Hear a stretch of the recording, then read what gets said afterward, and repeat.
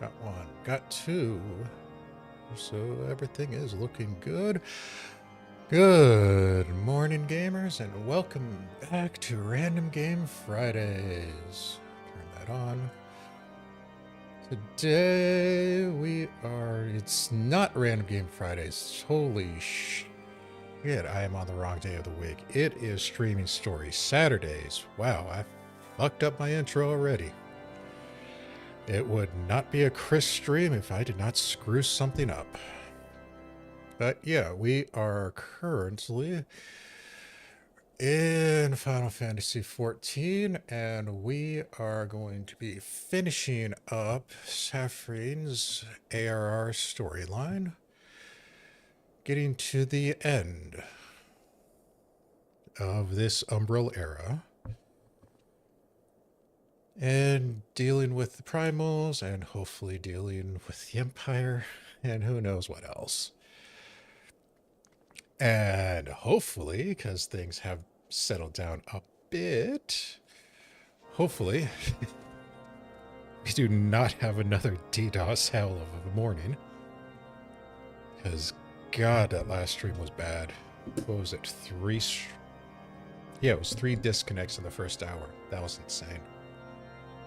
But with this one, we should be starting out in Kothras. And we also should be starting with, crap. What's the dungeon called? Let's go ask Alphina. Should be our first quest today. I'm sure you will agree it is past time we entered Stone Vigil. That's the dungeon that we were thinking of. Pay Lord Drillmount a visit and remind him that it is his obligation to us. Sid and I will follow it anon.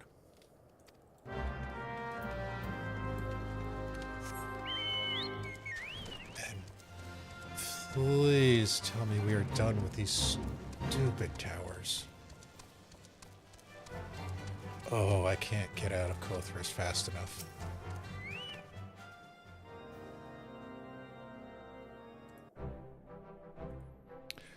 We owe you all a great debt of gratitude. Had it not been for you, the heretic masquerading around as Inquisitor Garlemald would still be among us, free to prey upon the innocent.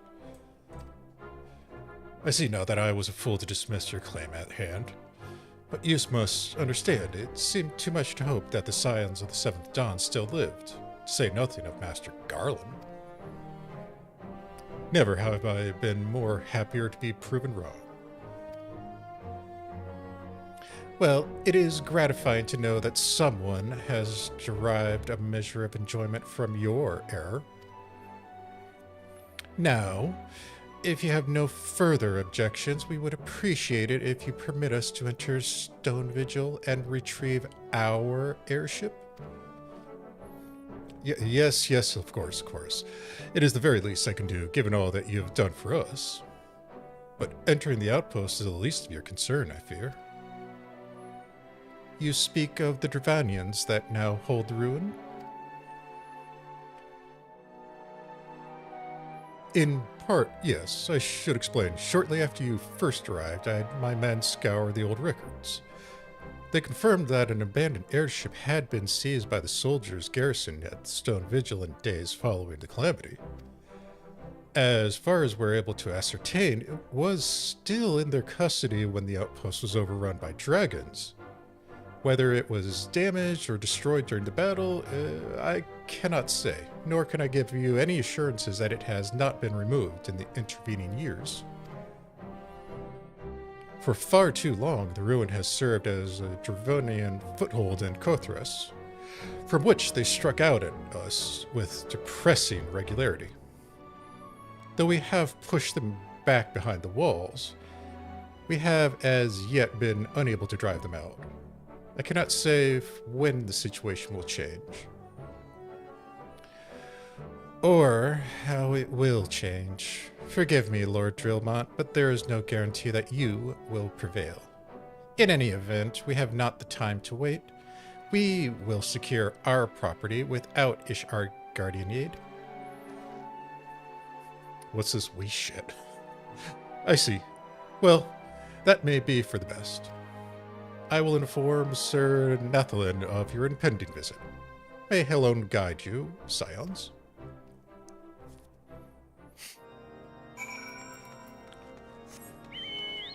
Alright. Let's go further north. Yeah, going all the hell way up here. And I think I will... I don't know, this is going to be a long stream, considering everything that's going to be coming at the end. Especially the MSQ dungeons that everybody loves, but I think I will try to do a normal player party for here on out.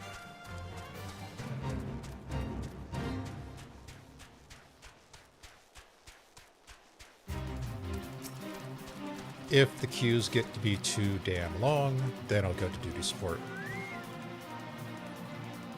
Hail, Saphrine!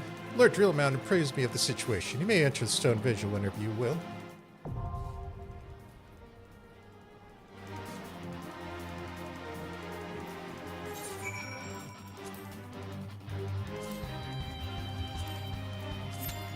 Alright, we'll try it.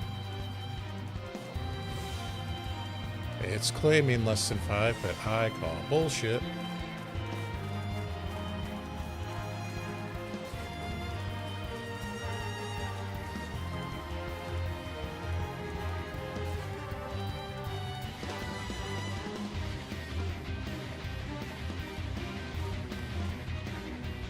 So, yeah, as of recent, the attacks on the NA servers have kind of quieted down a bit.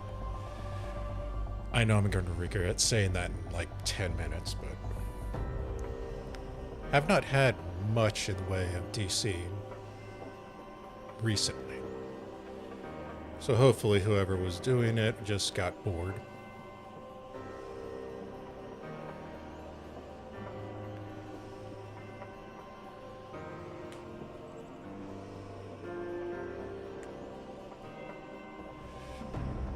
And we're going to be waiting here for a moment. So hopefully everybody is having a decent Saturday. And not doing anything too rambunctious. Personally, I am hoping for snow. God, I'm tired of this heat. Seriously, how the hell is Connecticut this hot still in November?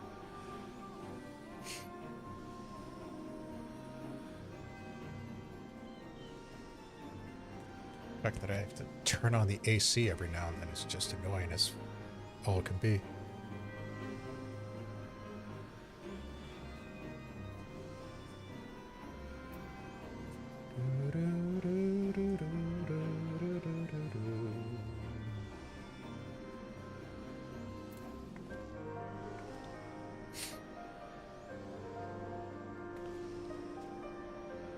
Oh, that might be the second DPS.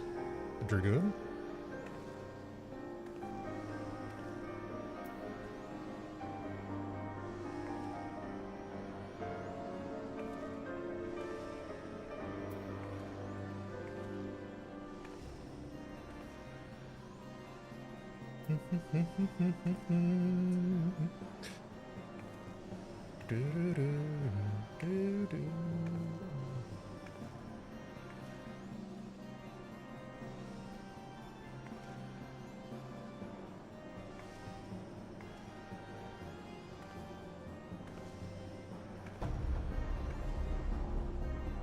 I'm really not buying that less than 5 minutes. And it's only going to get worse when we have to do the MSQ dungeons at the end of today.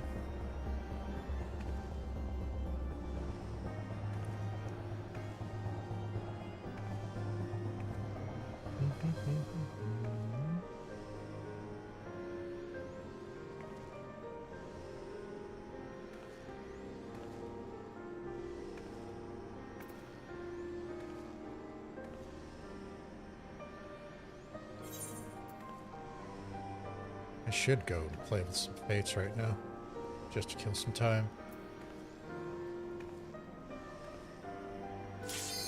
There we go. Yep, that was under 5. Barely.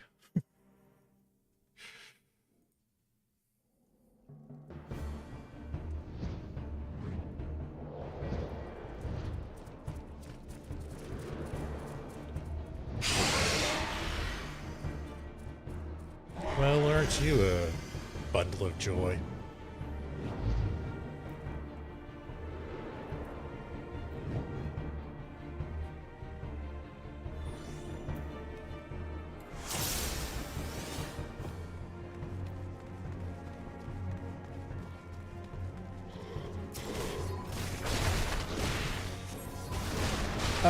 Huh.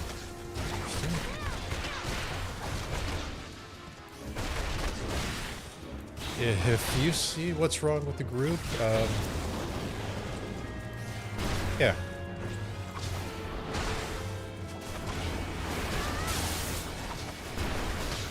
You're not the only one.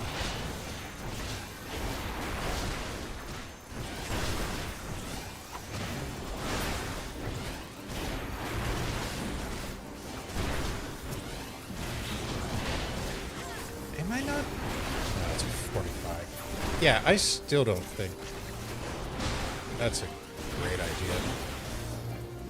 Or design, whatever. The fact that Monk's AoE is split up in the levels in a incorrect order like that is just weird. Because your first one is at 26. Your second one is at 45, which we're level sync below right now. And your third one is at 30.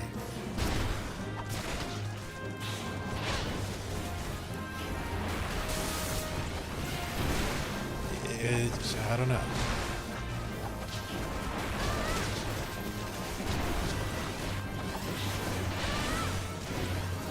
Do we even have freeform still?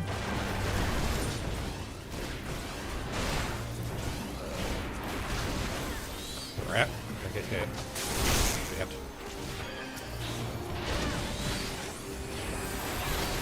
No, we don't.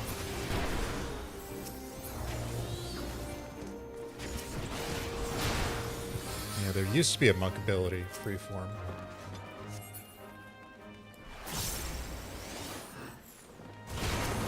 Okay.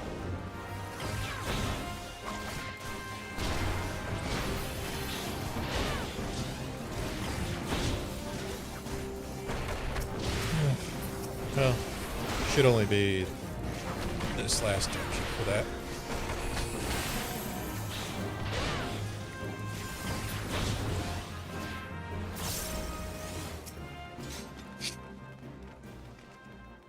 Alright. Time for the cuddly guy.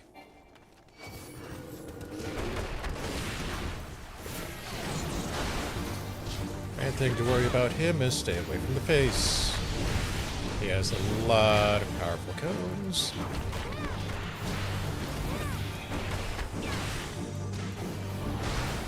Like that one.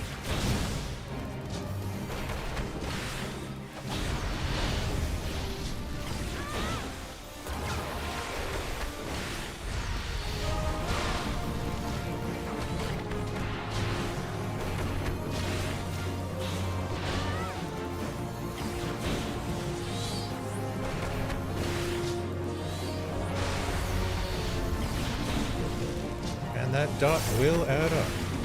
If you're not careful.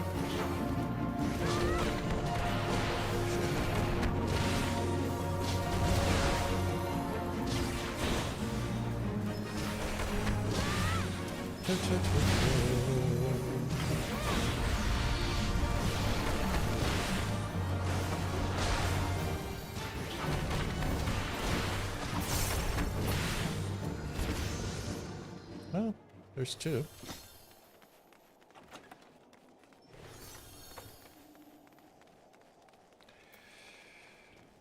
Oh, you gotta be kidding me. I did not just see that.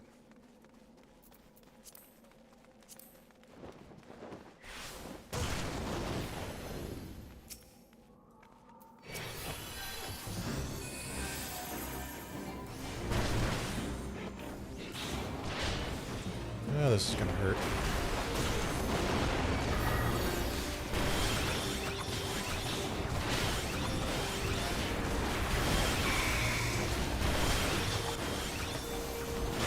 And there is literally nothing I can really do right now to help out the tank.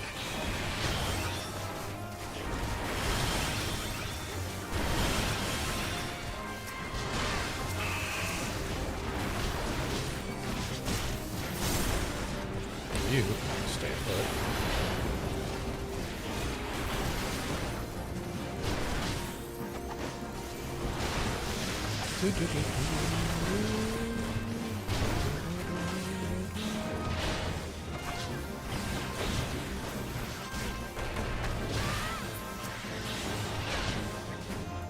Man, I know it's all sprouts, but that one exception, let's call it, is pretty blaring right now.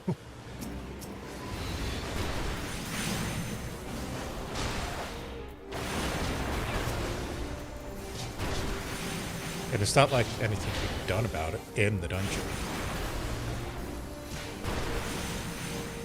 The fact they're lacking an entire quest chain is noticeable.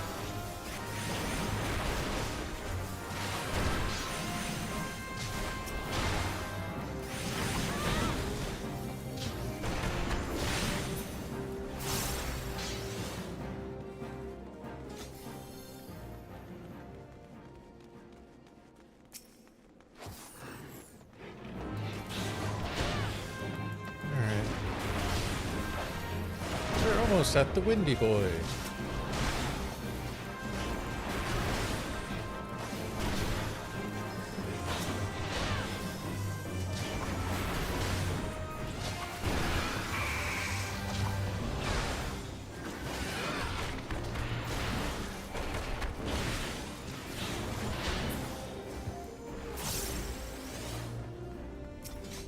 There he is.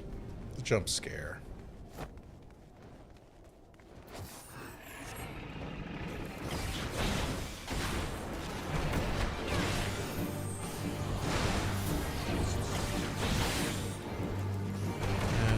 Tank Buster.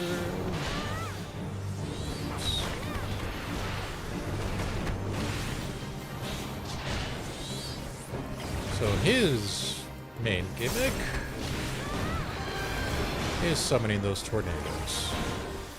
And they'll just go down in a pair.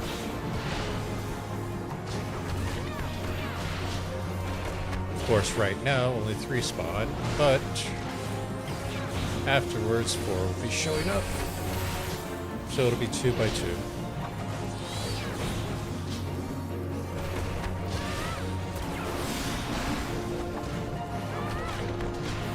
I love how he keeps turning right as they go for the rear positional.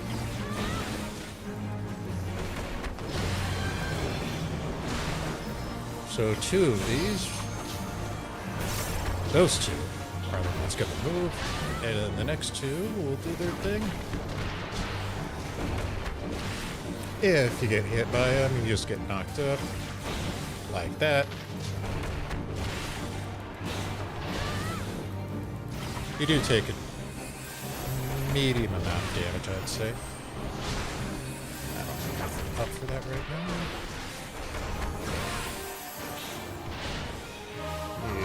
You suck.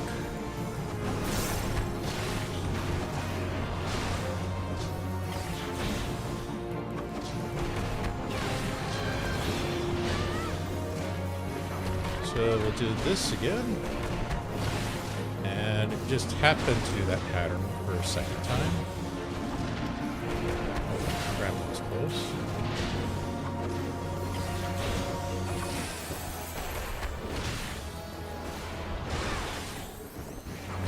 Really? Okay. We're going with that. Not sure why.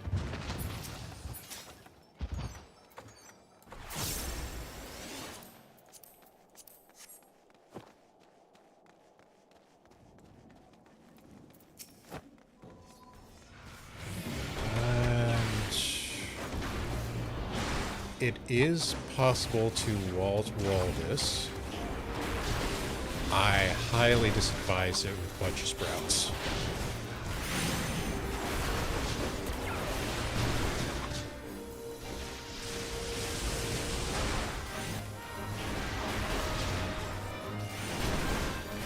And Dark Knights at this level really don't have the mid survivability for the full wall-to-wall.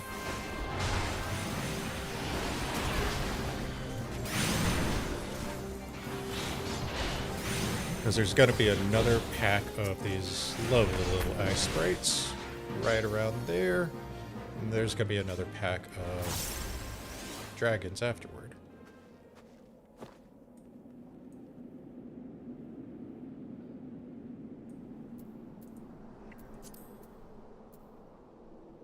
Screw it.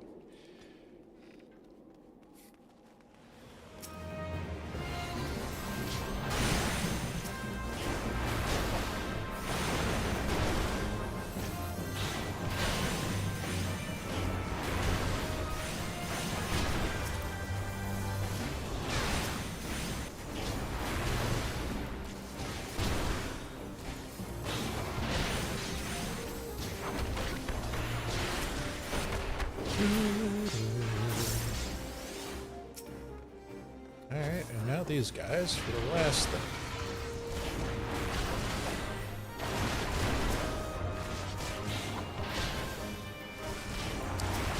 Love to just stay in one spot.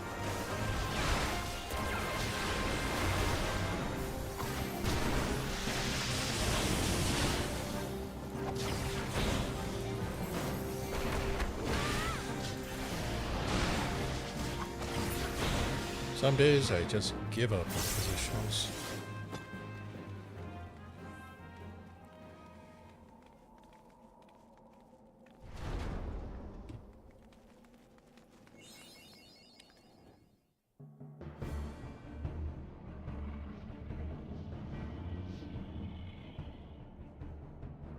Look, it's the Enterprise.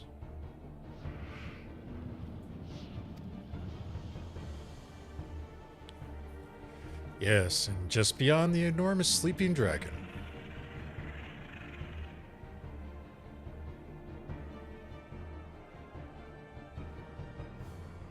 The dragon is not our concern. We've come for the airship and only the airship. Sid, you and I will sneak aboard the Enterprise and prepare it for launch. Saphrine, you stay here and keep an eye on the beast. If it wakes, you may need to provide a distraction until we're ready to depart. You can manage that, can't you? Then that settles it. Let's go, Sid. As you command. Yeah, this cutscene is poorly placed, honestly, in terms of dungeon content.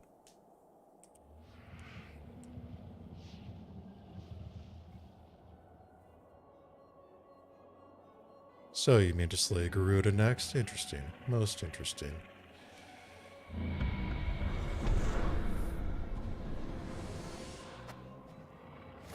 As you are aware that her strength greatly exceeds that of your previous primal conquests, a testament of fanatical devotion of followers, the Exilor nothing if not zealous. In spite of your past achievements, I labor to believe that you best this foe. Yet only a fool would underestimate the great strength of the Bringer of Light, Staylayer, Ifrit, and Bane of Titan. If any mortal is capable of defeating Lady Vortex, it is you. Win or lose, the battle should be at least an entertaining spectacle. God damn, they really drew out this cutscene. Alphino, the dragon.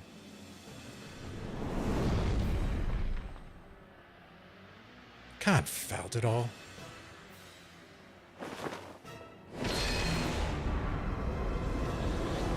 Yeah, this should have been like at the end or something. There's no reason this cutscene should have been in the middle of a dungeon. Let us see how well your blasphemous gifts help you this time, Crystal Mirror.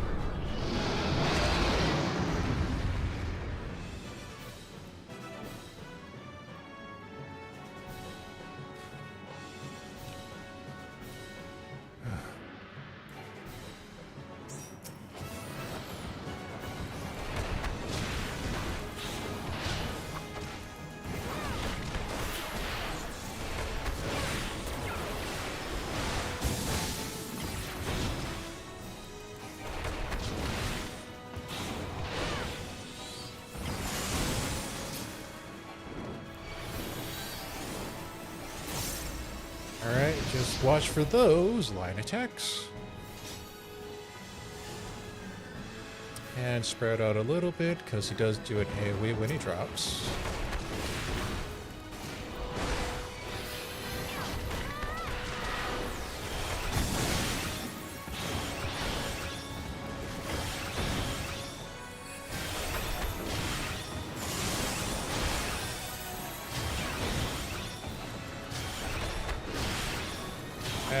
Screw you.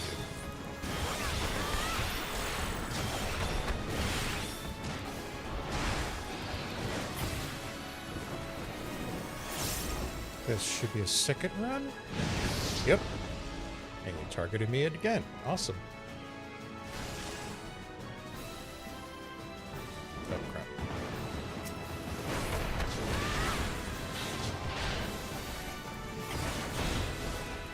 Yeah, I got nothing for that.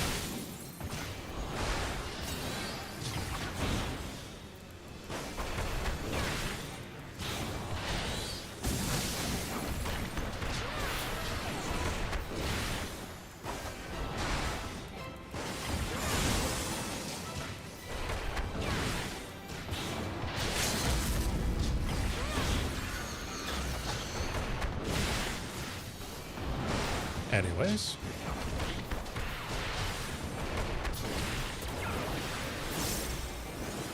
Now I was just going to drop a couple little puddles. And do a double run. That's not good.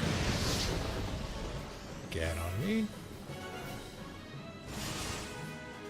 Gotta get the fourth time.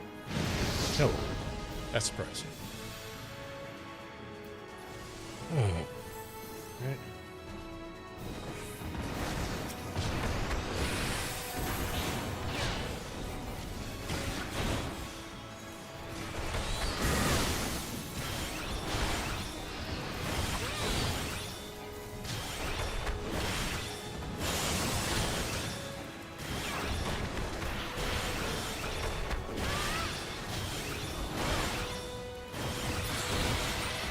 There we go.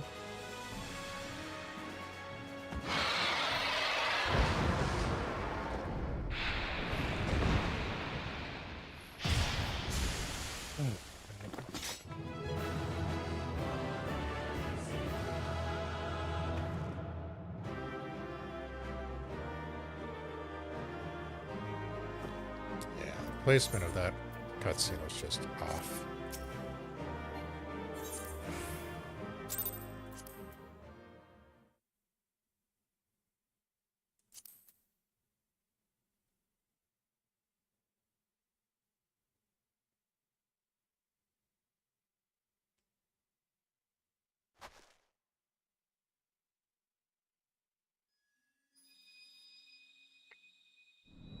And I believe that's number 5.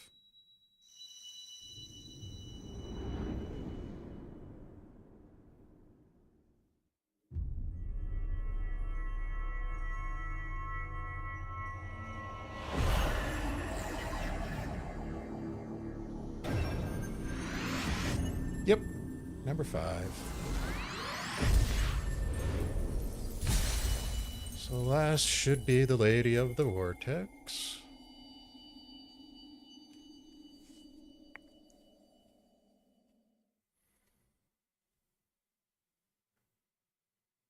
Saphrine, Saphrine, are you okay? Speak to me.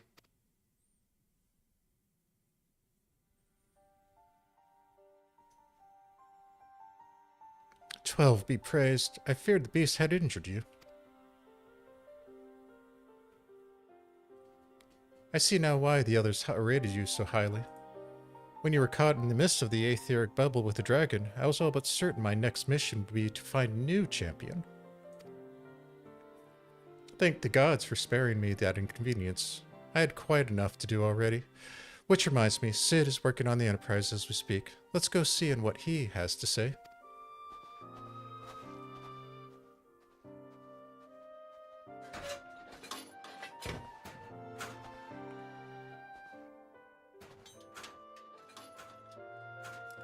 "What say you, Sid? Will she fly?" Yes, though it won't be a pleasant ride.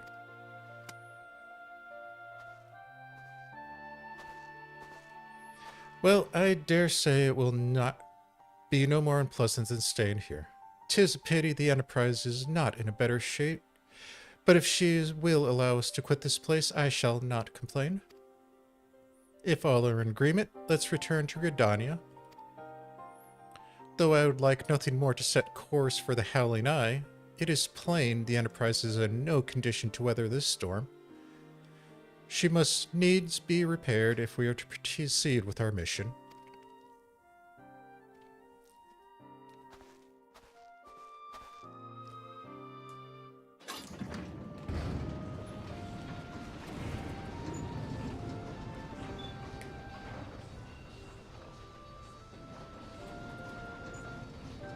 This is all so familiar.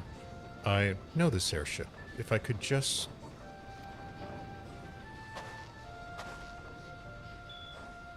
It's no use.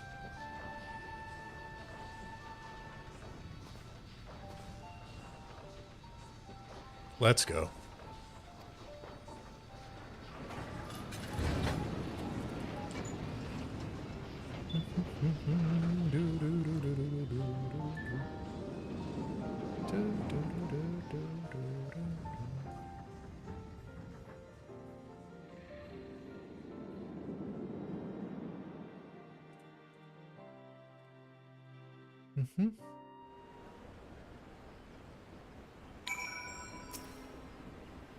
Ah, how I've longed for a more agreeable climate of the Twelveswood.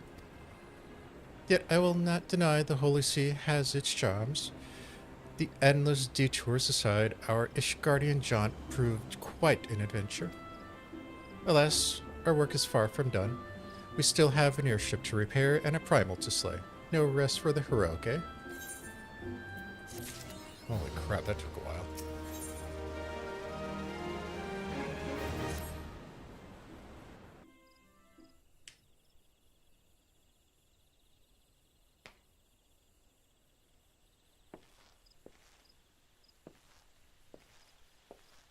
Hmm?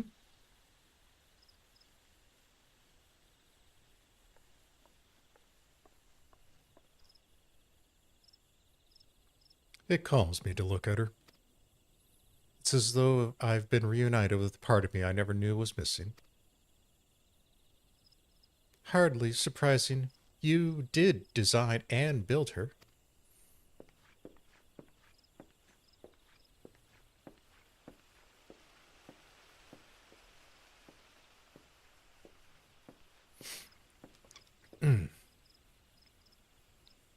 I bear good news.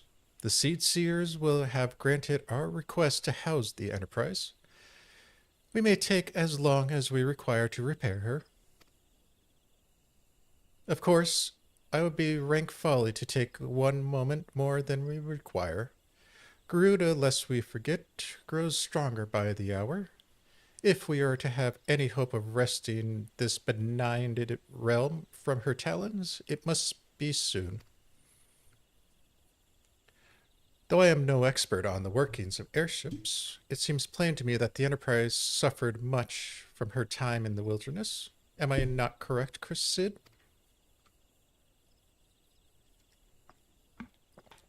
You are. Frankly, it's a miracle she carried us this far. As you know, the Howling Eye is encircled by a raging tempest, apt to turn proud trees to the marchwood. Our battle will end before it begins if the Enterprise cannot weather the storm.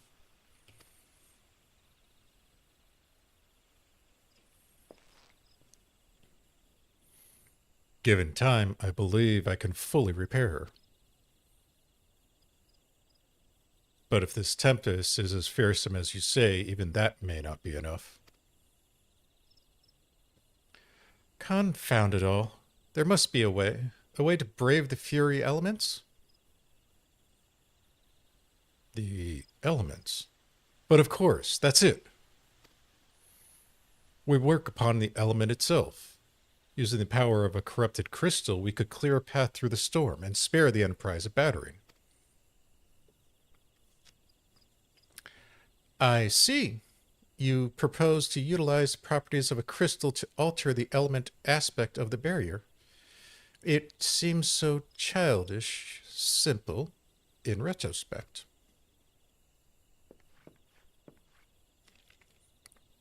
Though mayhap not to you, Saphrine. We speak of the manifestations of over-aspected aether that can be found throughout Eorzea. Since the calamity disrupted the land's etheric currents, such crystals have become comparatively commonplace, which has been a cause of a great woe, as they are known to warp etheric energies, including those of living organisms. The point is, we could theoretically use a corrupted crystal to convert a wind-aspected aether comprising of Garuda's barrier into the aether of another aspect, one she cannot control. With certain modifications, the Enterprise should be able to deliver us to the Howling Eye in comfort, however hard Garuda blows. But we are getting ahead of ourselves. All of this rests upon our ability to procure a crystal with necessary properties. Have you any idea where one might acquire one? No, but a man I know might. A scholar by the name of Lambertian, who resides in Camp Drybone. Strange as it may sound, I met him during my time at the church. Well, Marquise met him, I suppose. Whether out of pity or for the want of a willing listener, he would talk to me for hours at a time about his etheric studies, corrupted crystals being his pet subject. It was as a result of these conversations that poor Marquise was observed to possess an uncommon knack for theoretical science. Saphrine, I need you to return to Thanalan and seek out the scholar. Sid and I will set about repairing the Enterprise in your absence. Fine. I'll go find your nerdy boy. Because why would I not want to go back to Camp Drybone for yet another effing time?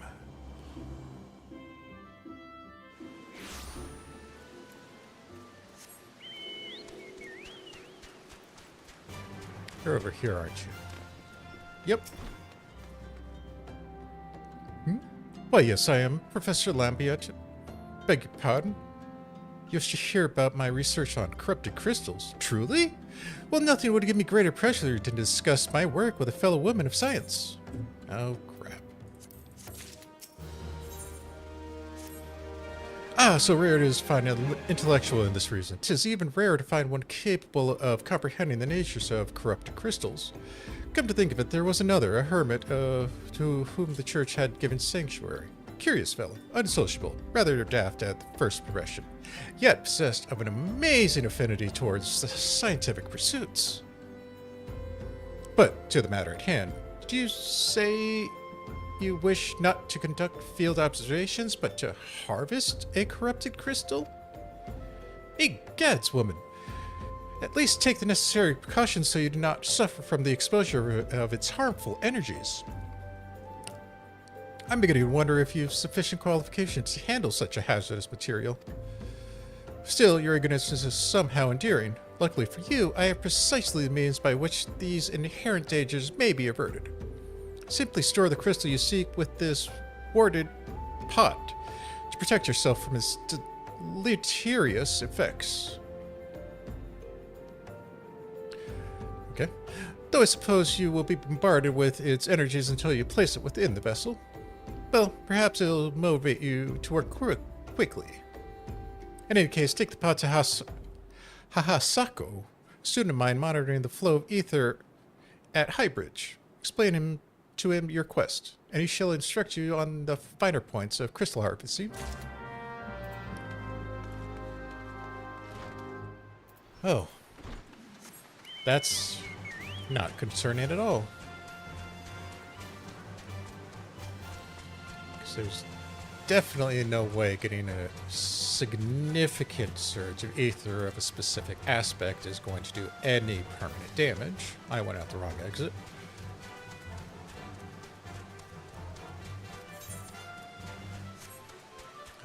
high bridge is that way.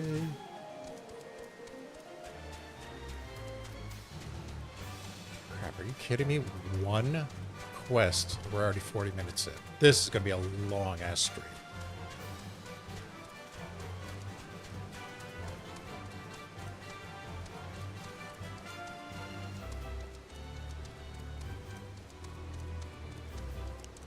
Mainly the dungeon took up all the time. And that excessively long cutscene in the dungeon. How many times must I to explain myself? I am not contemplating suicide, you imbecile. I have chosen this precise position to perform scientific measurements. What have we here? A containment vessel? Why, this is handiwork of Professor Lambertian. You thieving knave! I shall call for the... Oh, you say the man himself lent it to you.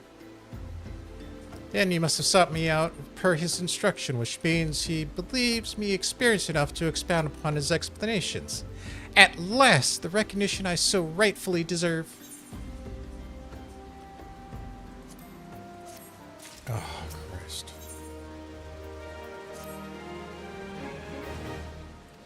Oh, shit. Oh, fabulous day. Oh, Charlie, that I should be chosen to guide this woman. Yes, I, Hasako, greatest of Professor Lambert's pupils, shall see that you successfully query your query. Oh, my God. Your timing is impeccable, in fact, for I was just preparing to procure corrupted crystals from the burning wall for my personal research.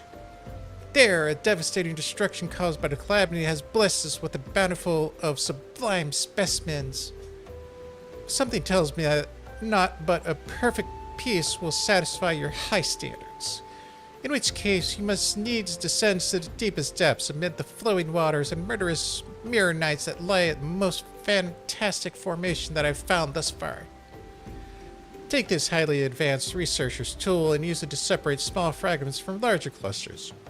Place it within the warded pot and bear it back to me for inspection. Path which leads you from Burgundy Falls to the base of Burning Walls is treacherous and terrifying, but advance with appropriate caution and ye shall surely survive.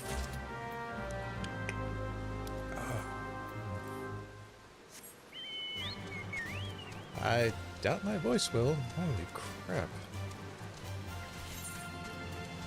Someone's having fun with Blue Mage.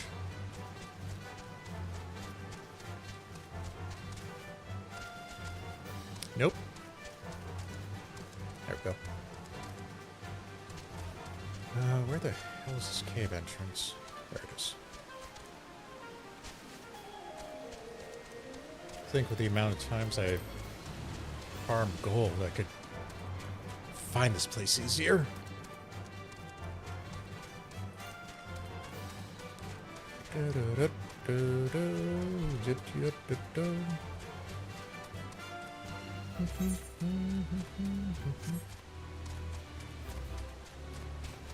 Oh, if only I could fly. Nope.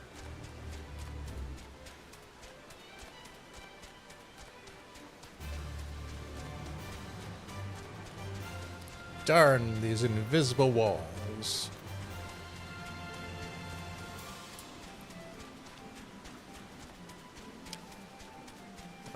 Is this the way down? Or am I getting lost again?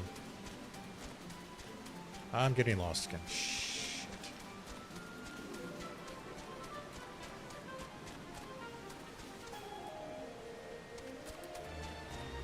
Okay, I know this is the right way. Just gotta figure out.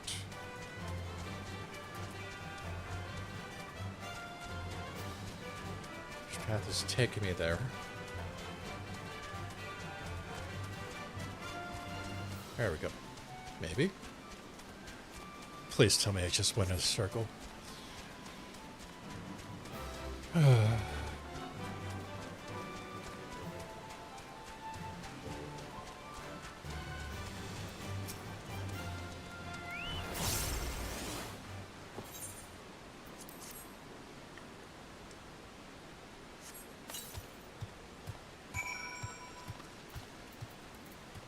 Alright. Let's see if we can find my way back. Maybe, maybe not.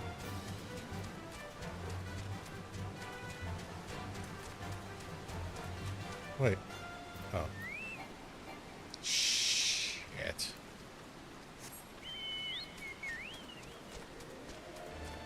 I was not paying attention.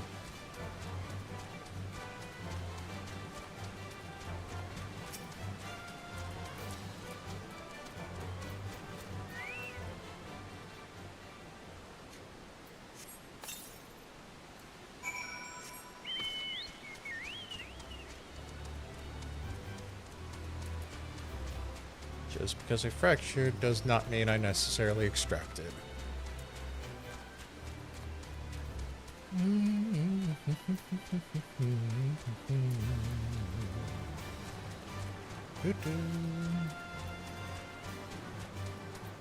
Okay, maybe this is a quicker way?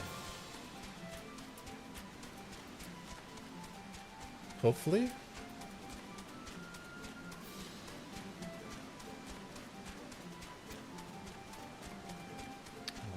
That. Alright, we are at utmost care. Oh yeah, this is gonna take forever.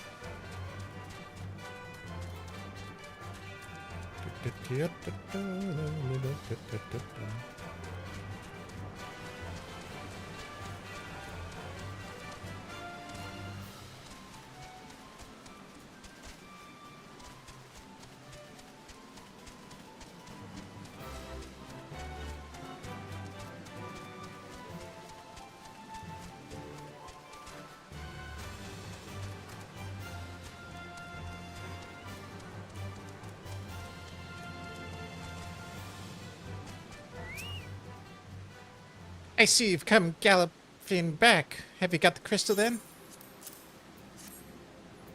What a prodigious, large, and lovely crystal. Professor Lambert will doubtlessly chortle with joy when you present him with this in person.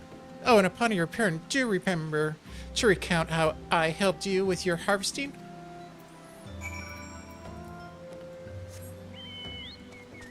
These folk at High Bridge are very special.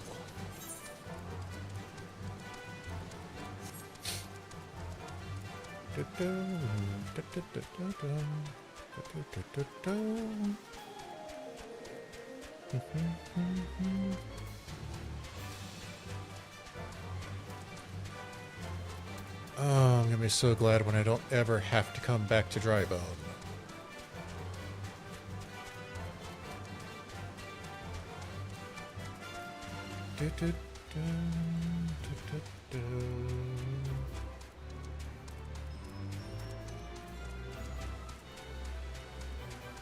He was in the far one.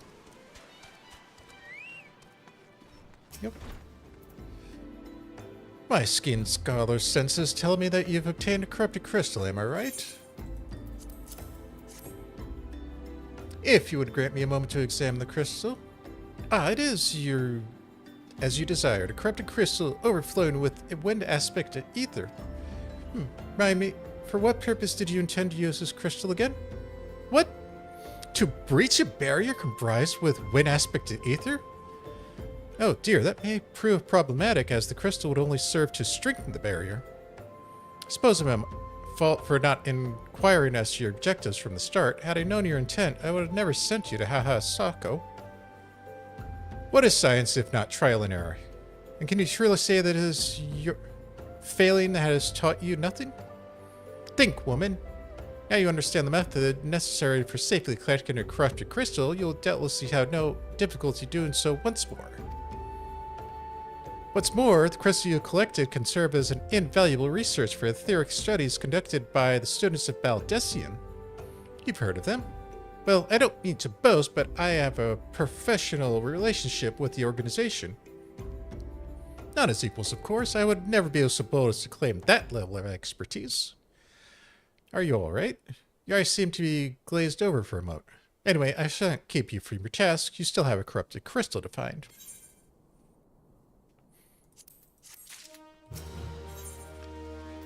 Alright. So what type do I want? Cryptic crystals of sufficient size and strength are not all that common, I fear. Fortunately, one of my other students, Sienna, claims to have discovered another promising site in eastern Alenesca. Wait, that's not correct. Eastern Alenesca is where she was nearly killed when wandering too close to an Imperial Castrum.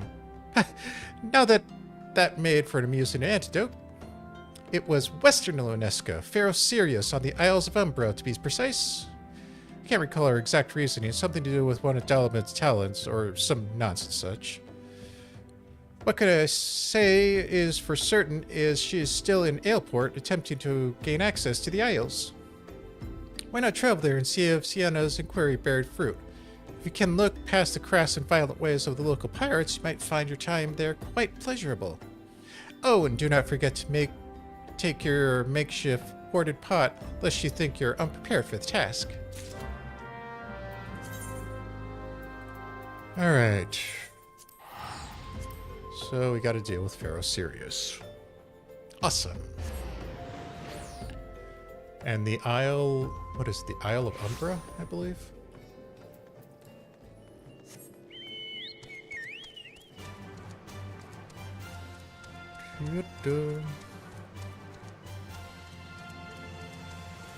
Nope, she's inside.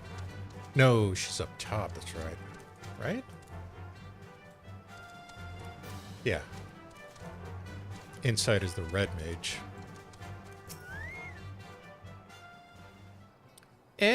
Corrupted crystals? Madam, I've no interest in being the butt of your jokes, so if you have no other reason for addressing me, kindly leave me be. Well, I'll be damned. Professor Lambert did send you. Beg your pardon, it seems we got off to the wrong foot. I am Sienna, the greatest of the Professor's pupils, which is doubtless why he bid you seek me out, other than that other Lalafell. Indeed, I am an accomplished scholar with extensive background in... Oh, gods, listen to me prattle on and on. I must have given this introduction a dozen times by now.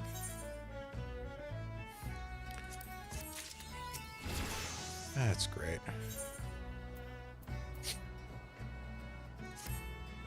As you told the professor in many missives, I believe the area surrounding Pharaoh Sirius is replete with corrupted crystals of exceptional strength.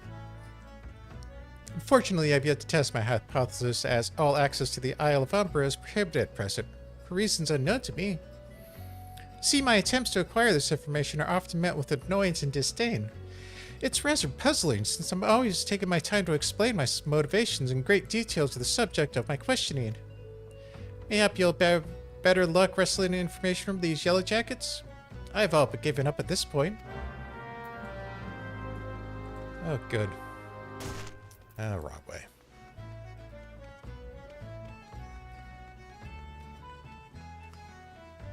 So, what do the yellow jackets want?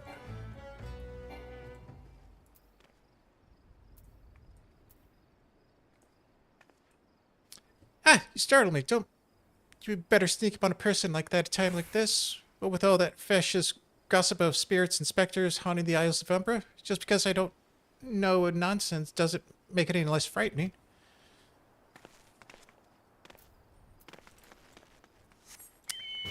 I guess you could say she's a scaredy. You know what? No, I'm not doing that one.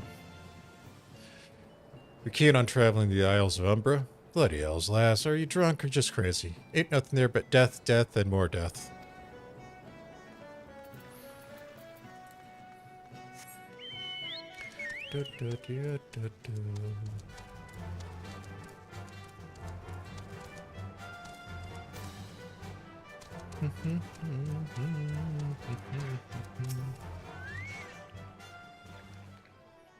The Isles of Umbra? What an interest have you in that god's forsaken place. Ever since we were forced to abandon Pharaoh Sirius, the Isles have become not more than a graveyard for ships unable to navigate the shores, and a purgatory for the souls dragged down to the depths with them.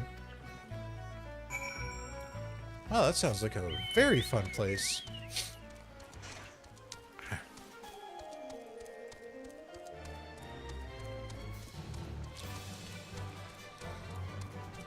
Right.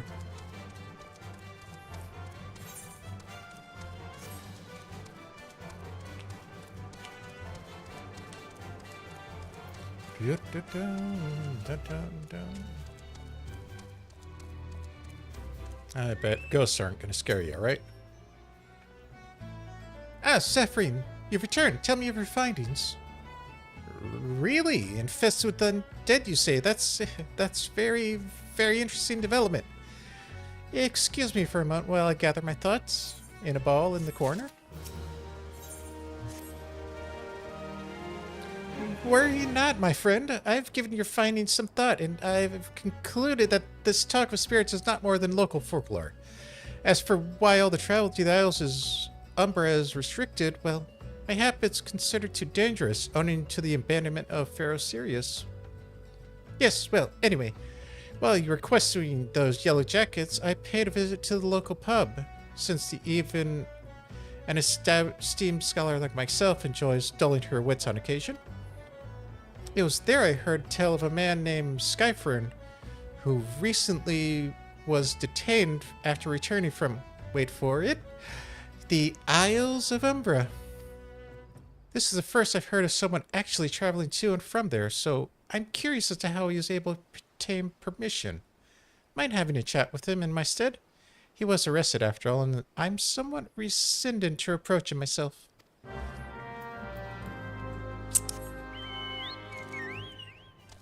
Okay. Pretty sure he didn't get permission either.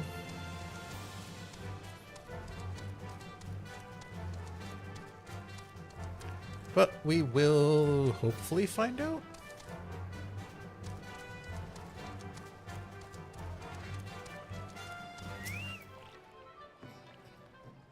I have to go back. She calls me, sings to me. Oh, tell Madonna I'm sorry. Give him this. He was right. Or could he release me? Yes, release me. I'll go and tell her. Let me go to her. He is smitten or entranced. Or both.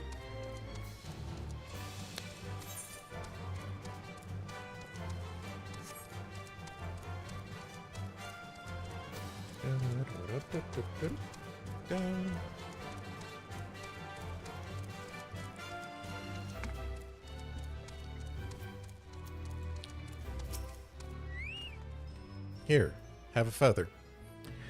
What did Skyfriend have to say? That's not terribly helpful. I couldn't care less how much she misses his favorite bar wench. What's that a man named Mimidoa? Wait, I know that name. That's the bastard who grabbed my arse the other day at the pub. Well, if you want to give him that feather, be my guest. I'm not going anywhere near him in his wandering hands.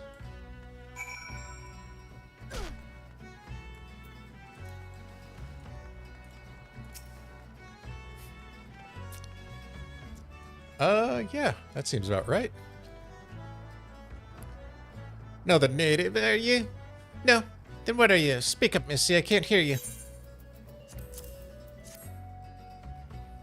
Bugging me, is that what I think it is? Nah, it couldn't be. You found this, you see? Where you find this, you see if I found it. Skyfern, you say? Yeah, hoping it was to have a word with the lad, but it sounds like there's not left twixt his ears. He was supposed to help me out with patch up the Pharaoh Sirius, he was. Company sent me to supervise a lot of them. Weren't getting work done on their own, see, half of them walked off, half of them ran off, and half of them ended up vanishing. What's that? You be looking for passage to the Isles of Umbra? Why didn't you say so? I've been thinking of old dispatching me someone. Take a look on behalf of old Mimidoa. Tell him how the land lies. Ain't nobody interested till you came, Colin. Old port's up in arms about spirits and so forth. If I had the guild, I'd hire some sellswords and let them sort it out. But you'll do him, Pinch. You'll do. So show this apartment to the skipper and he'll set you see you there and back.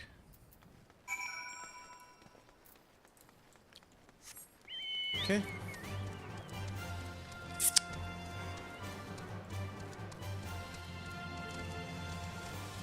Alright, I got your passage. Now what? So you went and had a word with Mimidoa? I hope the valuable time you saw fit was wasted amount to something. You mean that disgusting creature was Skyfriend's supervisor? I find it hard to believe, but this recent passage does appear to be genuine, so it must be true. I must say, it is a relief to work with such an industrious woman as you. I look forward to hearing your discoveries when you make on the Isle of Elfinborough without me. What a shock. Fine, fine. I fail to see the justification for you dragging me along with your journey, but if you insist, I will go. By the twills of my witness, if you leave me behind to be devoured by some horrid abomination, I shall come back to haunt you.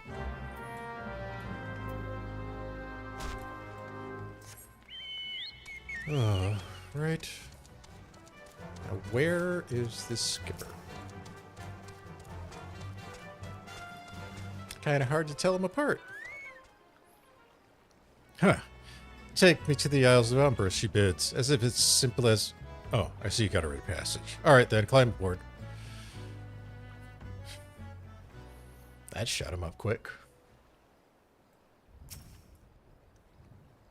This doesn't seem that bad. I'm not saying I like to build a summer home here, but wait. Oh, hell's with this. Here, take your pot and go on without me. You've harvested corrupted crystals before, right? So it isn't as though you require my assistance. Speak to the man at the garden gate, and I'm sure you'll let you in. Now, if you'll please excuse me.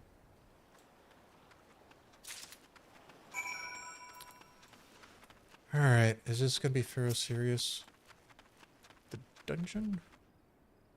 Beg your pardon, madam, but how did you come here? Access to this island is currently restricted. An old pot? Not sure I follow. Oh, I see. You wish to harvest a corrupted crystal. Sorry, friend, but you may have to return empty-handed.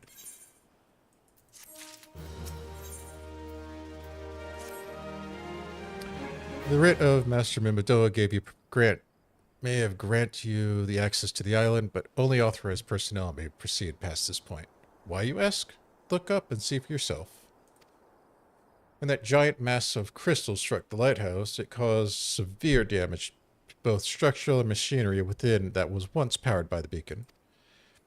Aye, contrary to what the small folk would have you believe, the fires of Pharaoh Sirius were not the product of a mage's thaumaturgy or a colossal arcane bomb, but an elaborate construction fueled by etheric energy.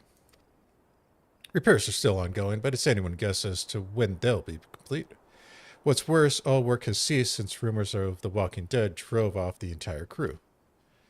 Not that those rumors are incorrect, I observed the fiends from a distance at the ship graveyard to the south. What's drawn them to our shores is still a mystery, though. I'll make you a deal, Saphrine. Help me unravel this mystery, and I'll bring you your corrupted crystal. In fact, I shall begin searching for one that satisfies your requirement. As for where to begin with your inquiries into the situation, it so happens a party of 3 adventurers came ashore not long ago. Seek to scavenge valuable trinkets at the ship's graveyard. I'd be surprised if they knew nothing of the undead infestation, so it might behoove you to question them.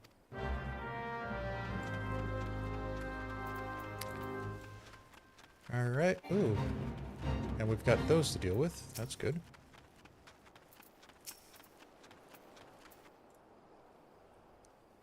You saw them too, right? Dead people. Just shambling about without a care in the world. Except for when they do seem to care, that is, and start shuffling towards the water. Gods, that voice, that single fleeting verse, I can still hear it. Stay clear of the southern shore, friend. Took every ounce of my strength to resist. 'Tis all there for the taking. 5 bleeding Yersh word of wrecks and their cargo, but those queer dead things and that voice. Actually, the voice was quite nice. Sounds like it. I'll have to deal with that one in a second.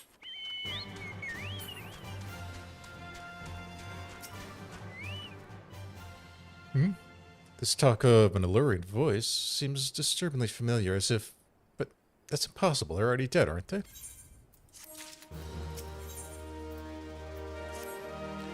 But if they have returned, that would mean... Oh, beg your pardon. I was just thinking of something. Which reminds me, I received word that Master Mado would be arriving at any moment. Apparently he grew frustrated waiting for this sweet lass with skin as soft as a phoenix down to return. Which I'm assuming is you. I don't know what sort of arrangement you had, but you should probably go and explain yourself. Why do I need to explain myself to this? What's been keeping you, Nick? It ain't getting any younger, you know. Huh? Some honeyed-voiced harlot's been calling out to folk what wandered near the ship graveyard and stirred up all the dead and all. Bloody hells, it takes me back to the days of Cannonballer, sailing on their old Mistbeard. But they wouldn't dare, would they? Not after the lesson we learned last time. They bloody would. Though, wouldn't they, brazen old biddies? Some folks say the first purge would be the last, but I knew deep down in me bones that this day would come. And come it has. I did bet me bum ear sirens behind all of this.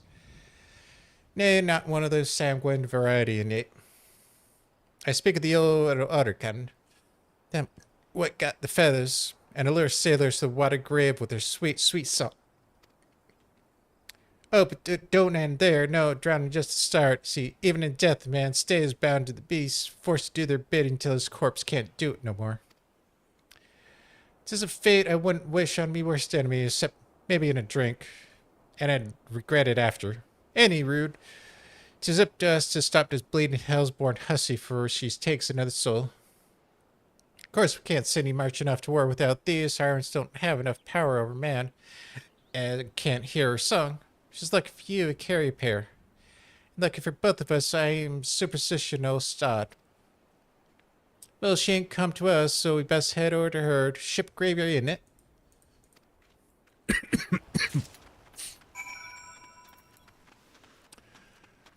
Alright. Time to deal with the siren. And hopefully these are all the ones that I have to... Oh, they're fucking fate. I'll deal with that later.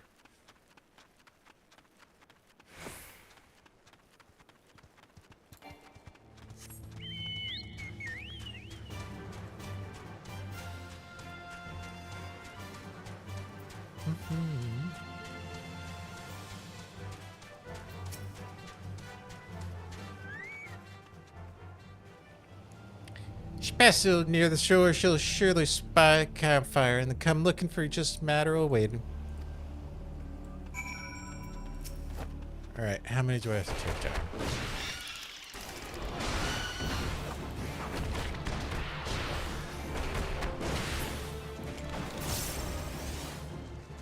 Six? Really? Okay, screw that.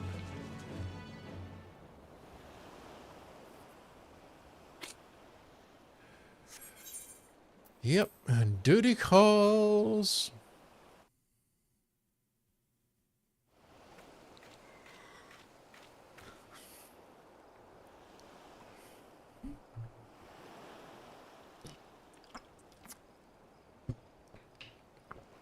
I mean, I'm getting to wonder if some sly buggering spun us as her iron here.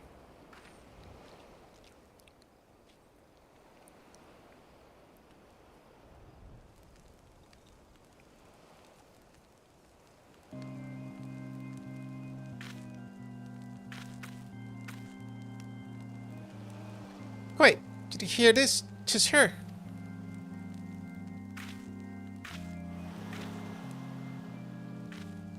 Look, out under the water. She come, innit? She come. And she's got a harp. Quick, lass, shove them in your plugs in your ears and get ready for a fight. Soon as she realizes you're deaf to her deities, she'll call on her thralls, and we'll be up to our necks in corpses before you know it.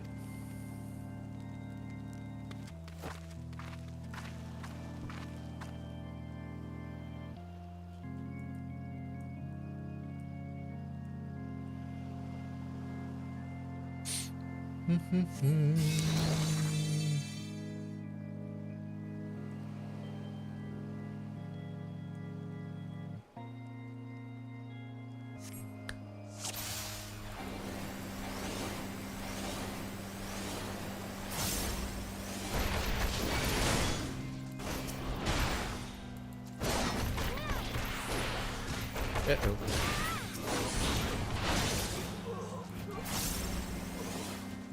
Next.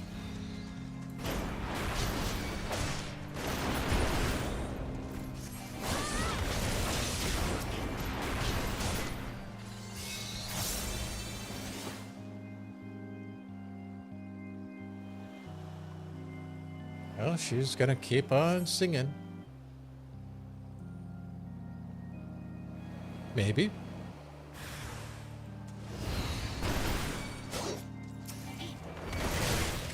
There we go. Get all yours.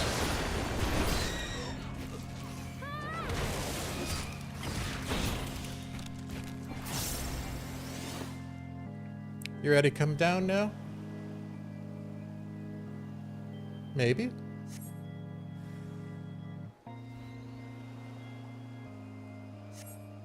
Come on.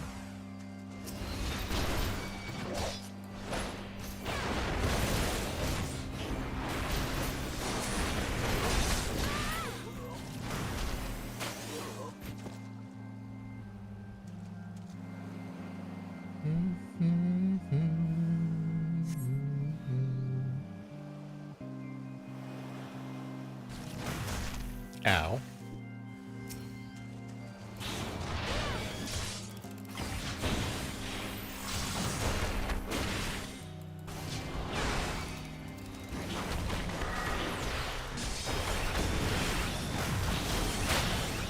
Did someone just throw a fireball at me?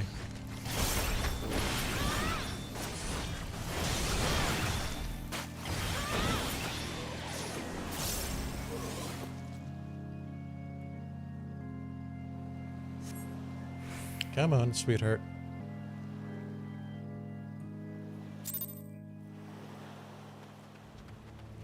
Where? Oh, there you are. Am I all right? Huh. I'm never better than it. I'd be happier as sailor of a whorehouse if I am. Of course, I'd be happier as sailor with 2 horts if we'd gutted that songstress, but we can't have everything, can we? Shouldn't come crooning around here, though, for a while, any road. And if she does, well, we know what to do, don't we? Thanks for the help, begging me. I clearly forgot your name. Remind me. Saphrine? Don't recall having known it by that name. But if you're not no maid, was name. Why you bloody helpful? Yeah, never mind. Be seeing you, lassie. Sure.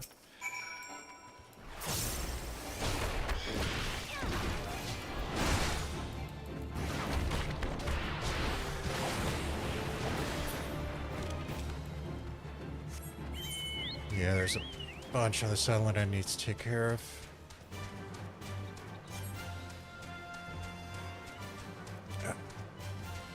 Okay.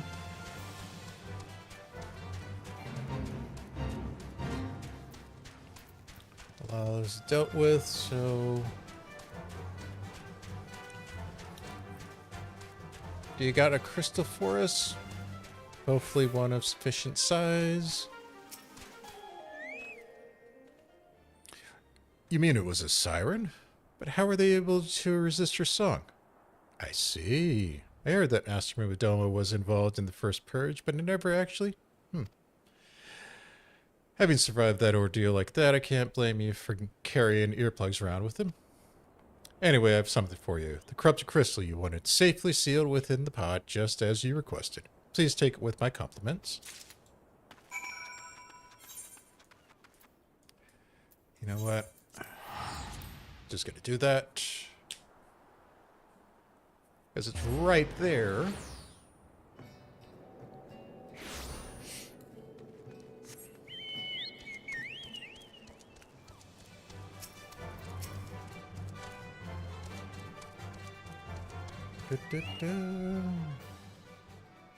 Oh, it's you. Welcome back, Saphrine. You look remarkably hale, I must say. More importantly, alive. You are alive, aren't you? Ah, the conquering hero returns bearing a gift. Might I have a closer look? Impressive. Very impressive indeed. Yes, I think you'll get quite pleased with this specimen. Congratulations, Saphrine. Seldom have I ever encountered a corrupted crystal composed of such a volatile overabundance of fire aspected ether. What? You want a corrupted crystal composed of ice aspected ether to counteract the effects of a raging wind? This specimen won't help you there. Anyone who knows anything about elements could tell you that. You just have to keep looking, I suppose. Thanks. Well, at least I got to speed up. Don't fret now. I know exactly where you might find a corrupted crystal composing of ice aspected ether. An associate of mine in Gridania has been studying the effects of one such crystal on living beings. Yeah, what's with that expression? I thought you were pleased to hear this news. This is not another wild dodo chase, I assure you. What's better is this time you needn't use that ward pod of yours to protect yourself from the crystal's energy. Hayden's fighting suggests that it is quite safe. Why, you ask? Well, let's just say it's undergone a unique process that has rendered such precarious precautions unnecessary. Anyway, don't let me keep you. It's been a pleasure, Saphrine. Come by and see me sometime, alright?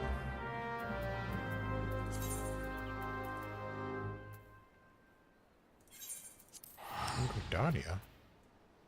That's by... Actually, that's by the botanist, isn't it? Alright.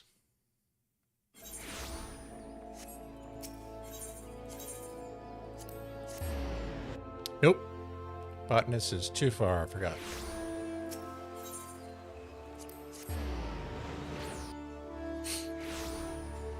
I always think they're right at the Botanist Guild, but instead it's buried back there. Alright, don't waste my time. What do you got? Greetings, Advent. Salutations, Miss Kanakuro, I presume. Sienna informed me of your adventures in Aleport. Terribly sorry about the misunderstanding, though. As Professor Lambert is fond of saying, no action taken in the name of science is ever truly wasted. To the matter at hand, corrupted crystals possessing the properties you seek could be found in abundance at standing cores following the calamity. Last, this is no longer the case, and while there's at least one suitable crystal that remains to be found within the Twelves Wood, precisely where it is at any given moment is more difficult to say. Explain?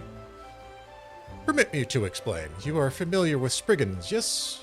The furry little rascals that won't seek out ores and other stone? Well, one such creature with an infamously insatiable appetite has single-handedly devoured every corrupted crystal in the Twelveswood. Fortunately for you, these crystals take an eternity to digest, assuming they can even be digested.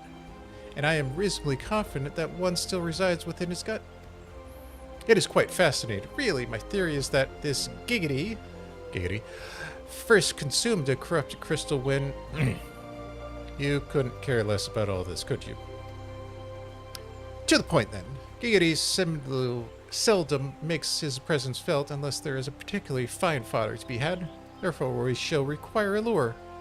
And I have precisely the sort he is willing to impossibly resist. Simply place this true heart, I shall save the story of the origin of an unusual name for another occasion, outside the Spriggan's lair and wait for the opportune moment to pounce. As for the method by which you retrieve the crystal from his gut, I shall leave that to your discretion. This is out in Central Shroud, okay?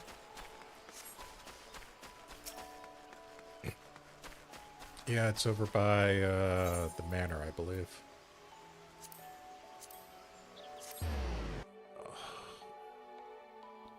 I really want to be able to fly. Oh, you will love sending me all over the place.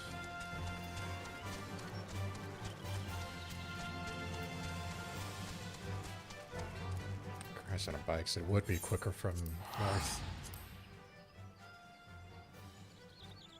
to the North Shroud we go.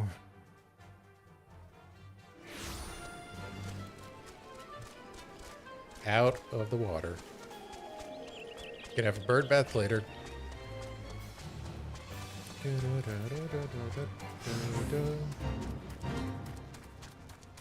And they're going after the Z's again. Good luck with that, boys. Go get them.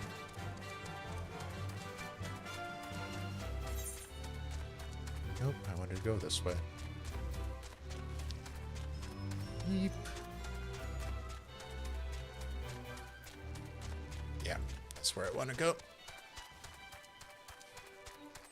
Straight through the gap. Okay, this case of Giggity. Okay. Doing decent on that catch-up.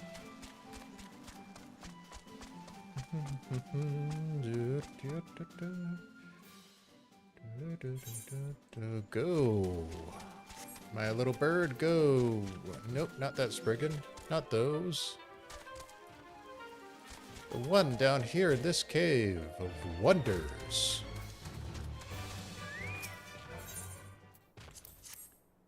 Oh, right, I still have to do the stylus turn in. Shit.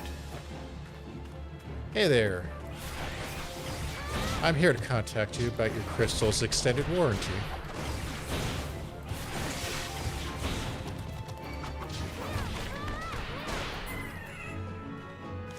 Giggity? Giggity. Alright, back to Gridania.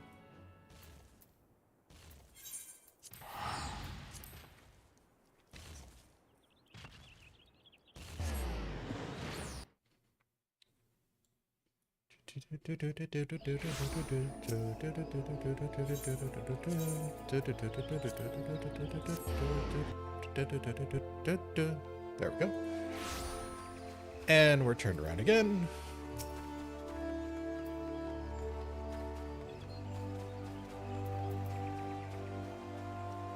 Ah, pray do not sneak on me like that. I was engrossed in... Wait, what is that? What is that god-awful smell? My word, that is a breathtakingly beautiful crystal. I see my supposition was not mistaken. Ugh.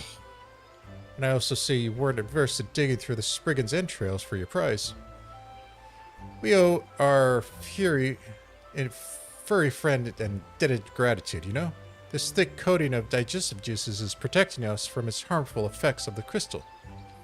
Just as the warding pot once did for you. Why so glum, friend? You finally obtained the corrupted crystal you sought. One overflowing with earth-aspected ether.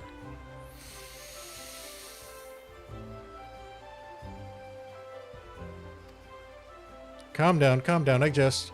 It is comprised of ice-aspected ether, worthy not. I suppose that joke was in poor taste, considering your previous two attempts were for naught. You know, you're very close to that ledge. It would be a very unfortunate mishap if somebody were to kick you in.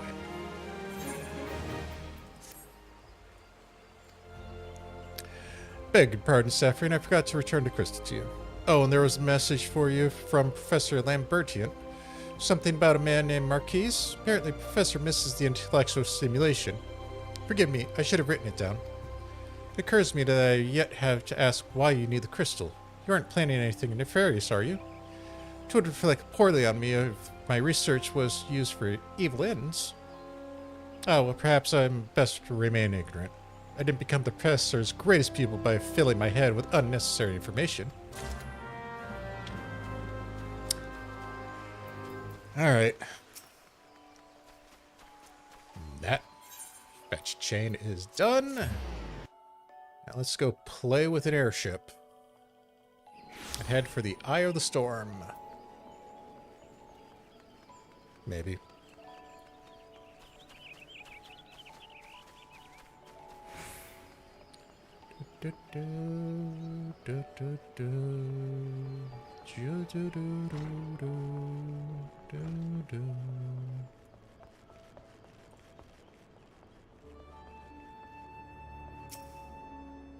Greetings, madame. Do you wish to proceed to your vessel? Alright.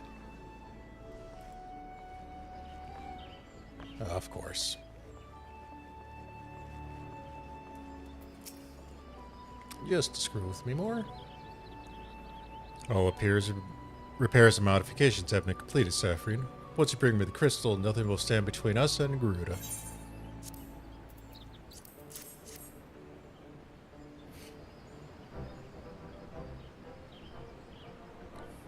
I'll need to run some tests to be sure, but it looks exactly like what we need. Worry not, Saphrine. I see that your hard work does not go to waste.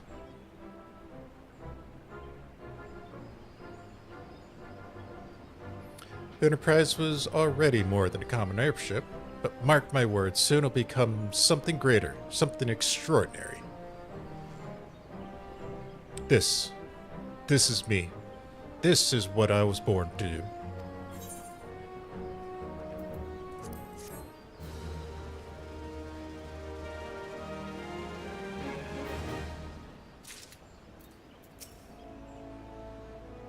When I look at her, I feel as though I've come home. I can't think of no other way to express it.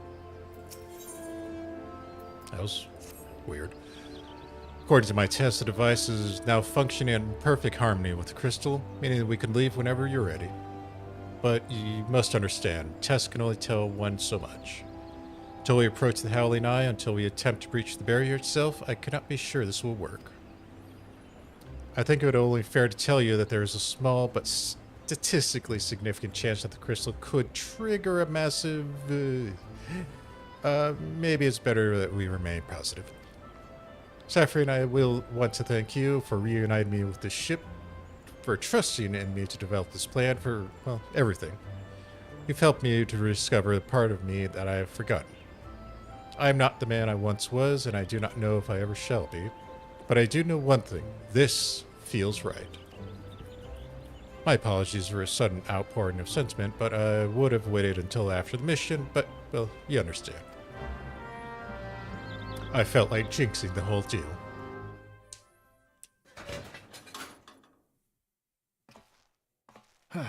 There.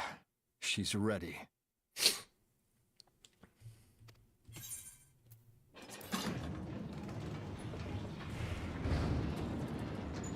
Ah, she stirs.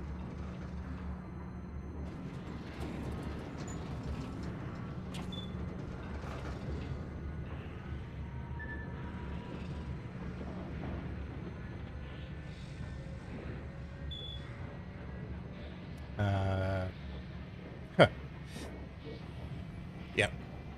Moving on. To Kurthus, and an audience with the Harpy Queen Garuda.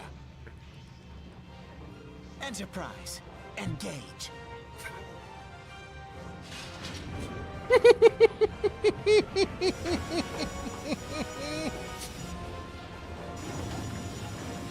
Oh, that's awesome.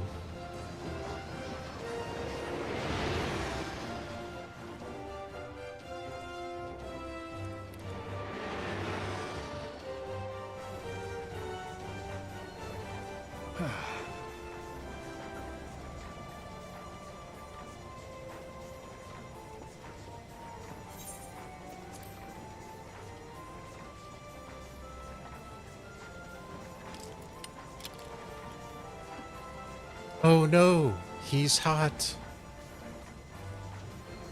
And he's got a gem in his forehead. Damn it.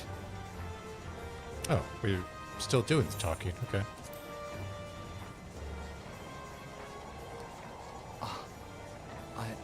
I once flew in this airship, and I was not alone. What was her There were name? adventurers on board. Adventurers like you.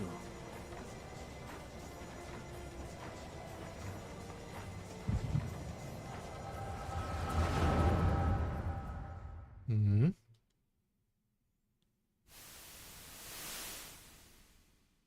Why did that restart? Just how long have I worn these damn goggles?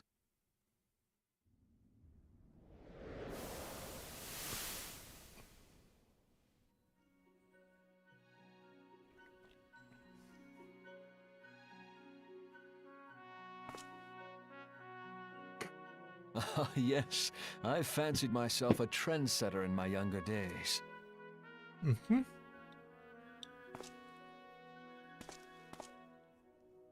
The young prodigy, admired by all, exactly like his father.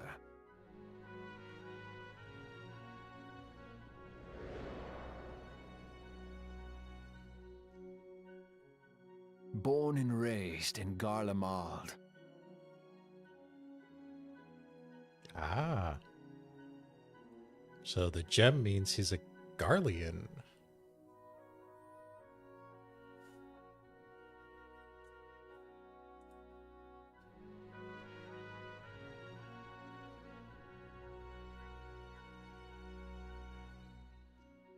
It was only natural that the precocious young student should become an engineer.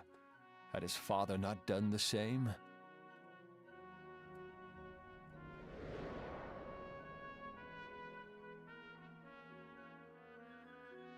Father, when did we stop seeing eye to eye?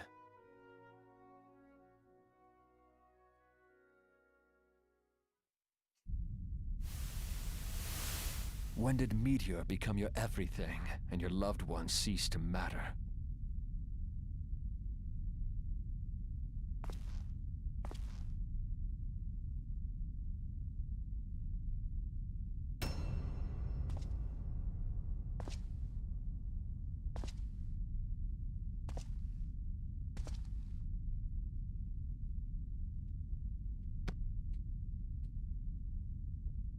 You abandoned us all, but he was there for me, Father. There for me when you were not.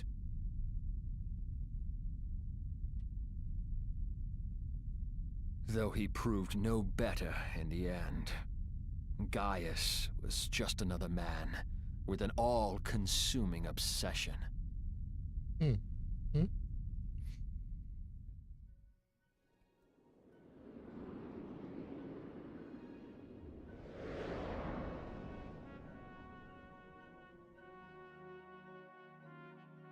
And so I ran, left the Empire behind and came to Eorzea, where I built the ironworks.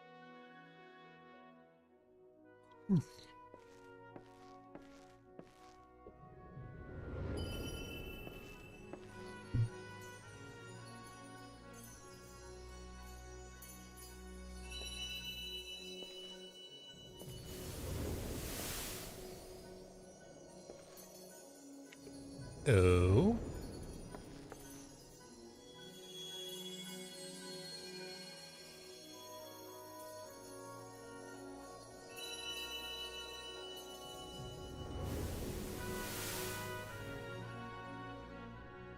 Interesting. Ah yes, it was then that I first donned these goggles.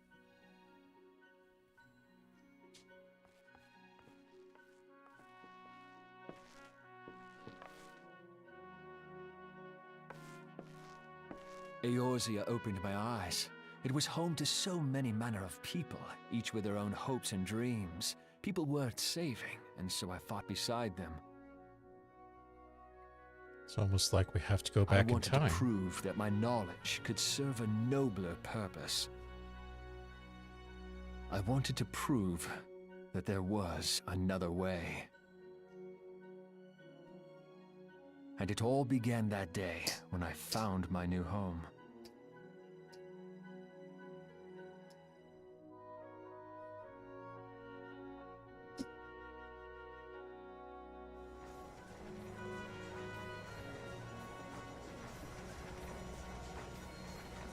I had forgotten how wonderful it was.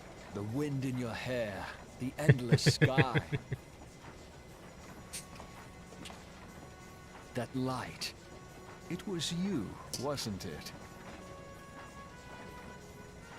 It's surprising how few people know this, but all pure-blood Garleans have a third eye.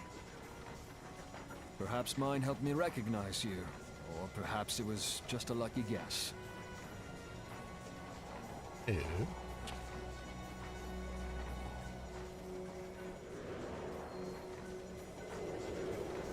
The Enterprise was made for this, to carry Eorzea's protectors into battle. I am proud to be able to call her my own. Sid? What exactly do you remember?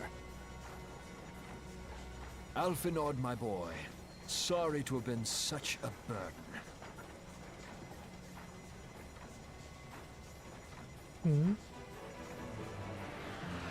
I remember everything. My name, my people, and my purpose. Everything. Come. It would be rude to keep Garuda waiting.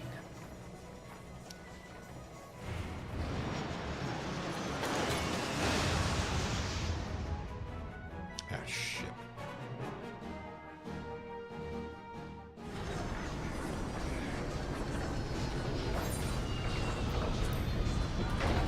Pretty sure we're done with the talkies.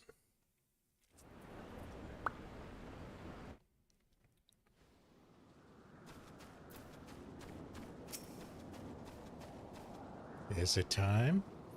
All our efforts, all our travails, all of it was for this. Make ready, Saphrine, for the end is nigh. Be it hers or our own.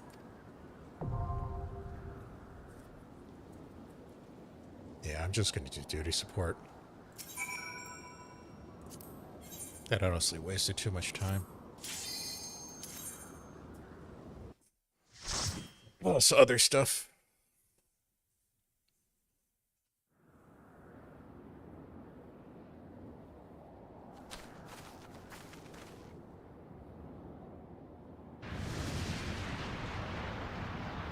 She's just standing there, menacingly.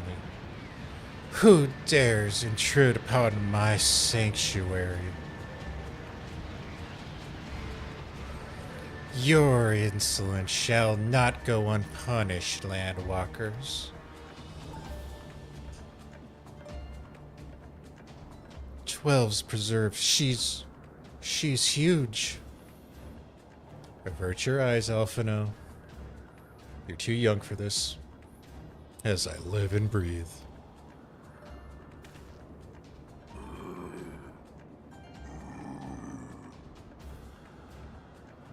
Over there, look.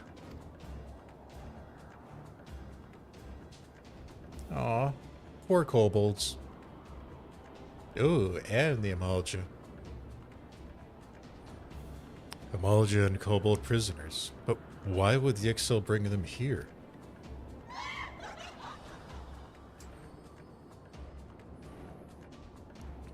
Where forever come you hither, foolish mortals?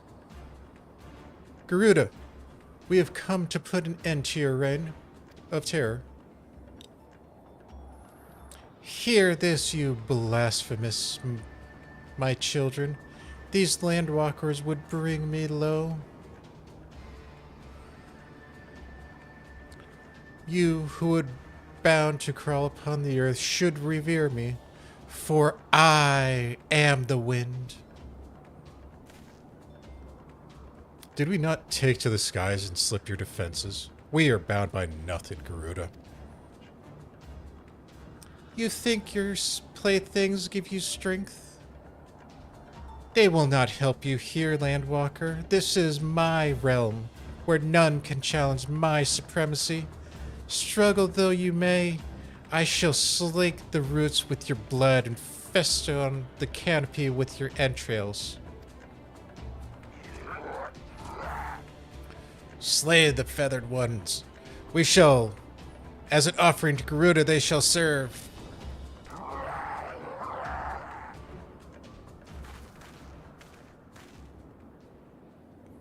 Leave the Ixil to us, Saphrine.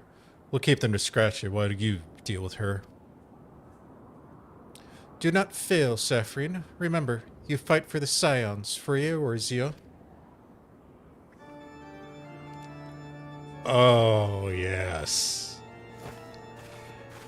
God, I love the soundtrack. This worm would die by my own hand. Come then, I shall grant you that which you seek.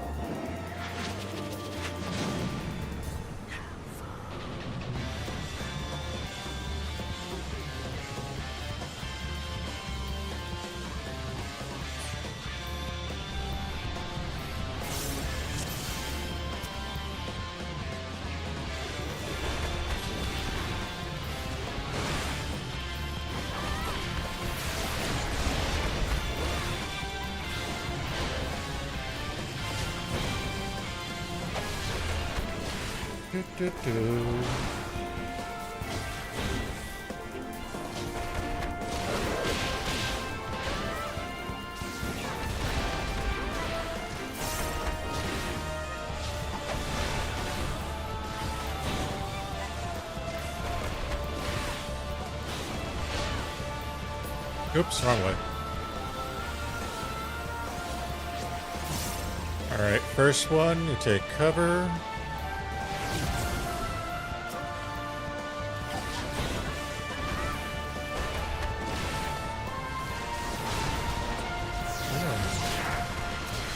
Alright, time to deal with the feathers.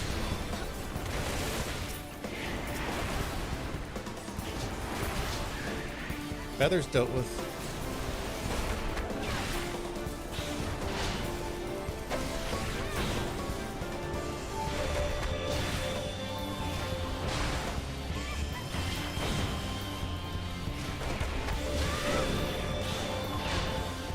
Well, if that had been a warrior and not a marauder, he could have interrupted.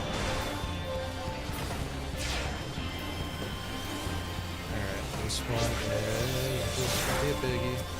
Oh, right, feathers.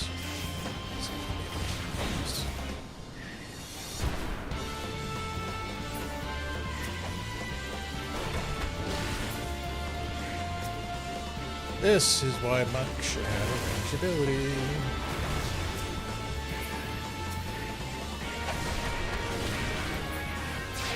And now she does her center.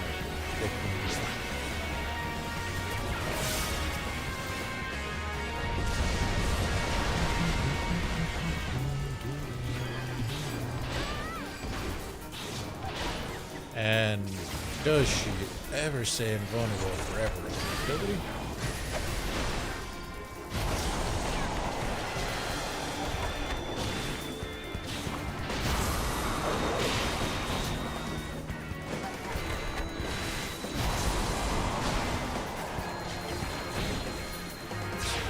Oh, come on.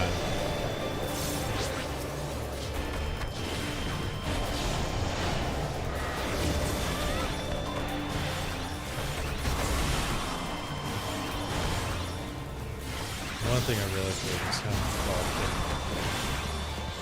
the boss is going vulnerable because of mechanics.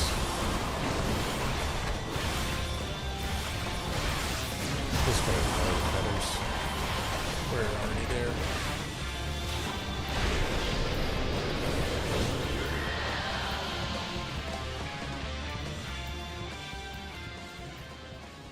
No. The bird has fallen.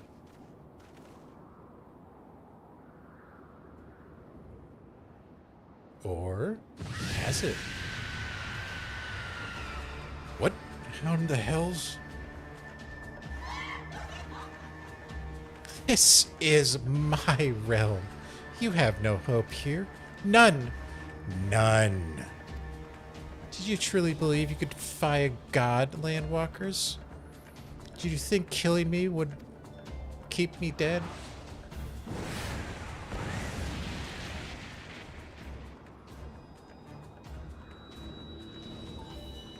Oh. The Ixo are recharging her. That's not good. My power is limitless. My children, legion. And they have rendered unto me a wealth of crystals. Their gifts sustain me. Their faith empowers me. None save my children will escape the reckoning, mortals. And those who would use my crystals to awaken the rest shall realize the folly of their faith. Then all shall worship none but me, the one true God. Of course, worship, so long as the Ixil keep praying, shall never fail. Then let's stop them.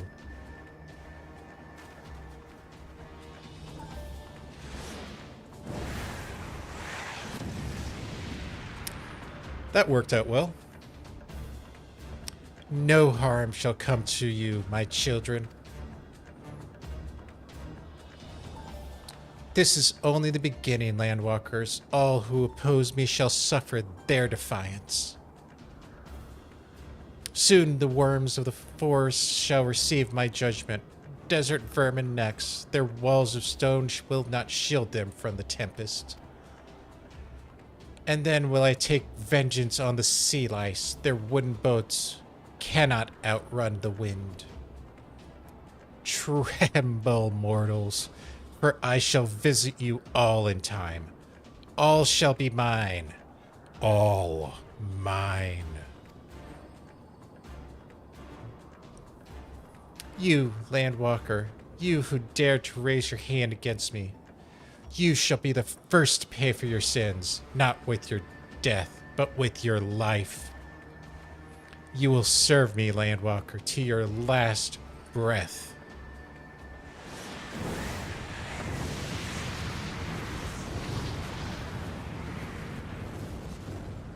No, no! I claimed you. You should be mine.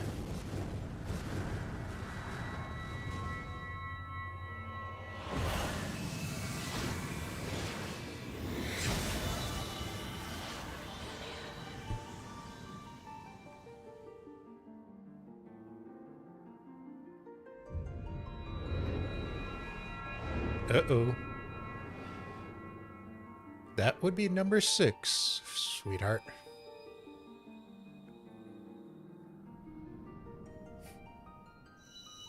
When the dark comes rising, 6 shall turn it back.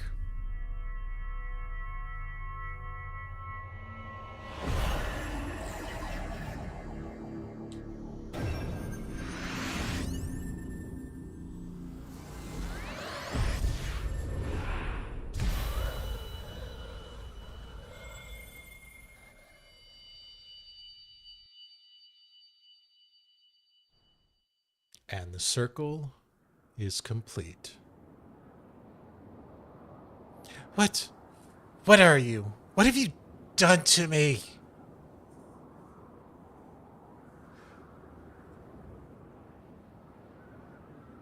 No portal should possess such power. This is impossible.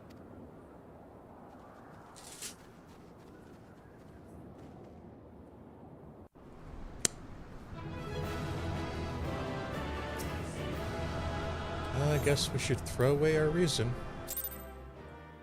because we are going to embrace the impossible.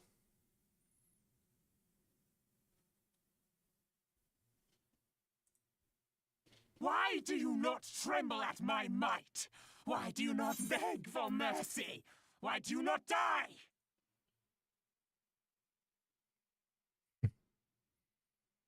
Why?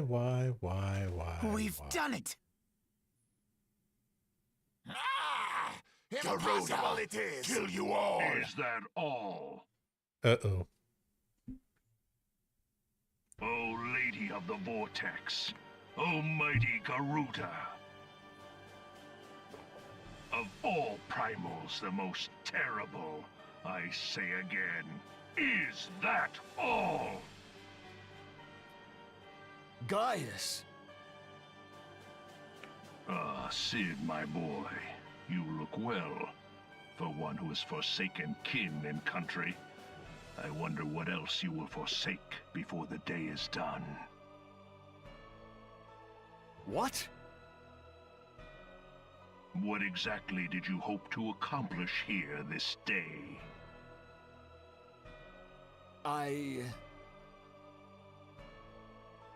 Well, I shall accomplish far more.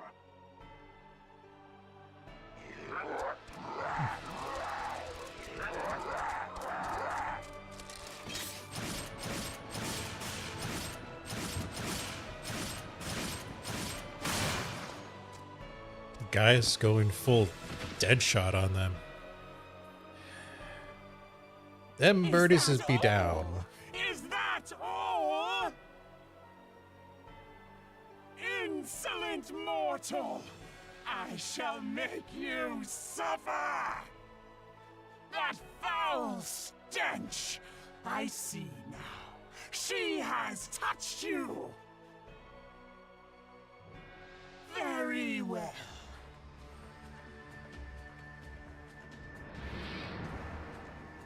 seven hells does she still mean to fight?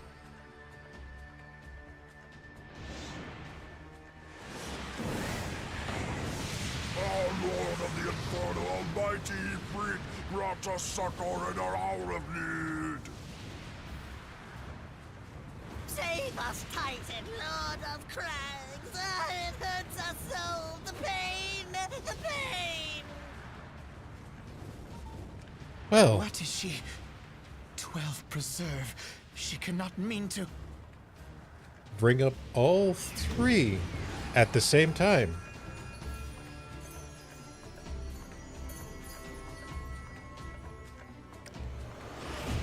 That's gonna go over smoothly.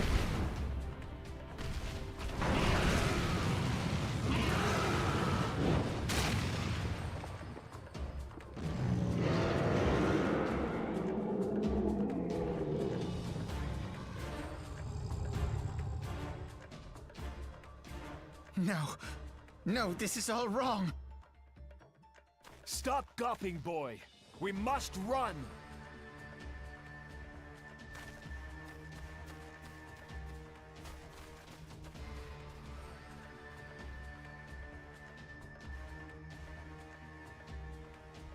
Surrender yourselves unto me. I would feast upon your ether. None shall stand against the wind.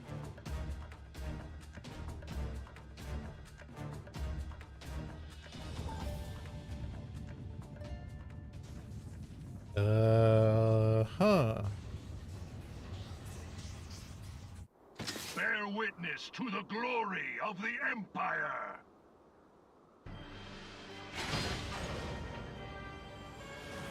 Incoming.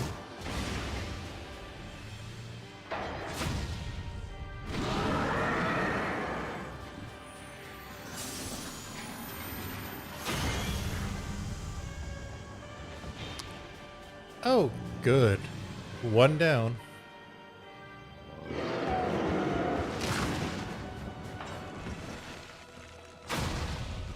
Two down. I think at this point someone should say stop feeding the ultimate weapon. It is you who will suffer, Garuda. Ancient Alec had ways of dealing with your kind. Now, look on their ultimate weapon, Icon, and despair.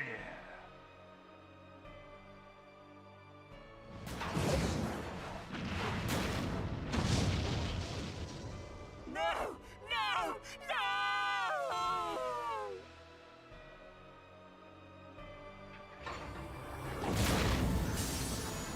Really?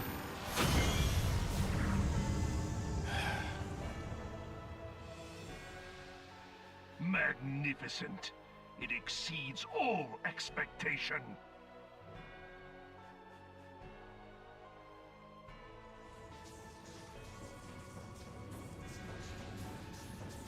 Oh, of course you would be Each here. primal it consumes, it grows more powerful. A marvel, is it not?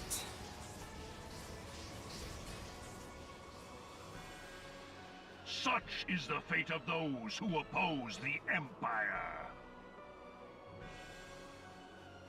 There will be no warriors of light to save you this time. If your leaders are as wise as they are reported, they will surrender.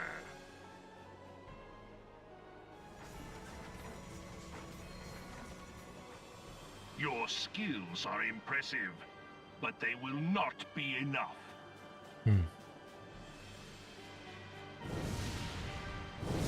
Oh, and it can fly.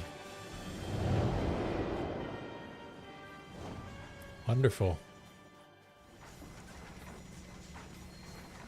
12, have mercy. What chance have we against such an ungodly creation? And who was that armored devil? That was Gaius van Balsar, legatus of the 14th Imperial Legion and Supreme Commander of the Garlean invasion force in Eorzea. Of course. The Black Wolf. How could I not realize? Grandfather mentions him in his journal. I was never so naive as to think the man would abandon his ambitions. But these developments are beyond my worst expectations. What have you been doing these past 5 years? How could something of this magnitude have escaped the Alliance's attention? We How heard is no this our whispers, fault? saw no signs. In the wake of the calamity, the Empire seized land and built outposts, but that was the extent of their aggression. Damn it, Gaius. Where in the 7 hells did you find that thing? It has been a day of unexpected developments, but the fact remains, Garuda is no longer a threat. While I take no comfort in the manner of her downfall, it does mean that we may safely put the matter of the Primals to one side, for the time being at least. Yeah. Which just leaves the matter of Gaius's new toy. Indeed. That weapon poses the greatest threat to Eorzea. It must be destroyed. But first, we must needs find out all we can. Let us make for Vesper Bay. We shall rebuild the Scions. All is not yet lost, my friend, for we bear the light, and shall surely lead our people from the darkness.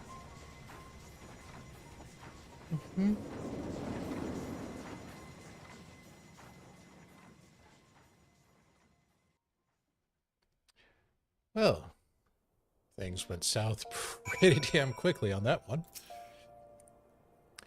Well, that was an experience I would rather not have again.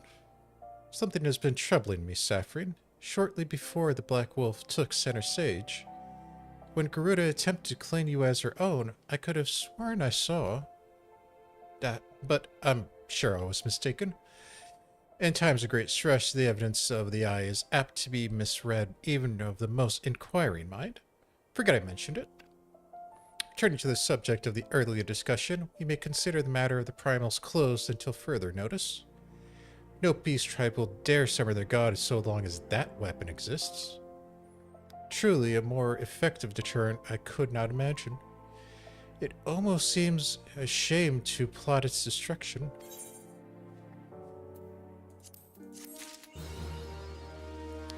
Don't do it, boy. It is past time that we return to the waking sounds. To leave our headquarters in disrepair any longer would be dishonor to the memory of those who fell there. We have been brought to our knees, but we will rest, rebuild, and rise once more.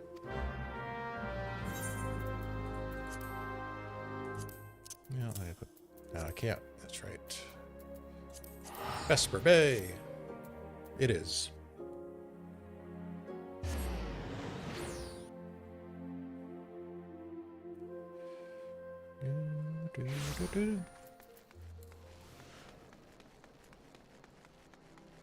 Alright. So the primals are done for the time being. We've got a weapon of mass destruction to deal with. And the entire of Eorzea is threatened once more. Sounds great.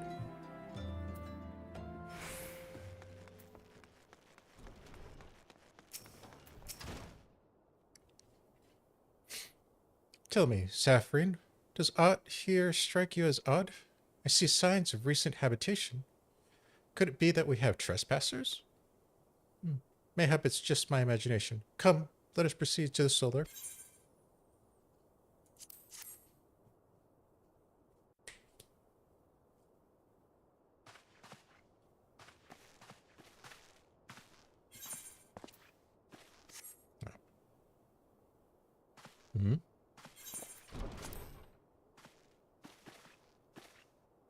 Who goes there? Now, Yuta. Is that any way to greet a friend? Alpha, no. Saphrine. Sid! Wait, is this a dream? Not that I'm aware of, but it's been quite a while, Yuta.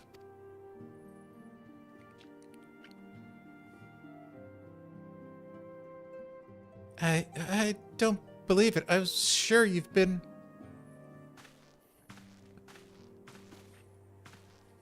This place has seen better days. You know, I wasn't actually here when I was still in talks at the Adder's Nest. The first I knew about it was when I came back and I saw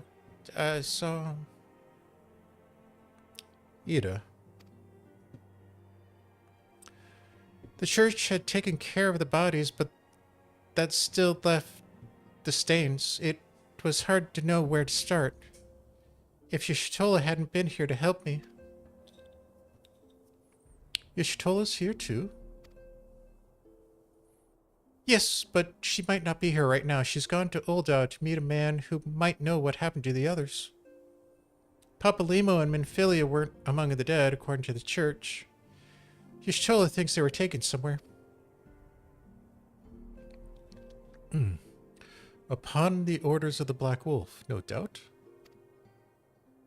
Why would he want them? Because they possess something he desires. Knowledge of another power that can be brought to bear against the Primals, one that Gaius has yet to harness. The Echo. Gaius will be aware of its existence, as well as the immunity it grants the gifted to the Primal's influence. Powerful though his elegant weapon may be, he would doubtless desire such protection. He means to use Minfilia to gain an understanding of the Echo. None of which explains how the Empire came to know the location of the Waking Sands in the first place. No matter. The Empire has shown its hand, now we must act, and it is up to us to rebuild the Scions and save Eorzea. Can I count on you, Ida? What? Oh, yes, of course, whatever you need. We can discuss our next move upon Yashtola's return. For now, I say we rest.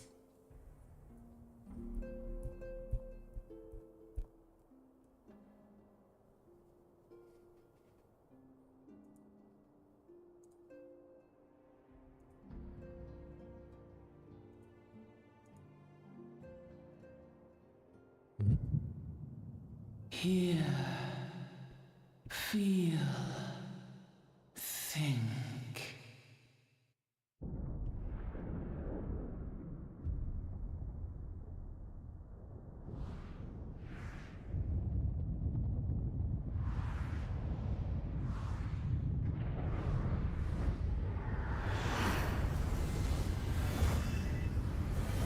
And it's that image again.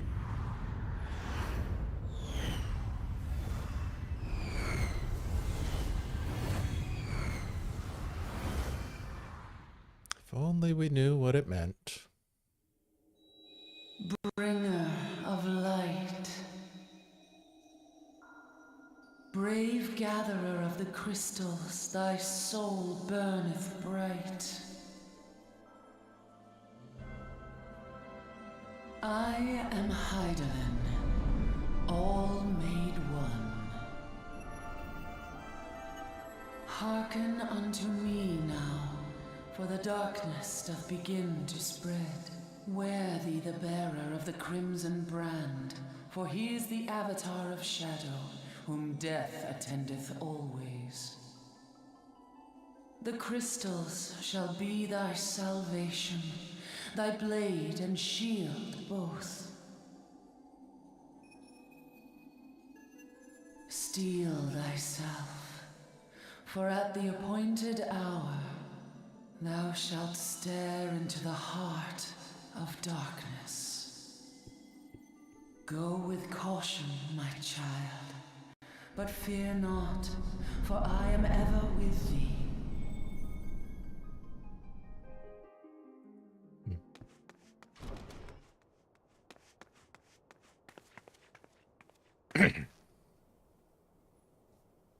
Yashtola. Saphrine. And I see Alphino, you are safe? And Sid?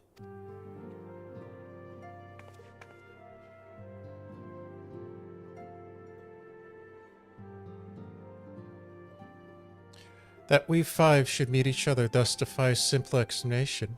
It is as if the benevolent hand of Master Louis Sois still guides us. He would not see us undone so easily, not now, when the need is so great.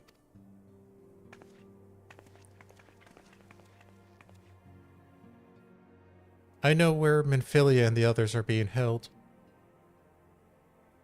Where? An imperial stronghold in the heart of Mordona, Castrum Centri.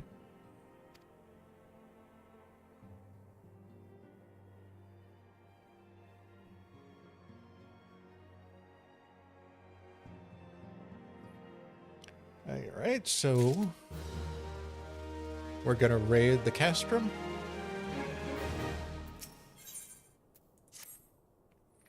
The rescue of our allies shall be no small undertaking, Saphrine.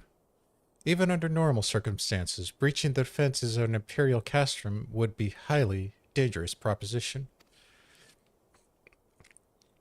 But now that Castrum Centri houses prisoners for whom the Garleans deem valuable, we may be confident that they will take additional measures to ensure the stronghold's security.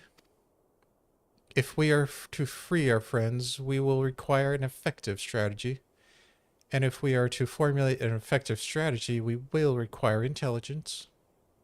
I believe I know a man who may be able to assist us. Lord Portelaine of House Durdurin is stationed at the Observatorium at Corthris. Let's go to him and beseech his aid. Great. Dealing with the Asgardians again. Because that went over so swimmingly well last time. Especially these jackoffs at the Observatorium.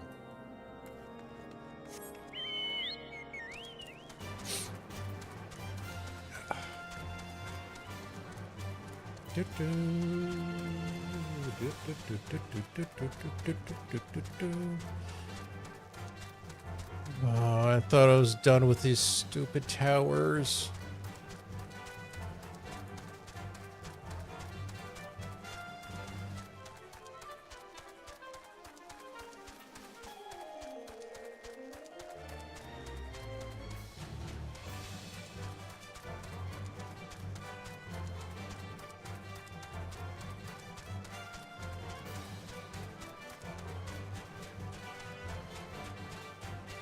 Oops.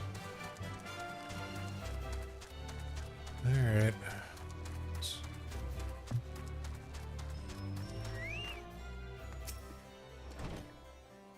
Ah, Saphrine, the woman who unmasked the heretic in our midst. To what do I owe the pleasure of your company?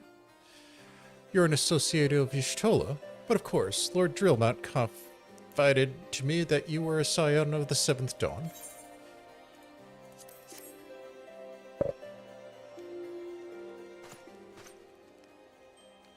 Castrum Centri? What interests have you all in the Imperials? They hold several of our number, whom we intend to free. Any information you can provide would be greatly appreciated. I see. That might explain our scouts' reports. They observed 4 prisoners being led into the Castrum.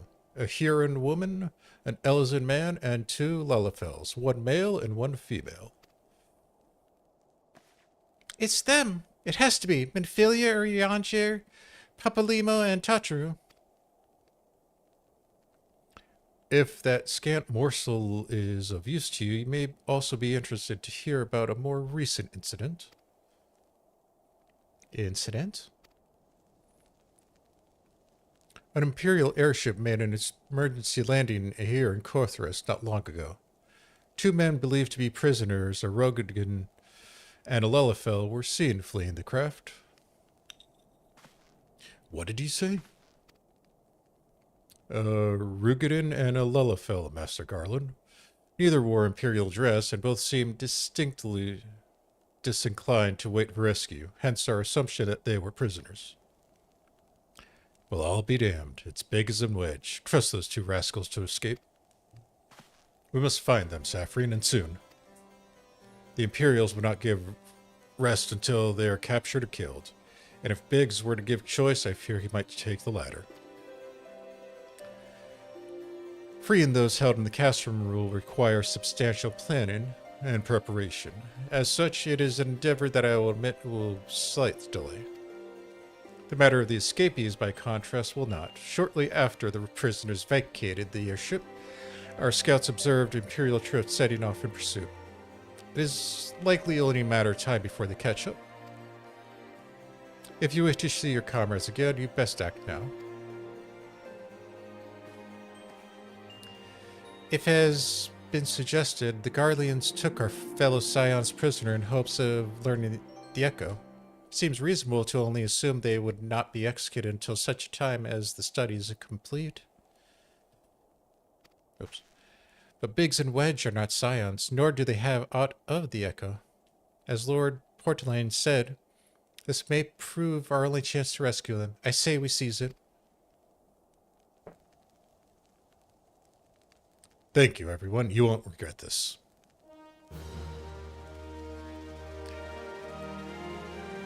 Okay. Hmm?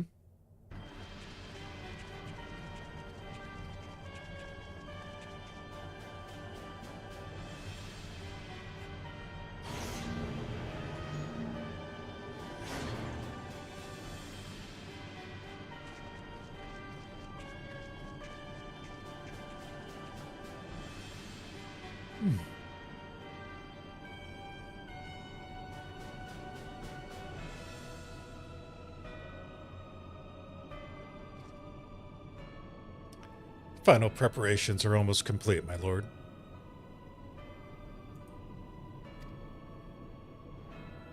There stands the culmination of 5 long years of painstaking work, but all our efforts will be vindicated when the Emperor's vision becomes reality. At last, we have the power to purge this land of its false gods. We shall give the ignorant children of Eorzea security and stability they so desperately crave, and with their spineless leaders having so palpable failed to provide.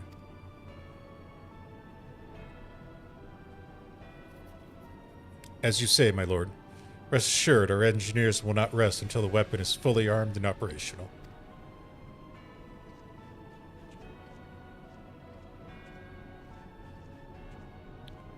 With Thydon, you depart for Castrum Centri by at midnight.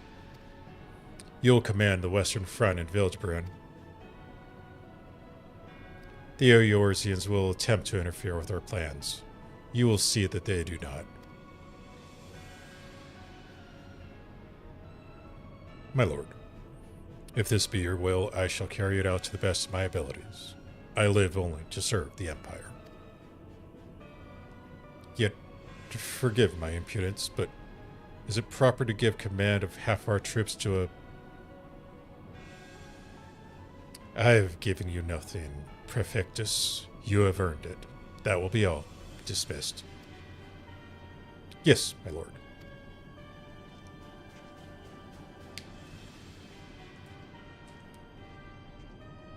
Mike orders. 1 hour. Do not disappoint.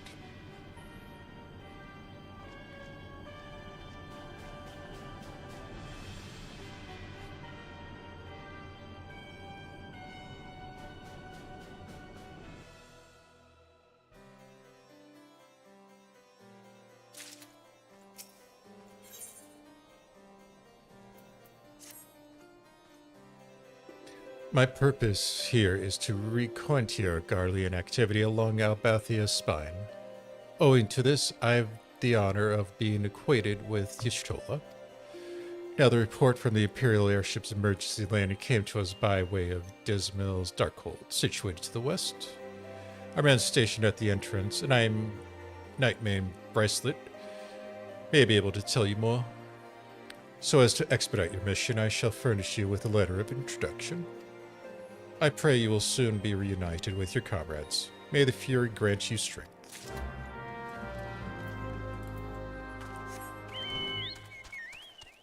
Alright, let's go find our boys.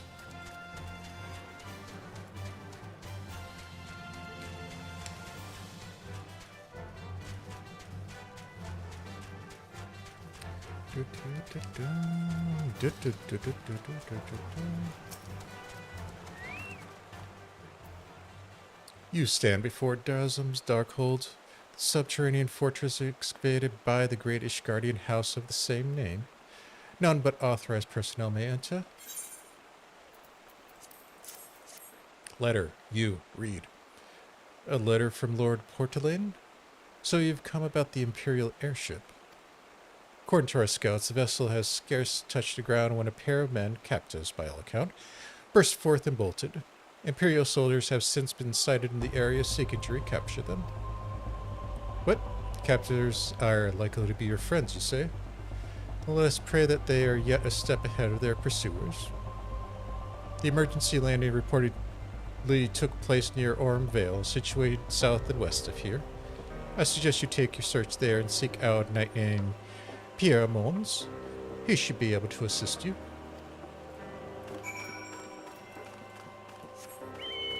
Further onward to another dungeon that is not required by MSQ.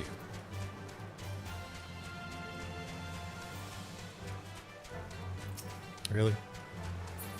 Can't just keep moving forward. No. There has to always be something in the way.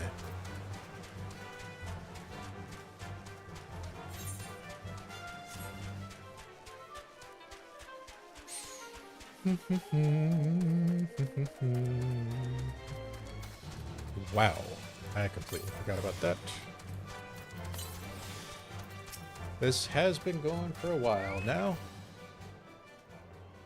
The Imperial airship? I saw it land with mine own two eyes. I hastened to the landing site, arriving just in time to see the vessel take to the skies again, but not before it had deployed a detachment of troops. Gruff orders were being barked, and there was an air of consternation about them.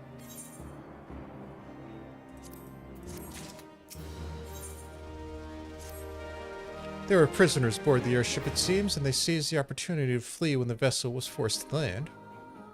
The Garleans who were deployed formed search parties and proceeded to scour the wilderness. In order to alert our forces, I returned to my post to find evidence that someone had been here in my absence. Whoever they were, they tried the doors to no avail and decided to go elsewhere. In all, they marked 2 sets of footprints, one large and one small. If you search there, you may happen you'll follow the prints to their owners.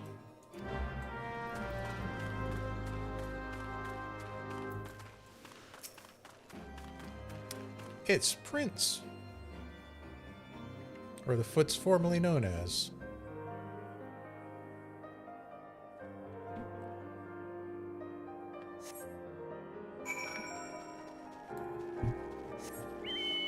They go off in that direction.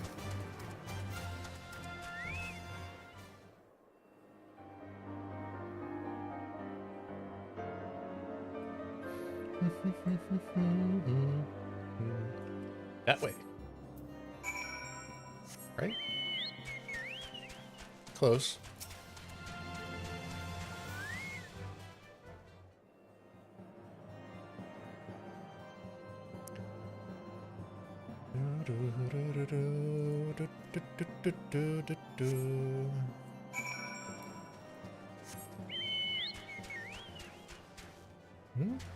Oh, wow, that was closer than I was expecting. Footprints in the snow.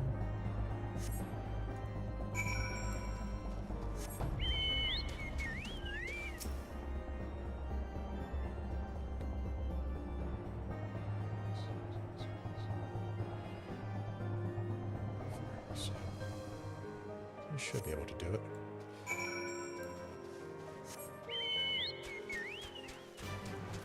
There's something under the bridge.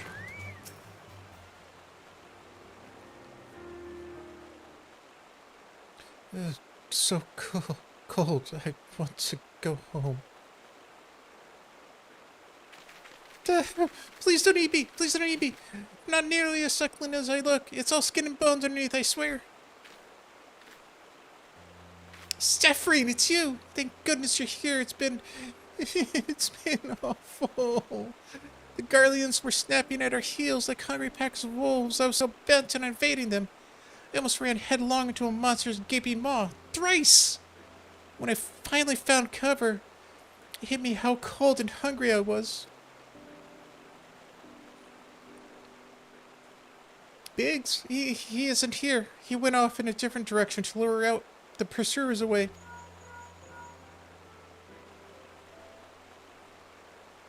It's me, Sid. Have you had any success? Tracked down Wedge? That's wonderful news. Now, what of Biggs? I see. Well, it's all surprised me that the big fellow went off and... he did? For all the tongue lashings he gives Wedge, she's often take care of him. I scoured the area surrounding the Darkhold, but I have nothing to show for it. At any rate, we know for a fact that Biggs headed west. With both Ida and Ishtola helping out, I'm sure you should turn up soon. Now then, I'll make my way over to your position while keeping an eye out for Biggs. If memory serves, there should be an Ishgardian fortification not far from your west. Monument Tower, I believe it's called. Let us meet there. There, I hope, was that Master Garland you spoke with? After 5 long years, thank goodness he's still alive. I'm feeling better now, Saphrine. Let's go to Monument Tower and wait for the chief to arrive. Alright. As long as I don't have to climb the tower, I'm glad to go there.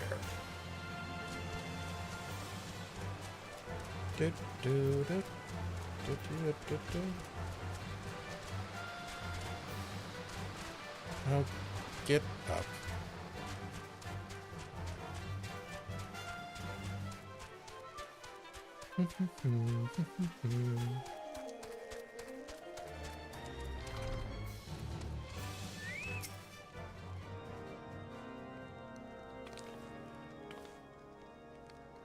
Well met and welcome, adventurer. What brings you to this frozen corner of the realm? Oh, it would seem your companion has caught a chill. Come and warm yourself by the fire. I will bring you both a hot broth. How are you feeling now, then? Stay here as long as you need. Same goes for you, friend. 'Tis plain you've had a hard journey ahead of you, and you must find rest when you can.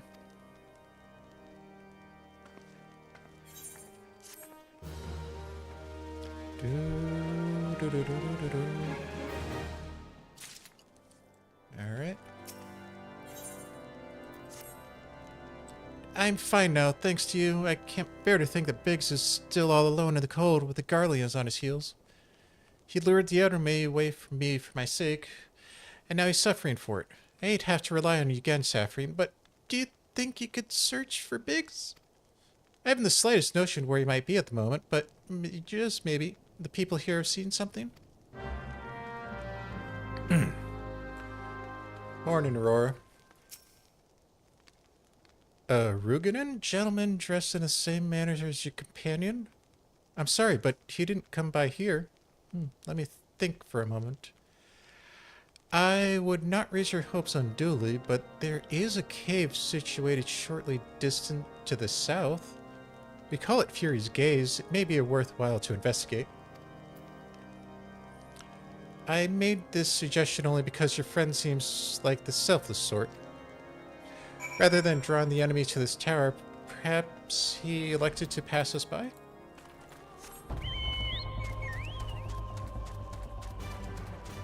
I hope everything's going well on your end.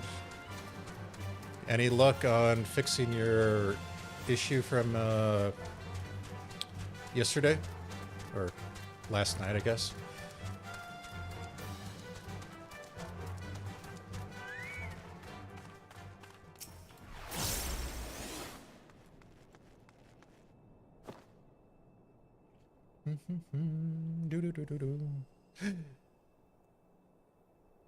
They're so pretty. I hope no bad guys come out to spoil the fun.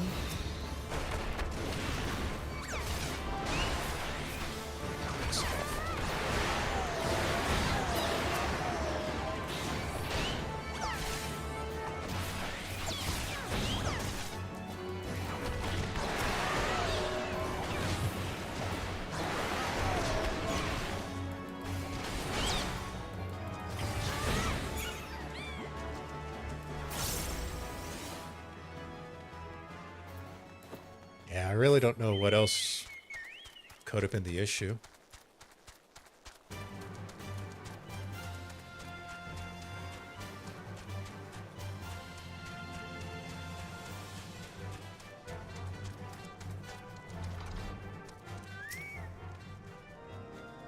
Saphrine, were you able to learn of anything? Not in this area. Well, that stands to reason, I suppose, seeing as he was trying to lure the Garleans away from me. But where within this vast sea of snow and ice could he be?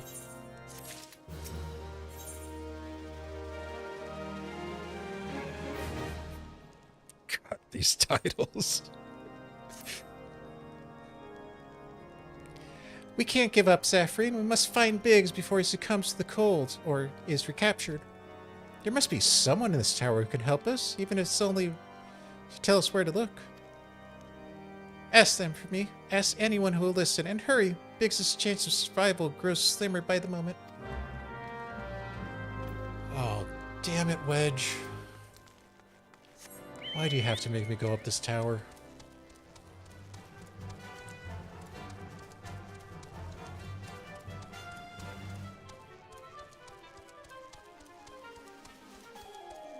Seriously, this better be the last time I have to climb one of these things. Your friend is lost in the wilderness, you say? If he is not found around here or in the vicinity of Darkhold, it is possibly he's made for Whitebrim. To reach it, one must travel through Dianfin Pass, the southern end which lies to the north and east of here. While I make no guarantees that your search will bear fruit, it is surely better than worry and idleness. I wish you luck. Oh, and one more thing. Do tread warily when climbing the stairs here. Not a moon ago, I nearly broke my neck when I slipped and took a tumble. No kidding.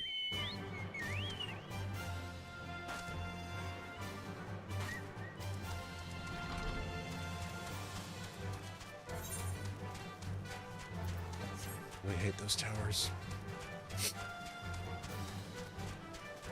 Alright, we're on the Notorious Biggs. 14 to go.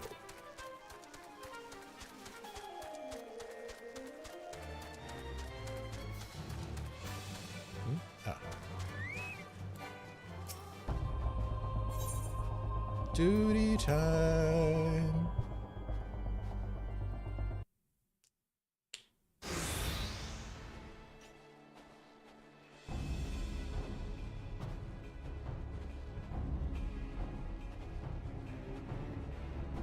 What the heck was that?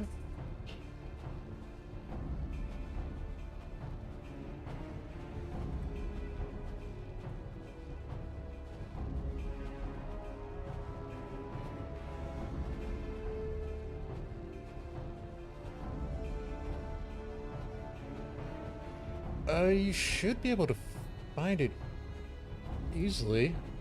You know, I am in your Discord under Ambrosia.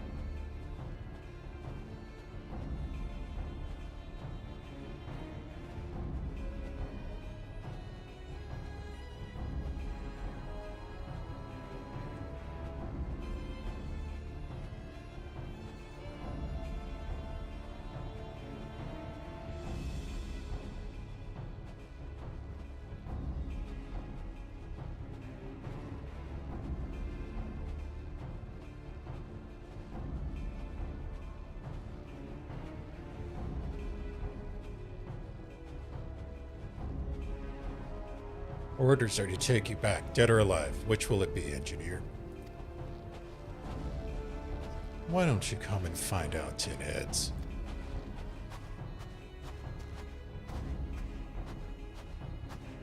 Ah, Saphrine, it is well that you are here. The situation is grave. Biggs is in a bad way. We need to do something right now.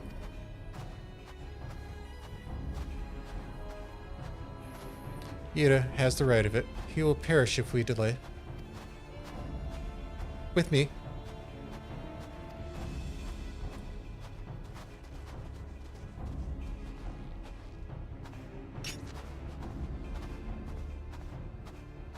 He's not alone. Kill them all.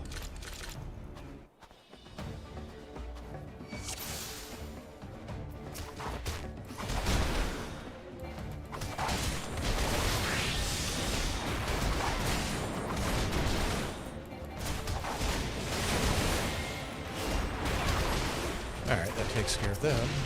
Oh, we got more friends.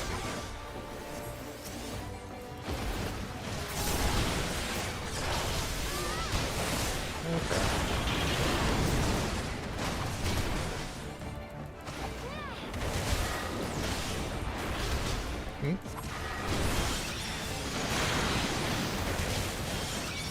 If you're wondering why your earlier message was blocked, I have some words filtered out because of the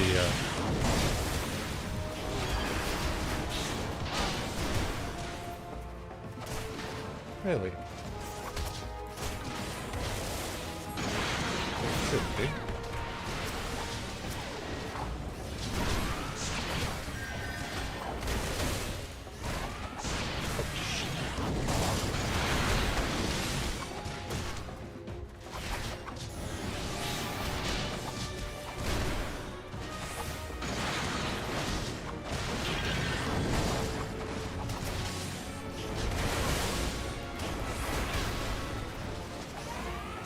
That's gonna hurt.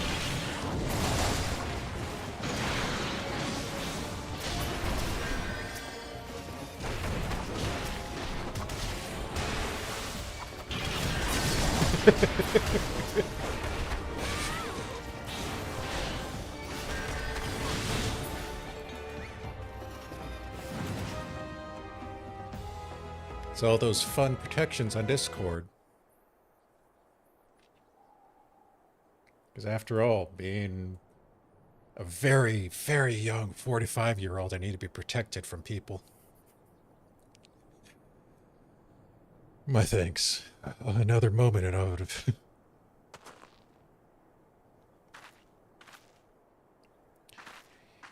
He's been in too long in the cold. We must find him shelter.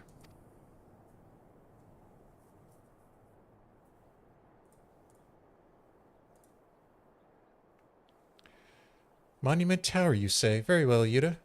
And I shall bear him there as with all haste. Sid will be so happy to see Biggs and Wedge again. Ah, I love reunions.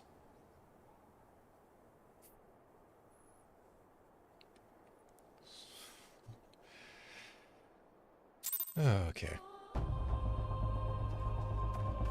Great. I gotta go back to the place that I hate. How many did I say we have left? 14. Okay. So, it'll probably be 2 hours. We still have those 3 MSQ dungeons.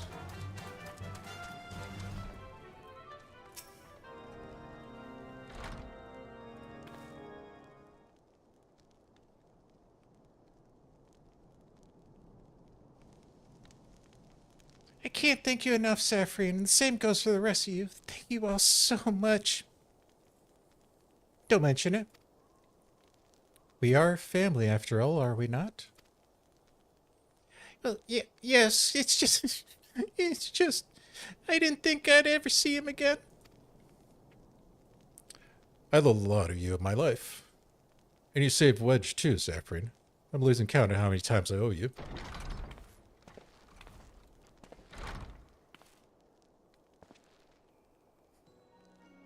Biggs, Wedge. Gods, it's good to see you two again. Chief, it is you. It really is you. In our hearts, we knew you were still alive, but to see you in the flesh. When Elfinho told me of the raid on the Waking Sands, I feared the worst. What happened? The enemy struck without nary a warning. We didn't stand a chance.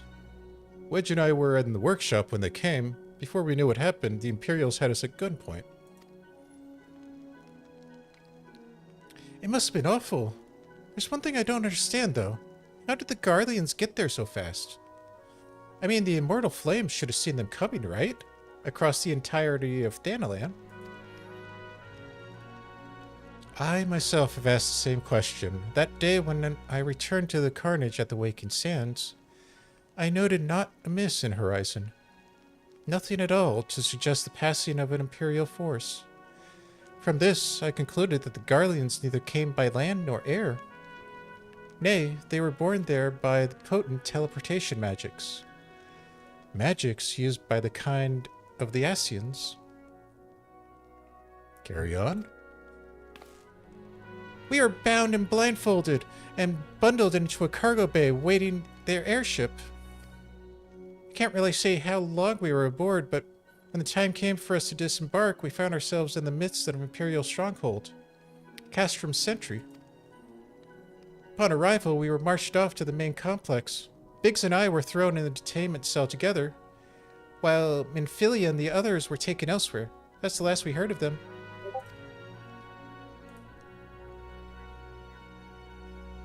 Castrum Centri.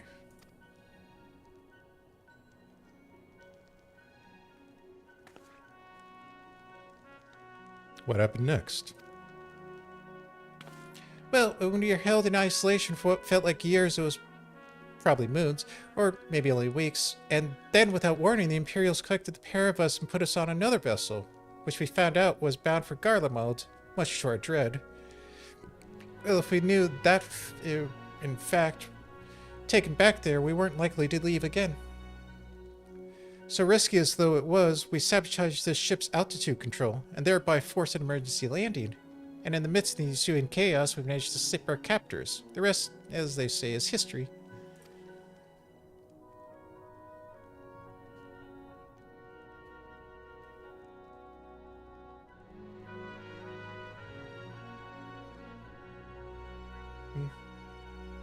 Yeah, if that works.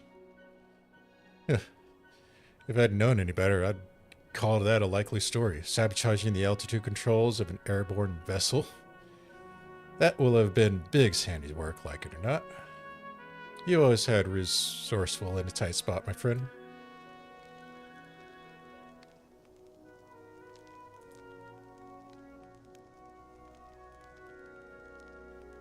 Saphrine, thank you for returning my dearest assistance to me. It would seem I owe you yet another debt of gratitude. There are still many questions in my mind, but answers can wait. Nephilia and the others are still want for rescue. Alright, you lot. Garland Ironworks is back in business. Now let's go and give the Imperials what for.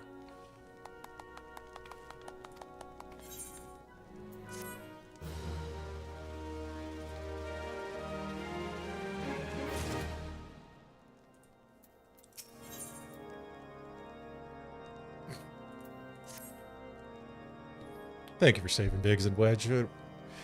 Are with us again. Now we must find a way to rescue Minfilia and the others. God knows we've kept them waiting too long already. Based on what we've learned, I believe it's safe to say they're being held at Castrum Centri. So let us convene at Revenant's Toll in Mordona. 'Tis a good place as any to prepare. Better than most. Road leading east, then south will get you there. When we arrive, let us seek the advice of local adventurers and bound to learn a thing or two that will benefit our mission. Alright, let's see if I remember how to actually get there. Oh, I do have it. Sweet.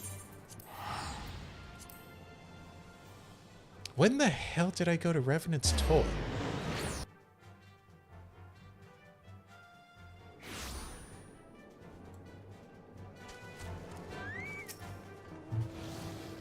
Whatever.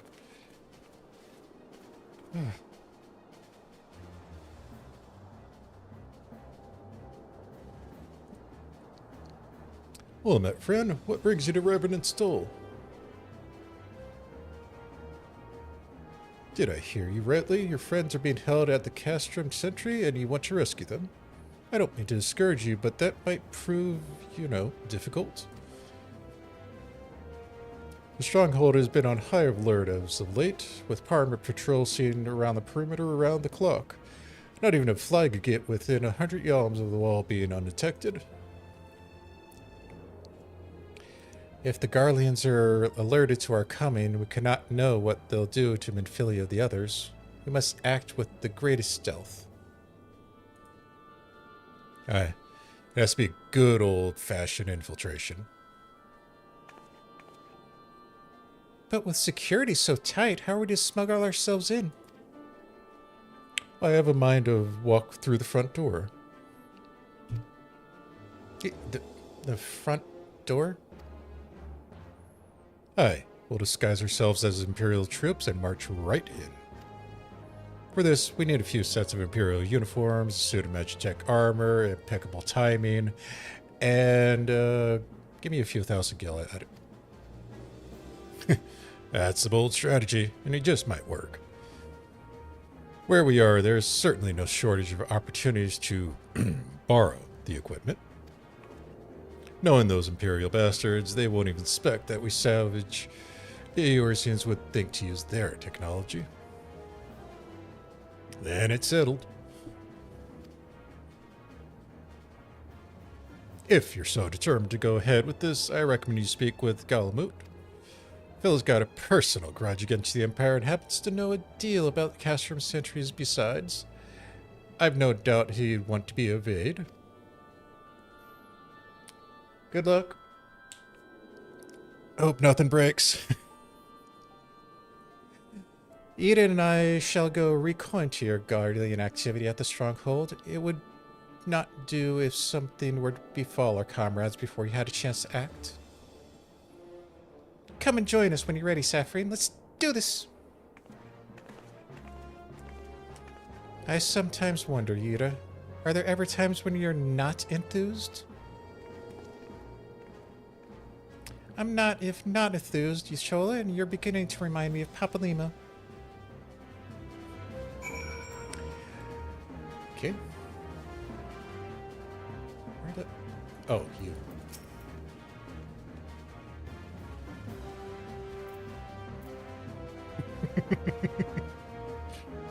Looking for Garlemald, are you?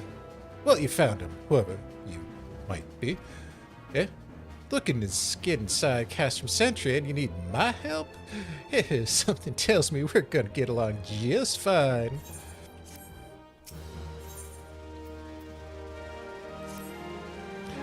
So you have friends at Castrum Centri you want to rescue. That self-born knows me too well. Aye, you can count on me to help.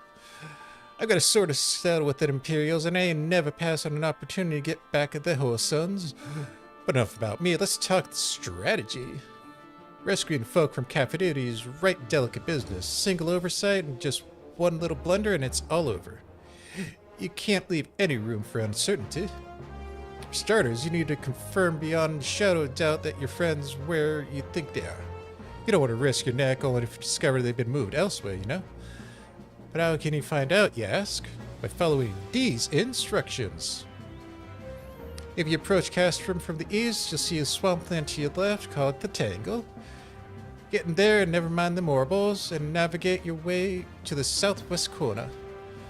Come across some drainage pipe down from the stronghold. Don't ask me how I know, but one of the pipes leads back to the command tower. It might stink a little bit. If you listen closely, and might be able to eavesdrop on some of them happenings within. Once we know for certain your friends are there, we move to the next stage of the old operation. Now get going and Godspeed.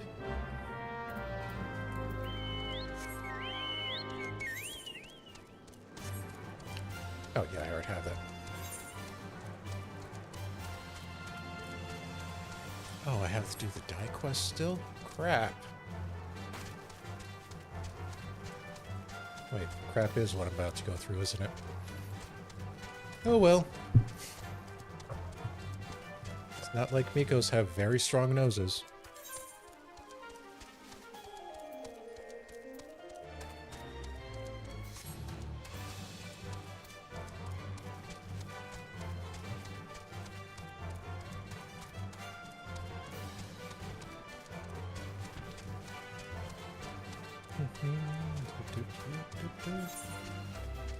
Alright.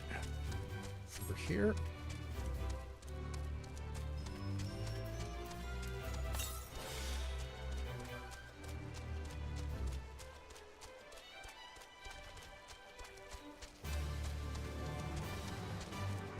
Really hope you don't sneeze.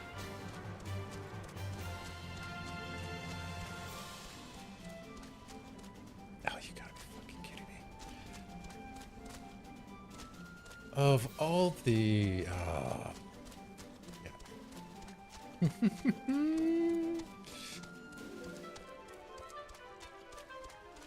Wonderful maze. Wonderful maze.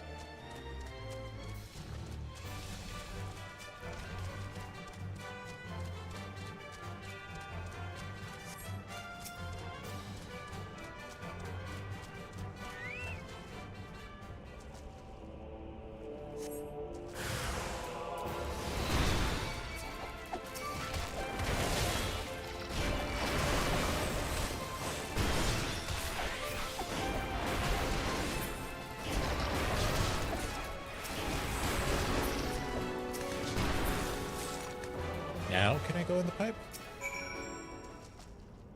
Not that I really want to.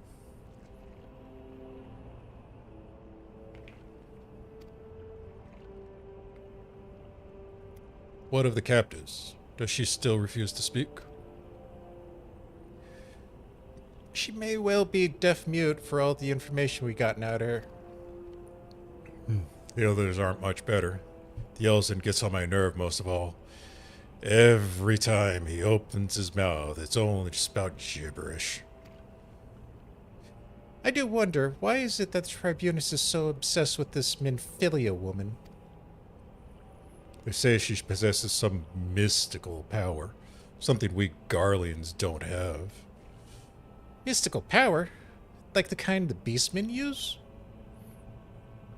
How am I supposed to bloody know? If you're so curious, why don't you ask the Tribunus yourself? Well, you tried to tremble her. I like my head where it is. Thank you very much.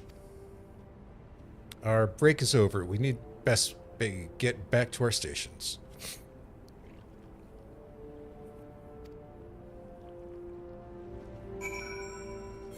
Alright. Unless there's somebody else with the echo that they have, I'm pretty sure that guarantees she's there.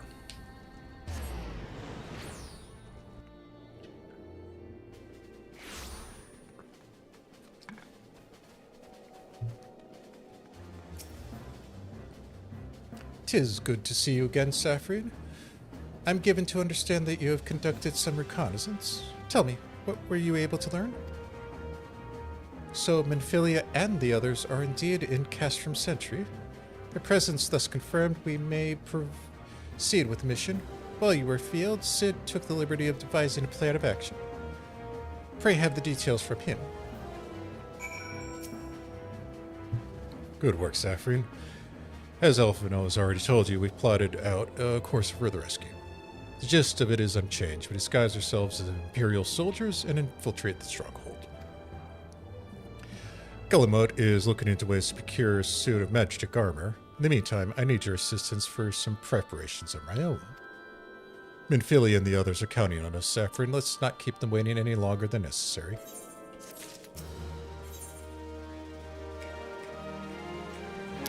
Alright. While Garlemald goes about devising his plan, we need some preparation of our own. It wouldn't do if the Imperials were to discover that they're short on an armor. To prevent this from happening, I'm going to put together a makeshift communications jamming device. The explanation is like to get a bit of technical, so bear with me. Imperial forces communicate at distance via electromagnetic waves. Simply put, voices are born upon etheric lightning energy that permeates the air.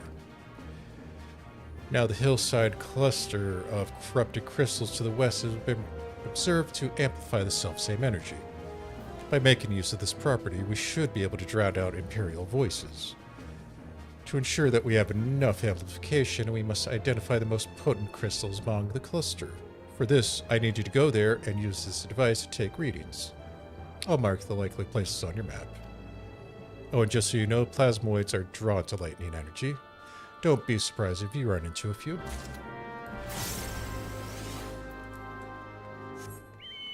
Well, you didn't say anything about not destroying them if they show up.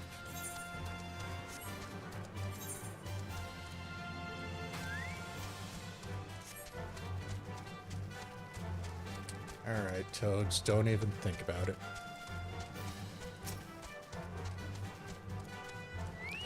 What? I really need to turn in that quest.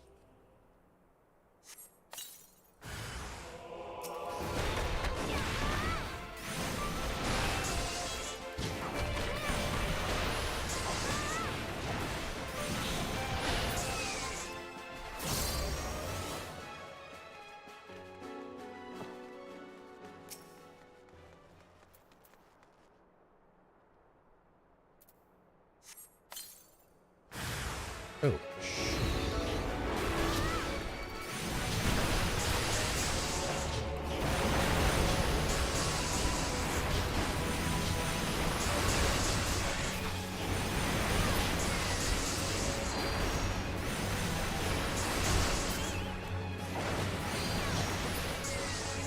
alright. Now, how do I get up the crystal again? This way.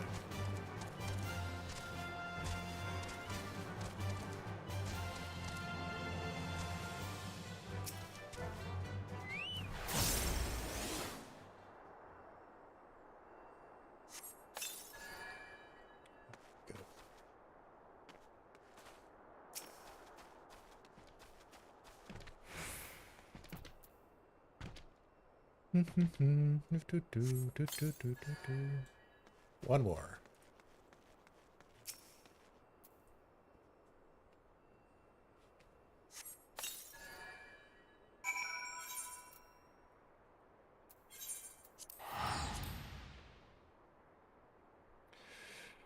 Womp.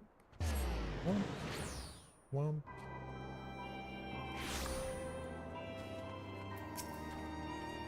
Alright, I put your devices down. You have the readings? Excellent. Here, let me see the numbers. Yes, 4 of these crystals should suit the purpose, though I pray we won't have to need of their power. I thank Saphrine.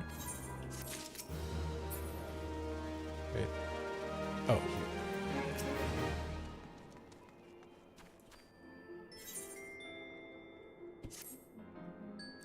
Clean the wax out of your ears now, because there's something I want to tell you about the way you're prepping. Plan to have you enter Castrum Centri is all decked out in Imperial duds, but a disguise is more than just the clothes you're wearing. You also gotta act the part. At the very least, you need to know how to perform a convincing Imperial salute. First impressions are everything, as they say. I could teach you the Imperial salute myself, of course, but it's best you learn it from the experts, so get yourself near as you dare to Castrum Centri and watch the Imperials doing what they do.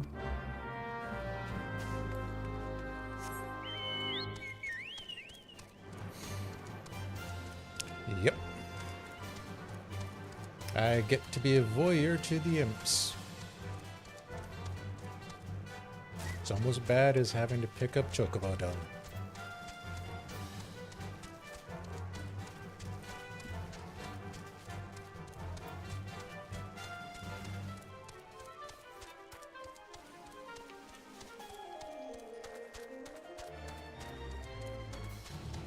Yep.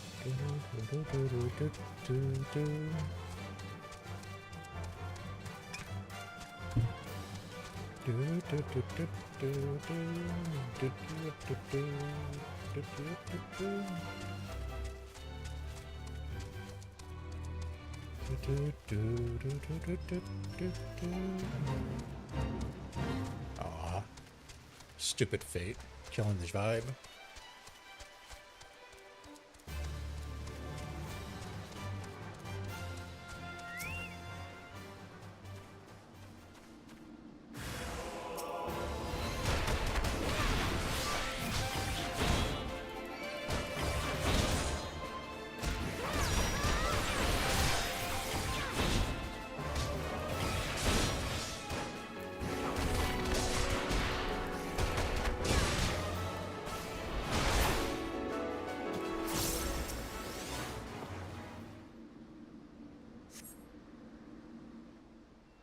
Now let's go spy on the Imperials in their most intimate moments.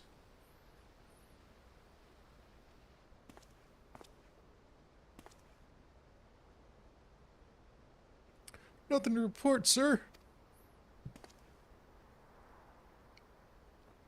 We've received anonymous warnings that insurgent forces are nearby. We must redouble our vigilance. I shall recommend that patrols be increased.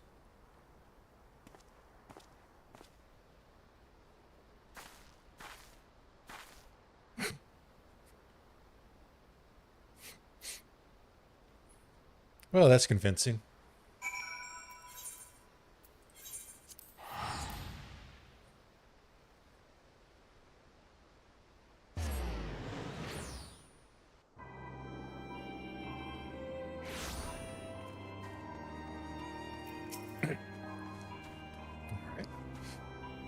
So, did you manage to learn the Imperial Salute?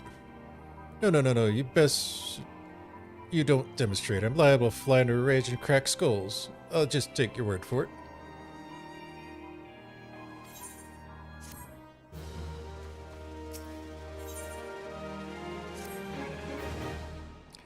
So you are called Saphrine Kankura, yes? I've heard you replied from my friend Garlemald. As a fellow adventurer and son of Eorzea both, I would offer you my assistance. In order to infiltrate Castrum Centri, you and your comrades must disguise yourself as Imperial soldiers. Question is, how do you go about acquiring the uniforms and helms? There are places a man might purchase them, but individuals who deal in such wares are not the sort whom you would entrust your secrets. It'd be more prudent, I believe, to procure what you need via traditional means. From the bodies of the recently deceased owners, most likely. The fortified area before Castrum Centri never lacks for Imperial patrols. It not take long before attaining 3 sets of gear, one for each member of your infiltration team, Biggs, Wedge, and yourself. When you have what you need, please return here and allow me to inspect the spoils here.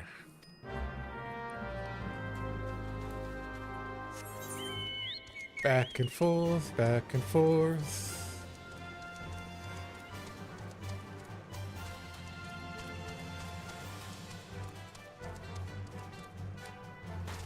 Seriously, this poor Chocobo is gonna get tired of going out to this Castrum so many times.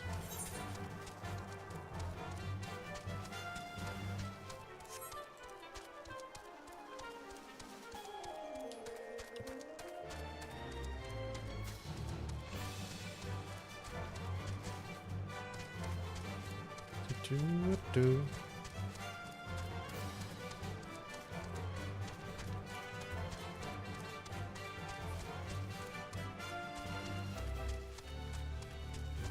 Nope. I'm not doing that one.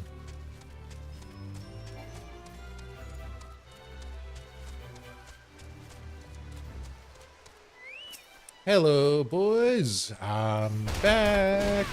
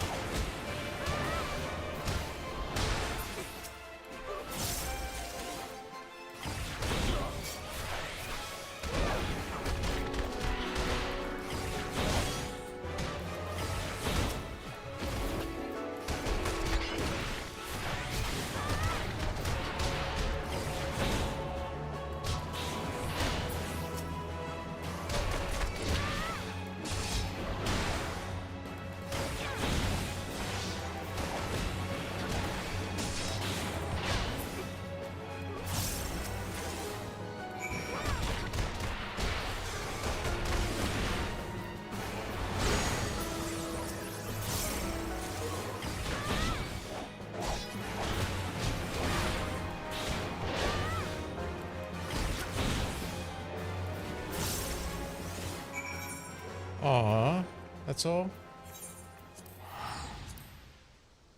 Well, shucks.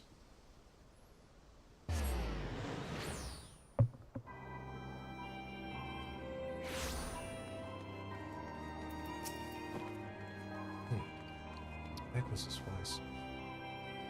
Were you able to obtain 3 sets of Imperial equipment? Damage as I expected. And enjoyed. In the present condition, I fear these uniforms and helms are likely to draw suspicion. They must be repaired, if only superficially. Fortunately, the blacksmith Angulf at Diamond Forge in Roanna's House of Splendors could be able to hammer them in shape in no time. I already sent word ahead and have been assured he is expecting you. Worry not, we already have impressed upon him the need for utmost secrecy as to the nature of your mission. Okay. And that should be to the right, inside the door. I believe. Yep. So you're the adventurous Sark Malark? Sent, are you? I've been waiting for you. Now let's see what you got for me.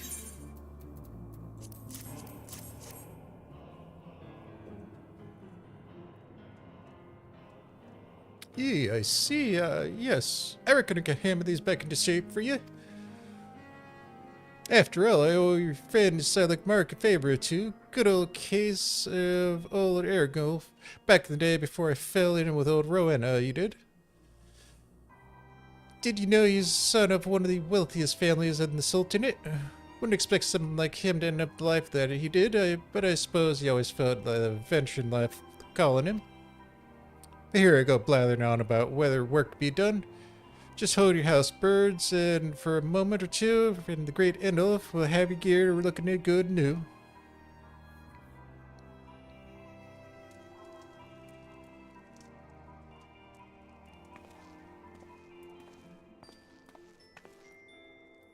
And there we have it. You won't do you much good in battle, mind you, but from what I hear, that's not your priority anyhow. Do send Sark Malark my regards, will you?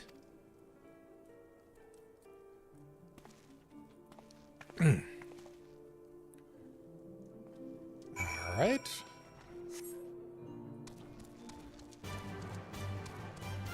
There was an interesting hit.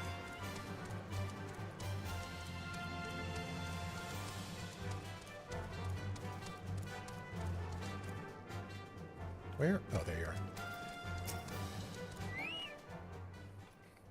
Have you the uniforms and the helms required? Yes, these will serve beautifully. Great Endolf never fails to impress. The quality of these repairs would fully negate us. Thus equipped, you should not have any trouble blending amongst the Imperial forces. Yes, you fear that the Garleans might detect your foreignness. Foreigners, in fact, form the greater part of the Garlean invasion force in Eorzea. See, when the Empire subjugates new territory, it assimilates the people of that land into its armed forces. In turn, these conscripted forces are sent to subjugate faraway lands. In this way, Garlemald nips rebellion in the bud and expands its territory in one fell stroke. With that, my part in your mission is done. I am full glad to have been of assistance to your cause. Why would I, a wealthy merchant, wish to help you? I know not where you heard such a tale. Believe me when I say that I am but another humble adventurer, one who desires only to act in the best interests of the realm. Yep, we certainly believe it. Good work getting them Imperial duds. You'll be pleased to hear I ain't been idle myself. It took me long enough, but I finally hatched a plan to get us a suit of old Magitek armor. Now, from what I heard, Castrum Centri deploys a Reaper for most of its patrols. Trouble is, the patrols themselves are irregular, meaning random routes and random deployments, and hardly any of them come anywhere near Revenant's Toll. So hoping to coax your Imperials out of the shell, I took the liberty of feeding them a bit of false intelligence. Told them insurgents had designs on their stronghold.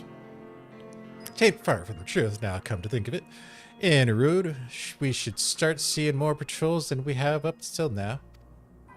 What you need to do is approach one of these patrols dressed up like a shiny tan suit and alert them to the enemy presence. Having done that, you'll want to lure them in as near to Revenant's Toll as you like. Like it is or not, they will be wary of venturing far from their walls. If they do need a bit of extra encouragement, use the smoke signal here, flitch fresh from the Imperial Scout. They'll come running when they see that, and when the cavalry arrives, you hit them hard and make off with their Reaper. Simple as that. If I ain't mistaken, they're patrol sweeping perimeter right now, so run along and, oh, don't forget the salute.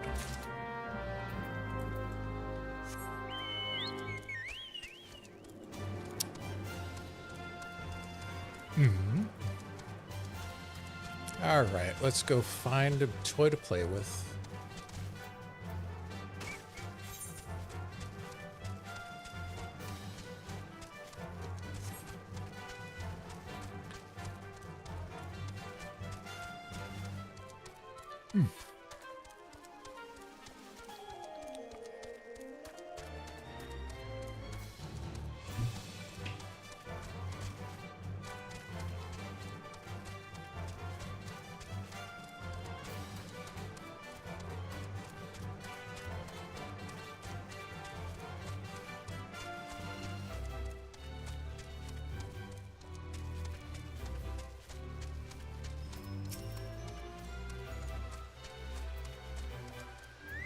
Hey there.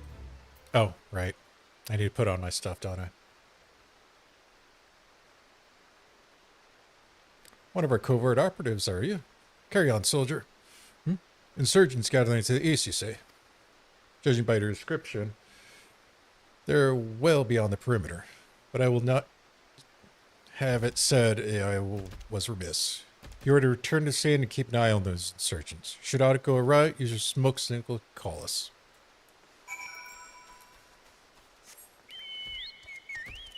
I seriously thought this was supposed to be the mission that I disguised myself, but whatever.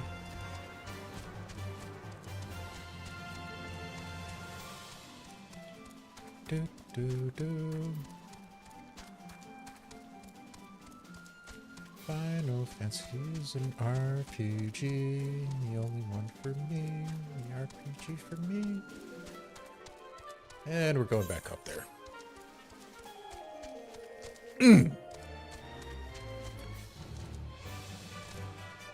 Okay. Did not have that in plan.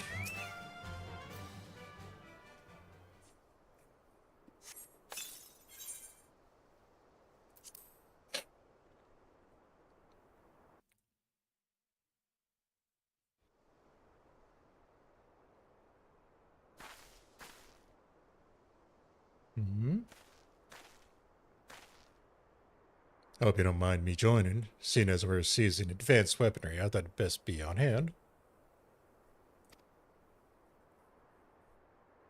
Ah, there she is.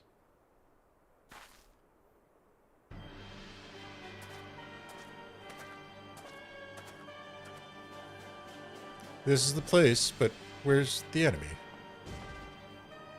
Sir, over there!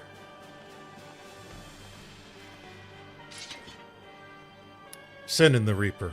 Let us make an example of these insurgents.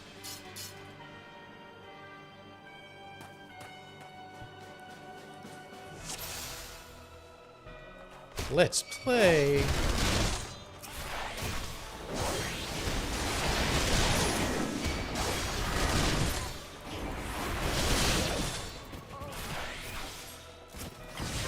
Whoops.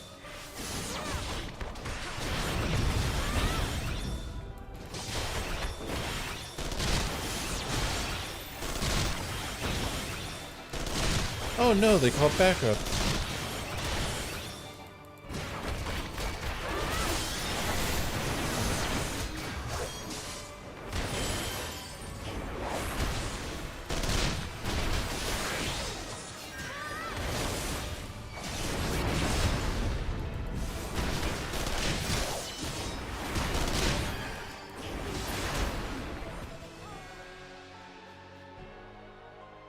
Well, I hope we didn't break it too bad.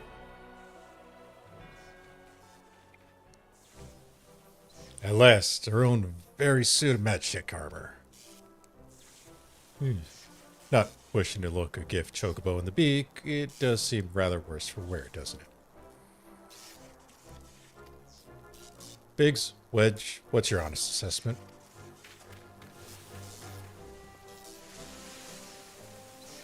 Well, there is the fact that she's smoking, of course, but looking past that, I'd say she was structurally sound. I don't like the way these legs are buckled. I hate to say this, but the servo mechanism may have been damaged. Those things aren't protected by, thick armor plating. Yes, they are. It's odd. The casing doesn't seem to have taken a blow. I suspect we're dealing with a faulty part. Well, whatever it is we're dealing with, we're not resting until it's fixed. Not one wink of sleep. You got that, Wedge? Oh, fuck it. Shark Kokobo. I heard that. A hull has been set aside for us to use in Revenant's Stole. That's where we'll carry out our repairs. Look for us there, Saphrine.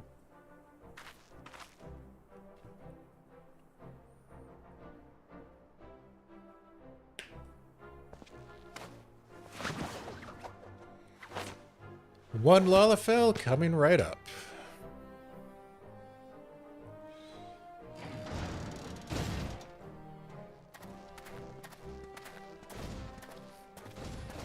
That poor suit.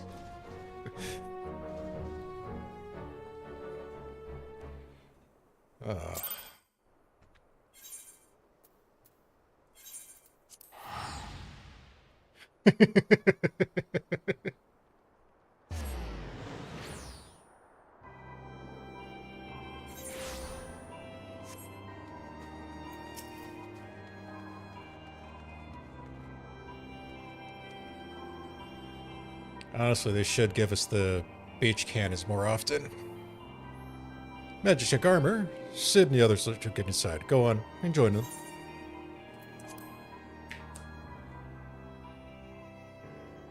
Doo-doo. Ain't she purty? We've now had the time to take a closer look at the Reaper.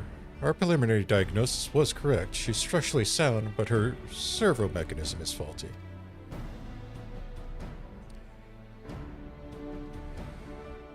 Yep, the only thing that should be left are the 3 fun MSQ dungeons. You needn't worry though, Biggs and Wedge will see her restored to their former glory in no time at all. Give those two something to mend and they will think naught of else till the job's done. 'Tis a marvelous thing to behold, provided you remind them to visit the privy. Everybody loves them. Everybody loves the cutscenes in them.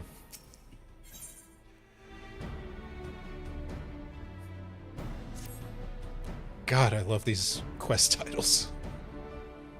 The repairs are proceeding apace. It shouldn't be long now before Biggs and Wedge complete their work. There is, however, one small problem. As you may recall, the Machina's servo mechanism was discovered to be faulty. Wedge has subsequently ascertained that the Magitek core which drives it is worn beyond use. Such cores are fragile devices which must be replaced at regular intervals. Thanks to the negligence of our Imperial colleagues, however, the one used in this Reaper was long overdue.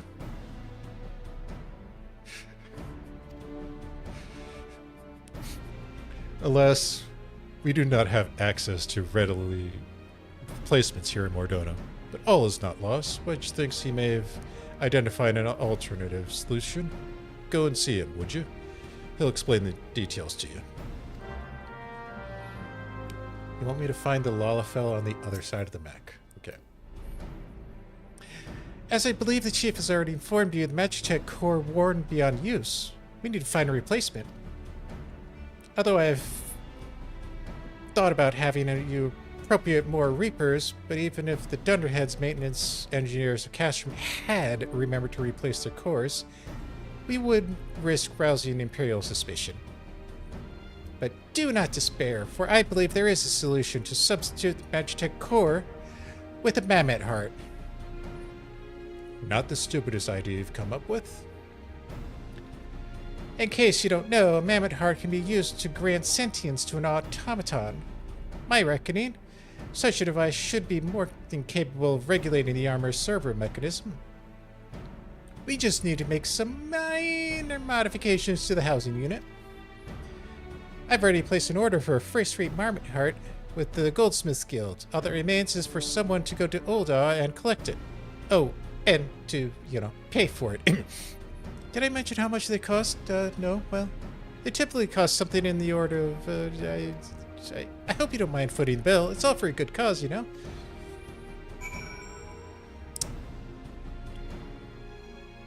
Well, that law is going to get tossed again.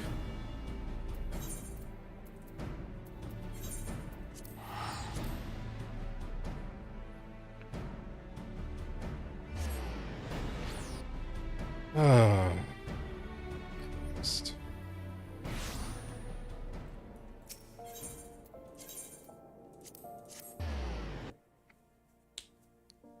A mammoth heart, huh?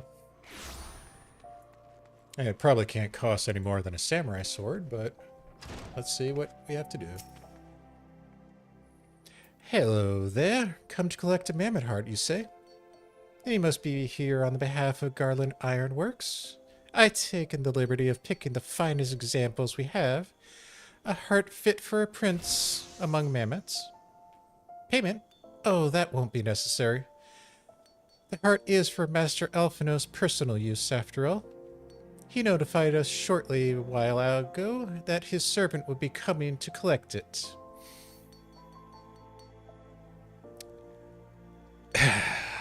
Servant? Really? That boy is going to get beat. Tender in years though he may be, Master Alphino has been a benefactor of ours since my predecessor's time. The Goldsmiths Guild wouldn't dream of charging him. But here is the mammoth heart. May it serve you well. Oh, and please do pass on my compliments to your master.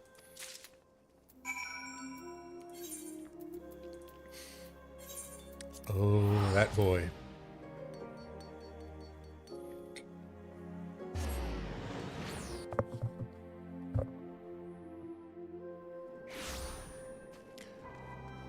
Where? No, over here.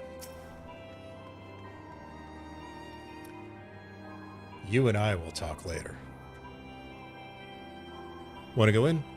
Hardly needs saying, but try not to be seen.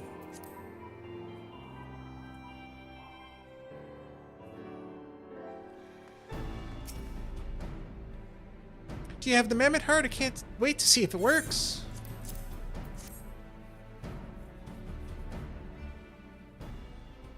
Hooray! Thank you so much. But this is magnificent. It must have cost an emperor's ransom. Free of charge? Courtesy of Alphino? Coming from an influential family certainly has its advantages. But without further ado, let's give it a try. I've already modified the housing unit, so it should slot right in.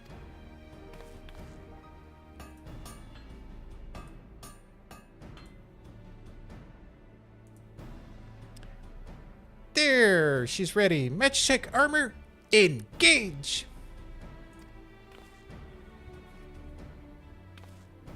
Or not. She just needs a loving tap, I wager.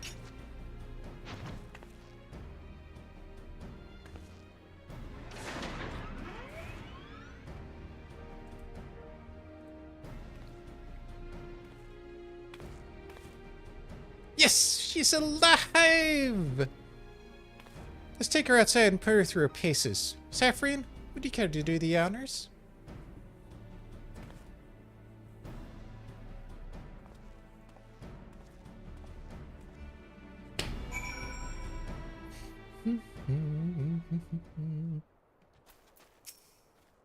Hop into the pilot seat and we'll begin as soon as you're ready.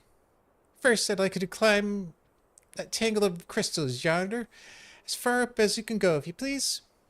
Oh, and if for some reason you need to dismount, simply come back here and we'll start again.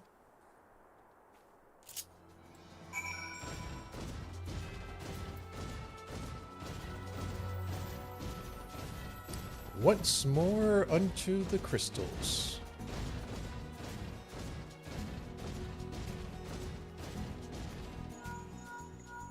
no anomalous movements evident in either leg. Good. Next, jump back down and sprint north as quickly as you can. Which way's north?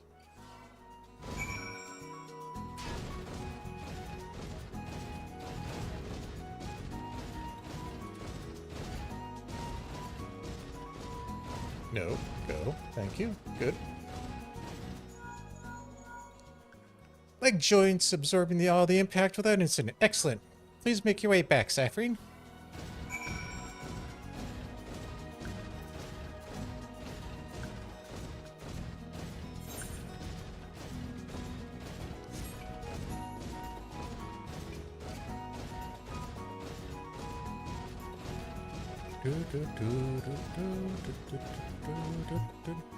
Torso remains stable during vigorous motions. Excellent. That concludes our test. Thank you for your cooperation.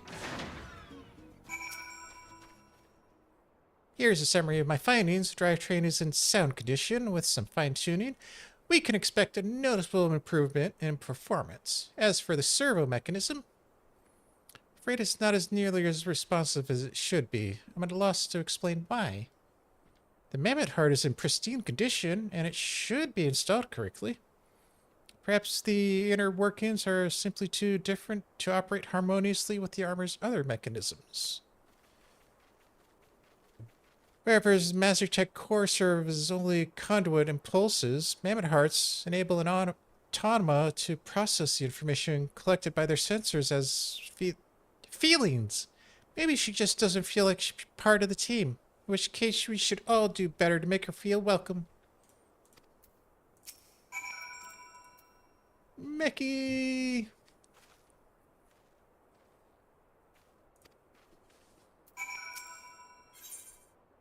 It's duty time.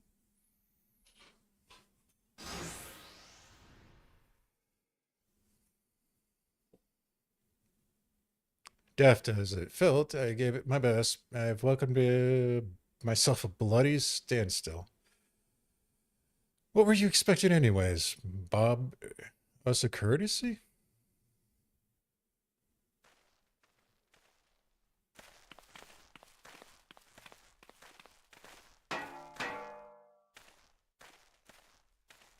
No doubt you're still wondering why the servo mechanism is so important as to warrant this silliness. Without it, the pilot would require to control the armor's every movement manually. This would be an onerous task at best of times and wholly impractical during battle. Using a mammoth heart in place of the worn Magitek core seemed a promising solution. Alas, the device does not appear to be compatible with Garlemald technology.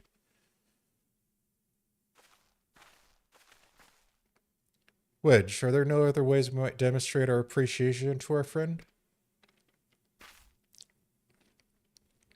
I'm at my wit's end, Chief. She just doesn't seem convinced. We could try a little dance, or perhaps cheer our heads off.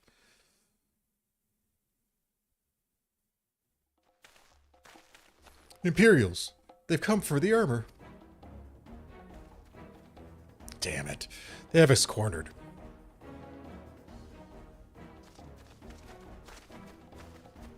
There's the Reaper.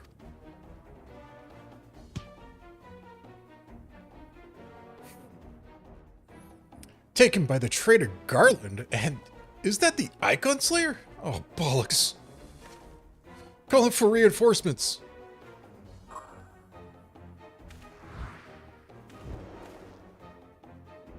The hells you will.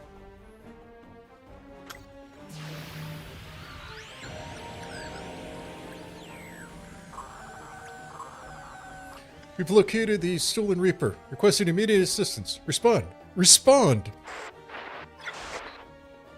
It's no use, sir. There's some kind of interference. Curse you, Garland! No matter. If we can't reclaim it, destroy it.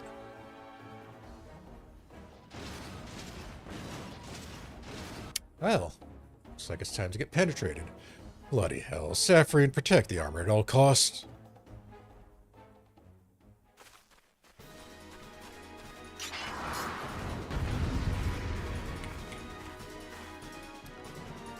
All right. Let's go have us some fun here. Wait. Hey, you said we could look back here.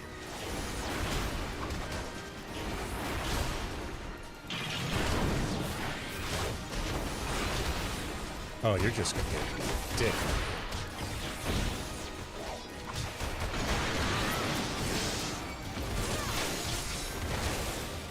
Oh, come on.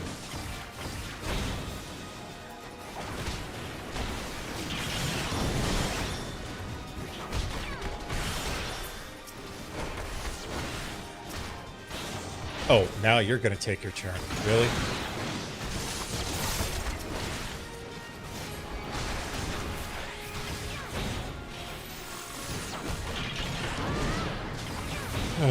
Okay.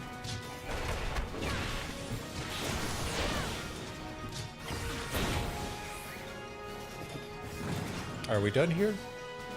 Good.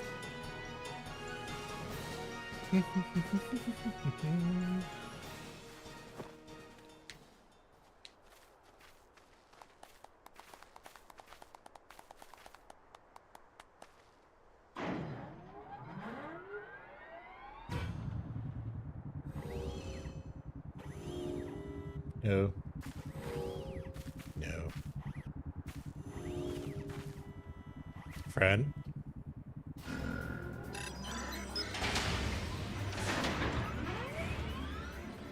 Friend. Detected. Chief, look! She moved! Ah, now she designs.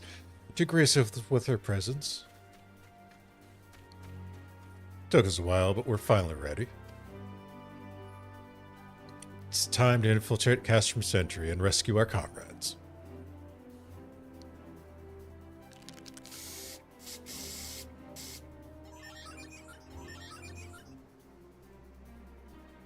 There, the finishing touch.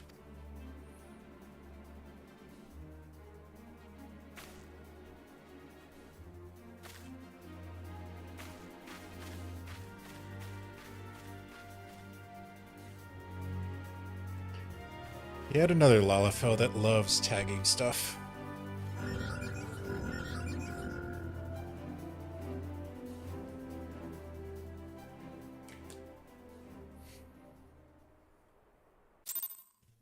Get off the screen. Servo mechanism is now fully functional, and all it took was a simple fight to the death. Remind me not to install a Mammoth Heart aboard the Enterprise, would you?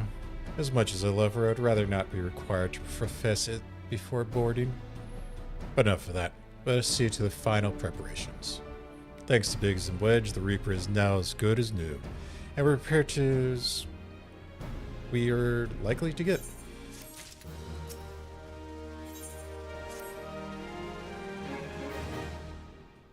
Is it time to crash the Castrum?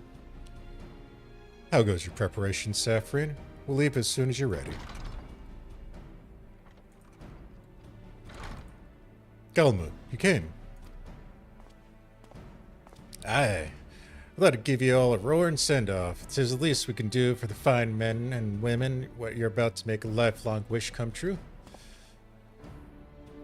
Well, we did our best. Curse me, for all the help you've afforded us, we know little and less about you. What did the Empire do to earn your ire? But I fear I've put curiosity before consideration. Quite understand if you'd rather not relive those memories. No, I don't really mind, really. Truth be told, part of me was itching to tell you my tale, but mind you, 'tis hardly a novel. Ain't the first to suffer at the Imperial's hand. Like most folk, I used to have a mother. She was sweet, caring woman, smile never far from her face. There was a sister too, pretty little thing. She was gentle as a lamb, tough as nails. We were poor folk living simple lives, but we knew happiness just as the same. Then the Imperials came and took it all away. When Alamigo fell, they put my family in a camp. Being a lad, I was made to do hard labor, while my mother and sister were forced to do far worse. They hid their suffering from me best they could, but I knew. And the thought of it drove me mad. We had to escape, so I hatched a plan to get us out of the city. We were picking our way around the gorge, we're not far outside the walls when they caught up with us. And rather than allow themselves to be taken again, my mother and sister, they leaped over the edge before my very eyes. Heartbroken as I was, I didn't put up a fight when the Imperials collapsed me in chains and dragged me back. 'Twas some years after that I escaped again, and that time I got away.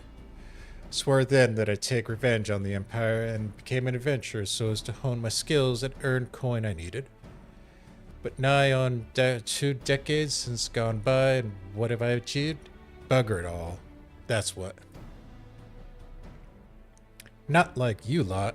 You ain't been here 10 minutes, and you've already done more than I managed in 10 bloody years. You've given us too much credit, Garlemald. We only seek to rescue our friends. Well, what's more important than that? And any road. After you've got your friends back, you plan on going back after the Empire? And don't pretend you ain't. I've helped you folks take Imperials for over the years, and every time you have, it's helped stave off my appetite for revenge. Something tells me I won't be going hungry for a while with everything you got planned. And you're sure that will satisfy you? If you wish to strike back at the Empire with your own hand, you need only say the word. We'd be glad to have you with us. Tempting as your offer is, I'm afraid I must decline. I swear I'd get revenge on the Empires, 'tis true, but I've long since realized that the front lines ain't no place like a man like me. There's something that would call me craven, but I prefer to think myself as a realist. My talents lie in scheming, you see, not swordplay. Helping folk like you is how I can make a difference. That's quite enough storytelling for one day. Best not keep your friends waiting any longer. I pray for your success. May Ralga give you strength.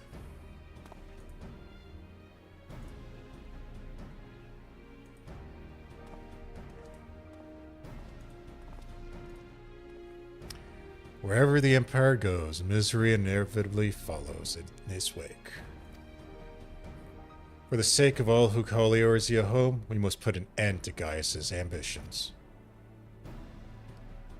But first, we must have friends to rescue. Biggs, Wedge, and I will lie in wait in the east of the Castrum Centri, just outside the stronghold's patrol perimeter. Join us when you're ready. Oh, and don't forget to wear your disguise, or this will be the shortest rescue mission in history. Fine, I'll put on this stupid armor and helmet.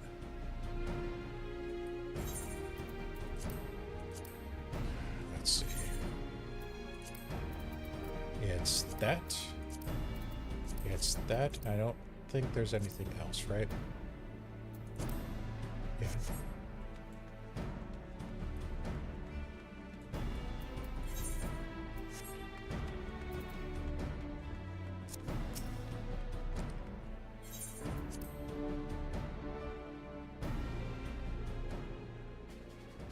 All right.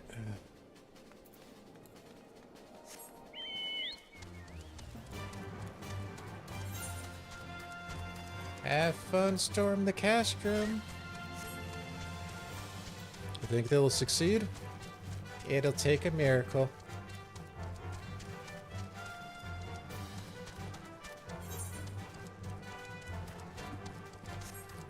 Escape from Castrum Centri.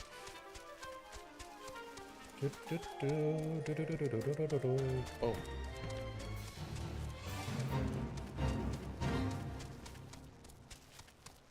The hell are we on time? 6:30. Gee, this is gonna be a long one. You just missed that shit.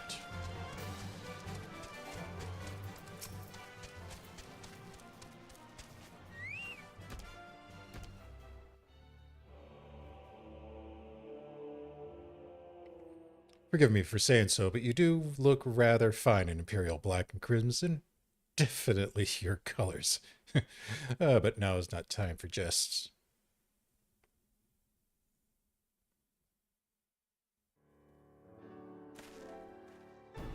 Let's review the infiltration plan. Castrum Centri lies just beyond.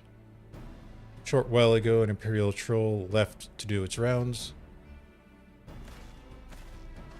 Alphino and I will create a diversion out here and keep them occupied as long as we can. Meanwhile, the three of you enter the stronghold, posing as a patrol returning from duty.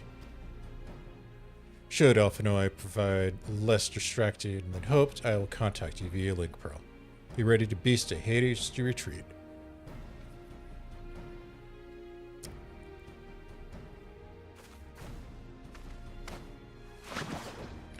Why does he get to ride the mech? Aw. You suck. Wedge will lead the way, and the Reapers stay close to him. And I hardly need to tell you this, but don't do anything suspicious. Oh, unless you wonder, Yid and Ishol left shortly before you arrived. We had planned that they should linger in the vicinity to cover our retreat in the event that Alphino and I attract too much attention, but the approach of the Imperial vehicle sure forced us to improvise. Don't be too disappointed. They did at least leave a message for you, something along the lines of don't do anything reckless, if memory serves. Wise words.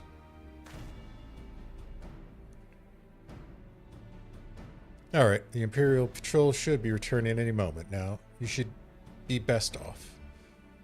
Good luck, Saphrine, and may the 12 be with you.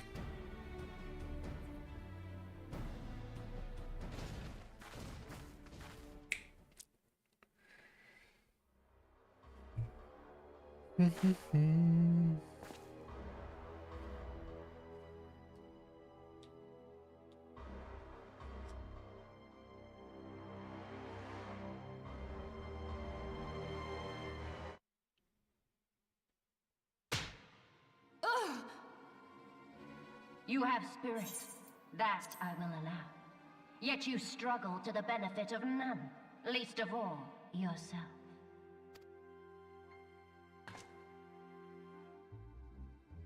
This echo of yours intrigues us. We desire only to understand it, and for that we need your help. You wish to be rid of the icons, do you not? You would have saved yourself a great deal of torment had you accepted our aid from the beginning.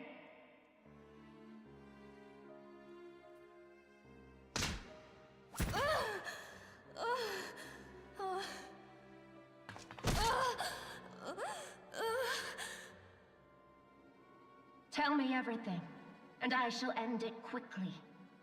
Refuse, and though you beg for death, you shall not have it. Which will it be? As you wish, my dear Minfilia. Unpleasant though it will be for all concerned, you leave us no choice but to employ more rigorous methods of study. Be so kind as to deliver the prisoners to Castrum Meridianum. Yes, milady.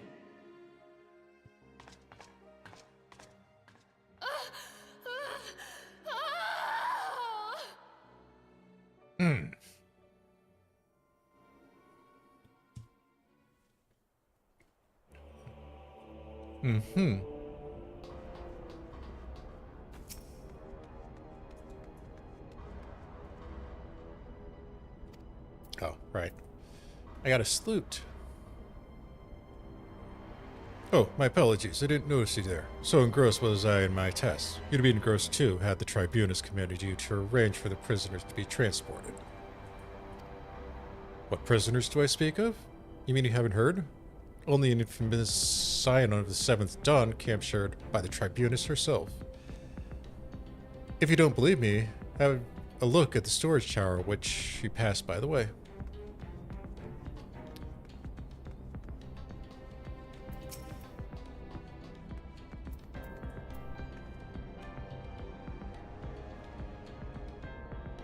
That's a fine salute. Part of the maintenance crew from Oceanus, are you?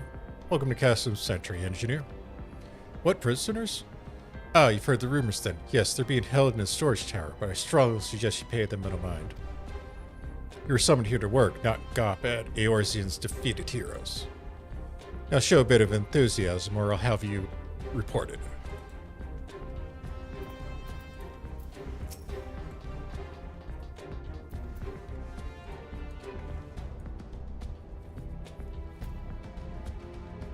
Greetings, comrade.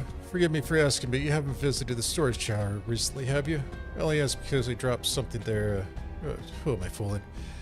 I've fallen for one of the prisoners, all right. Dare say you know one of them. I mean, this felt bond? Goodness, no.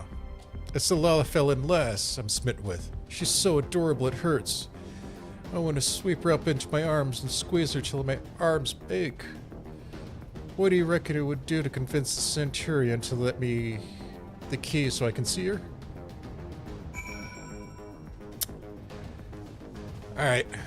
Not touching that.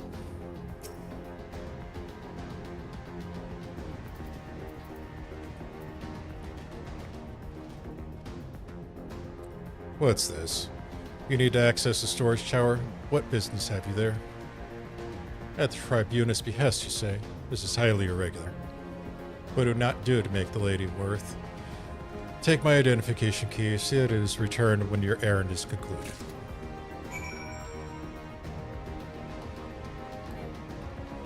No mounts. Just Biggs. Security's tight, just as we expected. We're gonna need a special key if we want to get past this bulkhead.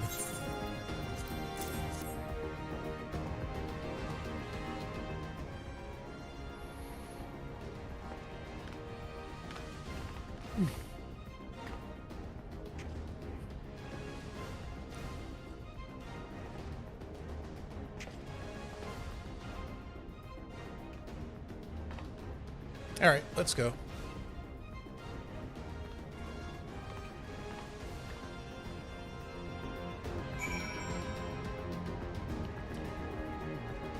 Good one.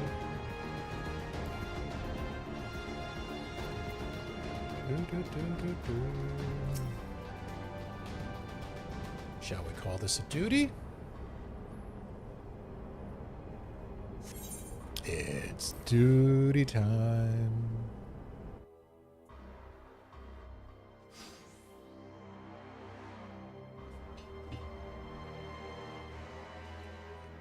No. Minfilia and the rest, thank goodness, are safe. I'm the one you want. Leave the others be. If you harm my friends, I swear I shall take my own life. You shall answer to your mistress.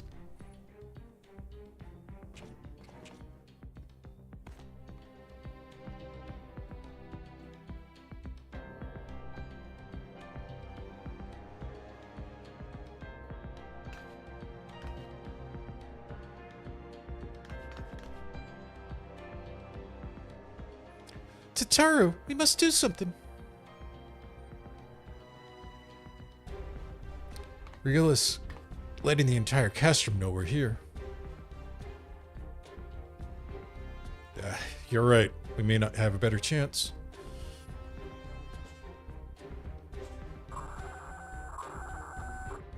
This is the third squadron. What is it? A Reaper seized. When? And this came to light only now? The culprits will have left a trail. Take as many as you can need and scour the area. I want that Reaper found. Now's our chance.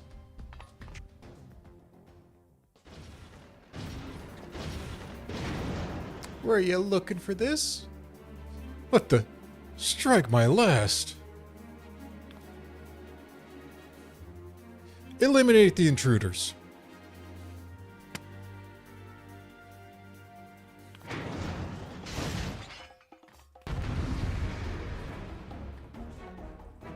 Bum bum bum bum.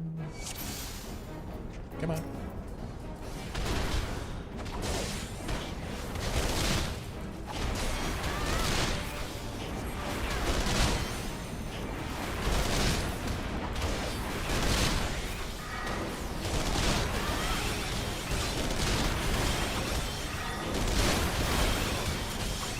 Get to you in a second.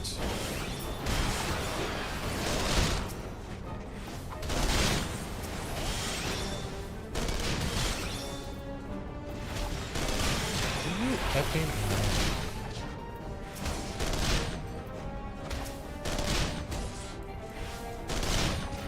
Really?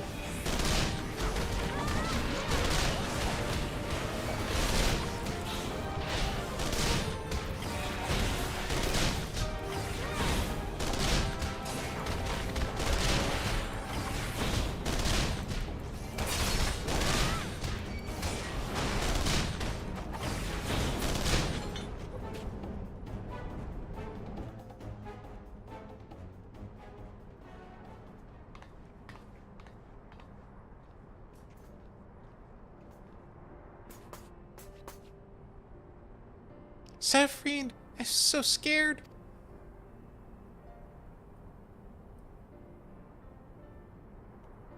It was foolish for you to come here. You might have been killed. But thank you. I shudder to think of what might happen had you not arrived when you did. I say, did you not see Thancred anywhere? I'm beginning to fear for the fellow.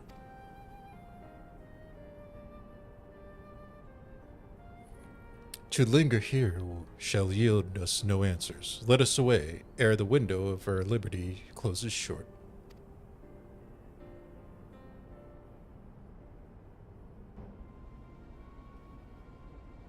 What did you say? Escaped? Then recapture them. Fail, and I shall have your head.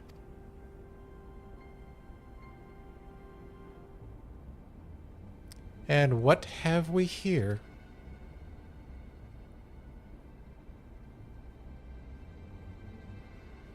The Tribunus herself, just as you said. You have the eye of an airman, Yuta.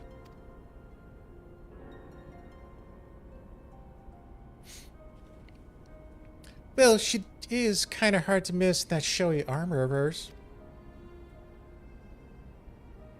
Cursed scions. How did you slip our defenses? With unexpected ease, if truth be told. There chanced to be a commotion outside the Castrum walls, which allowed us to avail ourselves to comforts of your vehicle. Yishchola's just being polite. That's one of the most uncomfortable things I've ever stowed away in. It's no wonder they call it the Phantom Train. No passenger would ever be seen dead on it. So you scuttled in among the freight, like vermin you are. I shall be sure to have words with our rat catcher. Such negligence is unforgivable. That is far from your most pressing concern. First, you must answer for your own wrongdoings. Livia Sas Junis. 'Twas you who led the raid on the Waking Sands. You who butchered unarmed men and women for the crime of being unworthy of capture. You killed our friends. We'll never forgive you. Nor shall we suffer you to plague Eorzea any longer. Betake you to your guard.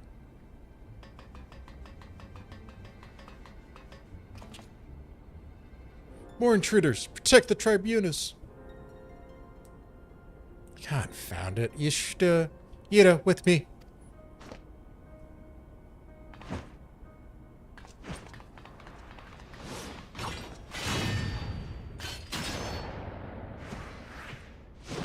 Ha! You missed, bitch.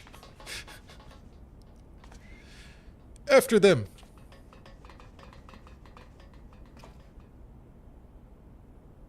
Where is His Excellency? In the hangar, milady. In discussions with our guests. Alert him at once. Yes, my lady.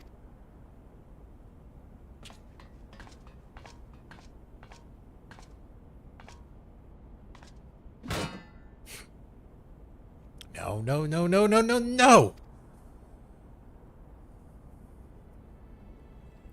There they are. Fan out and surround them.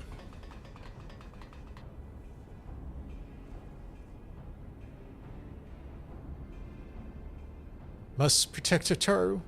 Biggs, I'm going in. See everyone safely.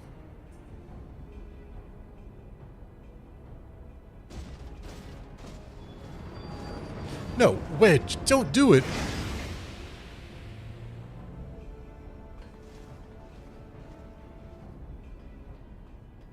Oh no. Saphrine, hold them off. I'll look after Manphili and Hotaru.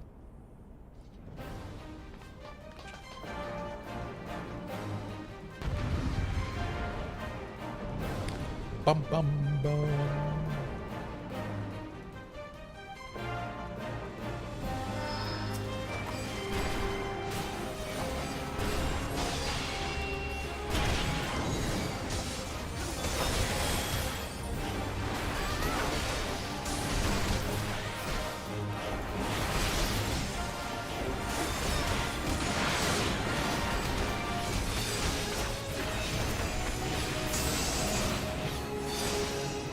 Oh, I need to find...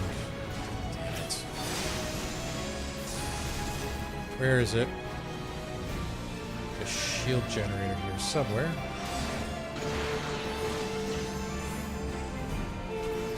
No. No. I think it was the other way. There we go. You are in the way.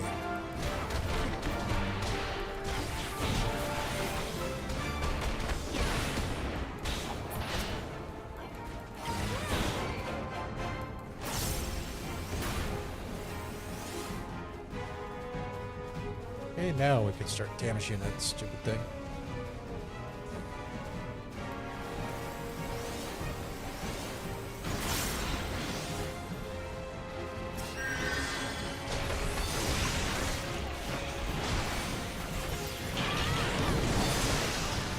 What the heck was that?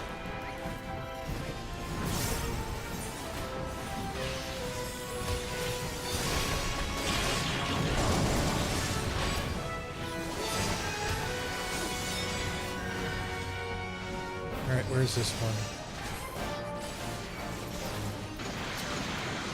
I see you.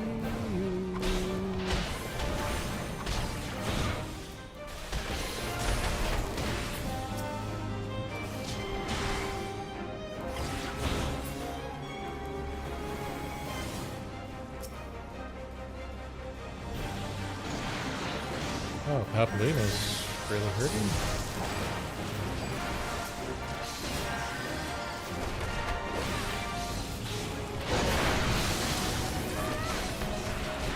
There's another one. Damn it.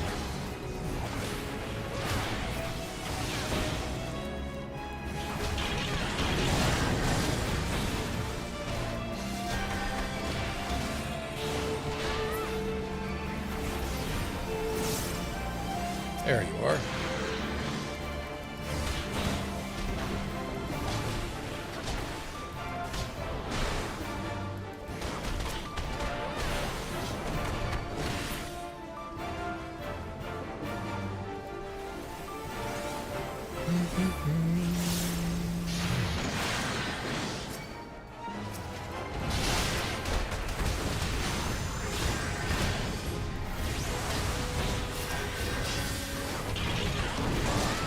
Oh, an Iron Giant. Sweet.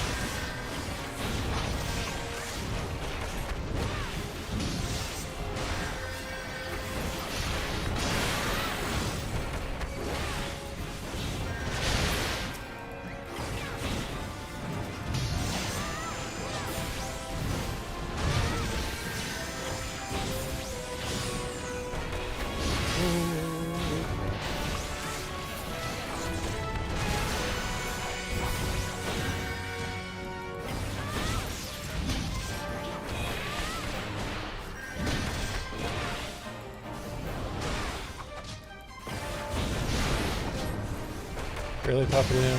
Now's not the time for this.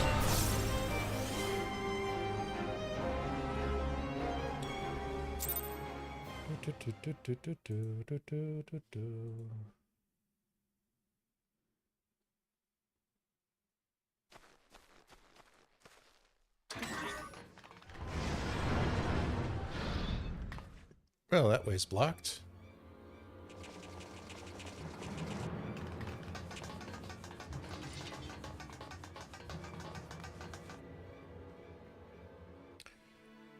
What do?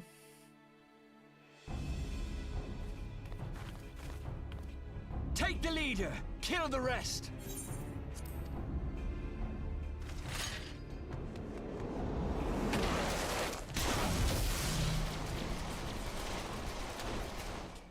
What the?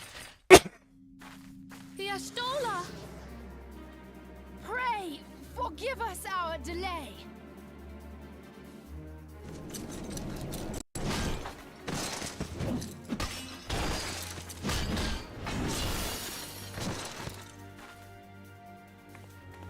Papolino, Minfilia. Ida! What took you so long? Well, it's nice to see you too.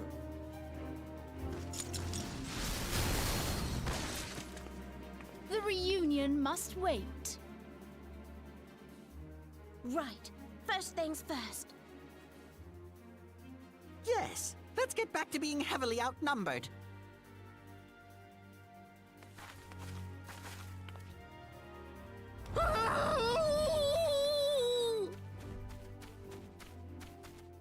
You ditched your Magitek armor. Fool of a Lalafell! Well, excuse me. She's all yours if you think you can do any better.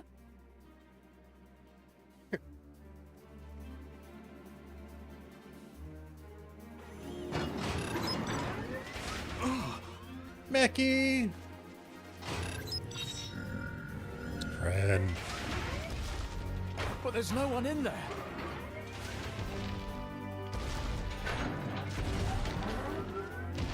This is Sid. Can you hear me? I need you to count to 5, then jump. Understood? No.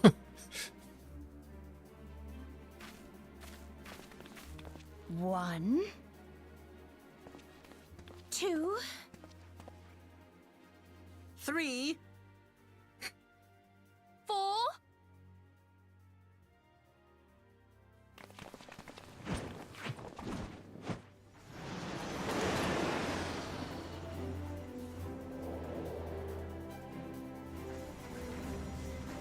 Aww. Poor little Magitek. I know not which is more pitiful, the charlatans who rule Eorzea, or the masses that clamor for their implausible panaceas. I see that which they cannot. This realm founders for want of a ruler with true power, the power to cast down icons. If you continue to deny this truth, it is the people who will suffer. Embrace reason.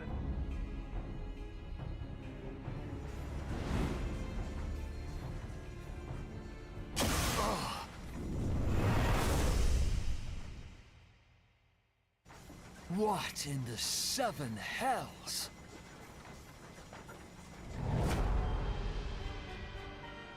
Oh no. It's here. 12 preserve us.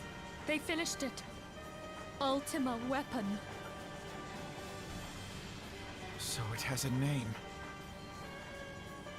It is a relic of ancient Alag, excavated from its resting place deep beneath Alamigo. The Alagans used it to crush Primal and foe alike, and now the Garleans mean to do the same. Damn you, Gaius! Look! There! Beside the Black Wolf! An Ascian! An overlord, no less. His garb attests to that. La Habrea. It could only be him.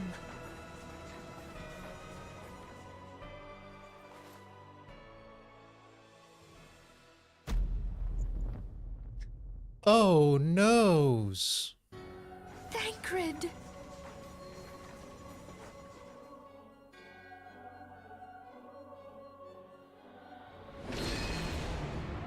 He was was Laha Brea? No. No, this cannot be.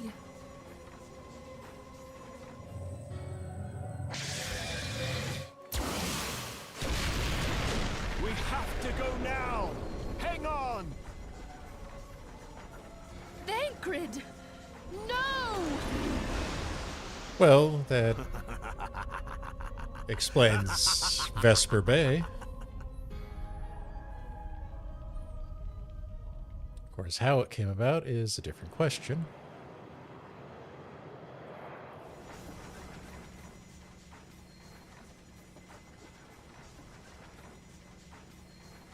All that time, the enemy was beside me, and I never even suspected.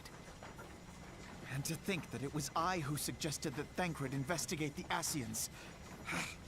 How could I have been so blind?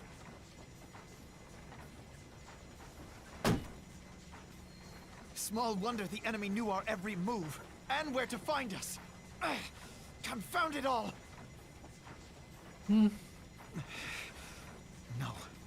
No, this is not the time for self-doubt. The Alliance leaders staked their hopes on the Scions, but now they believe us all dead or missing. When they learn of the Empire's new weapon, we cannot be certain what they will do. We must go and offer them what assurances we can that defeat is not inevitable. Cryle, this is Minfilia. The situation may have taken an ill turn. So forgive me if I seem brusque. But the battle is far from over. Is it ready? And so long as we stand together, Wonderful. there shall I'm ever sorry be to hope press, of but victory. we need it urgently. How soon can it The be people of delivered? Eorzea falter for want of such hope. I am in your Let debt, us my provide friend. it. Let us bear to them the tidings that the Scions of the Seventh Dawn are returned.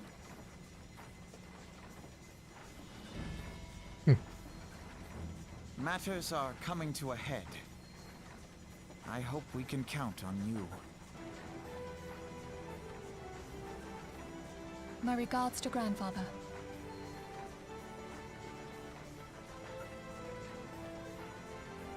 I am ready.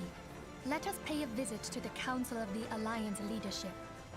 Oh.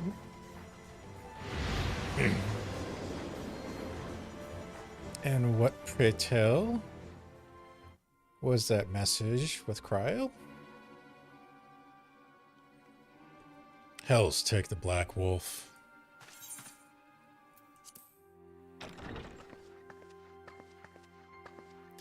Rally all available forces. I want them ready to move on my word. And relay to Slasbrin the order to sail. That is all.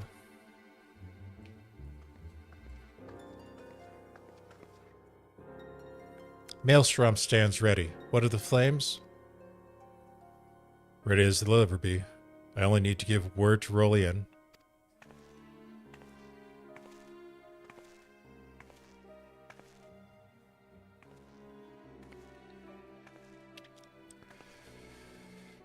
Has there been no word from Ishgard? None. Dragons have got their tongues. Silence to the last. I was unwise to hope for better. What would stir the Archbishop to open his holy mouth if not this? And he claims the fury of for his god? Just bad comedy.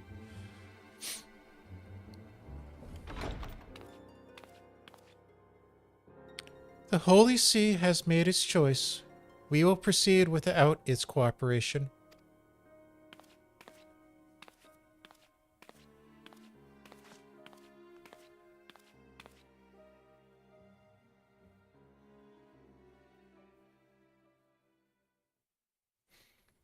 Okay.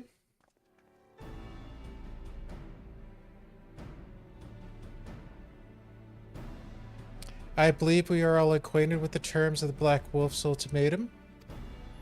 We must agree on a course of action. Not less than the fate of Eorzea hangs upon the decision of this council.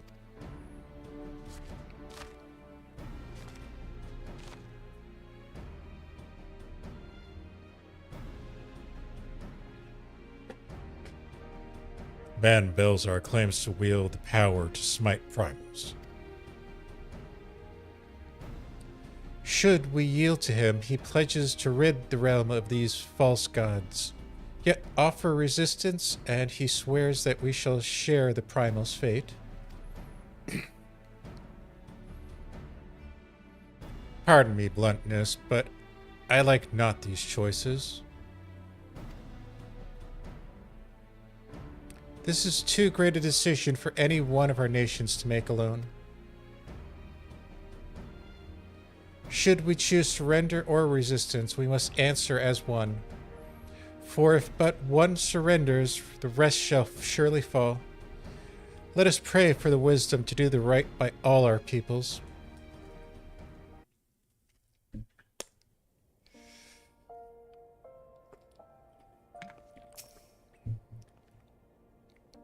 Thancred's plight troubles us all, yet we could not allow anything to come between us and our goal.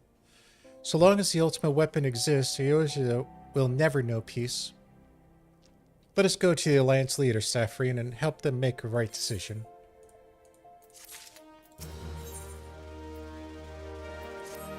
Because I need more of those tickets. Grim tidings, Saphrine. It seems that word of the ultimate weapon's existence has already reached the Alliance leaders. In the form of an ultimatum. They have gathered in the fragrant chamber and are deliberating their answer even as we speak. Beleaguered as they are, I fear they may well elect to lay down their arms, if the belief that surrender will spare their people untold suffering. Yet nothing could be further from the truth. That which the Black Wolf offers will doom Eorzea, not deliver it, and the leaders must be aware of this. Let us hurry to them, Saphrine, and ensure that they do not act in ignorance of their consequences.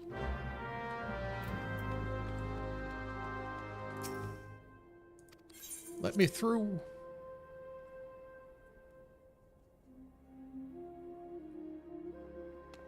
Please. There we go. And for the love of light, give me my outfit back.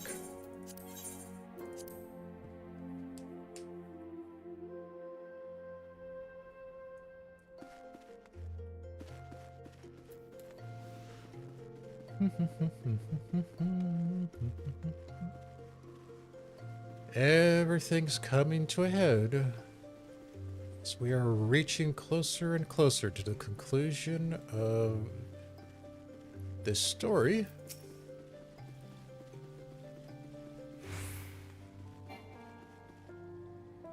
The Council of the Alliance Leaders is presently in progress in the Fragrant Chamber. I must ask that you step away from the doors, madam. I'm sorry. You're here on behalf of the Scions of the Seventh Dawn. Thousand pardons, my lady. Of course you may enter.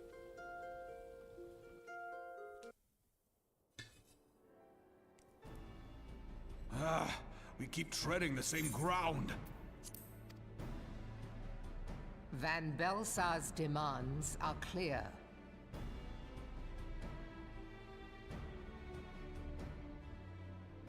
Alas, our minds are not. I've never been one to shy from a fight, but if this weapon of theirs can do all they claim... It has been 5 years since the calamity, and our people have scarce begun to rebuild their lives. Can we now, in good conscience, call upon them to risk what little they have left? I would spare them the pain of further conflict. Conflict, I say, though that would imply forces set in opposition. If the combined might of 3 primals could not stay Garlemald's new terror, what meaningful resistance can we offer? We who struggle to quell the foes who rise up within our own borders. Long have we fought the primals, but to what end? We strike them down at no small cost, only for them to rise again and again. Are we to play this profitless game for the rest of days? I, for one, grow tired of it. Mistake me not. I do not propose to trade one tyranny for another. I love liberty. But conciliation need not mean oppression. By the 12, though neither of you cried surrender, your every word betokened it.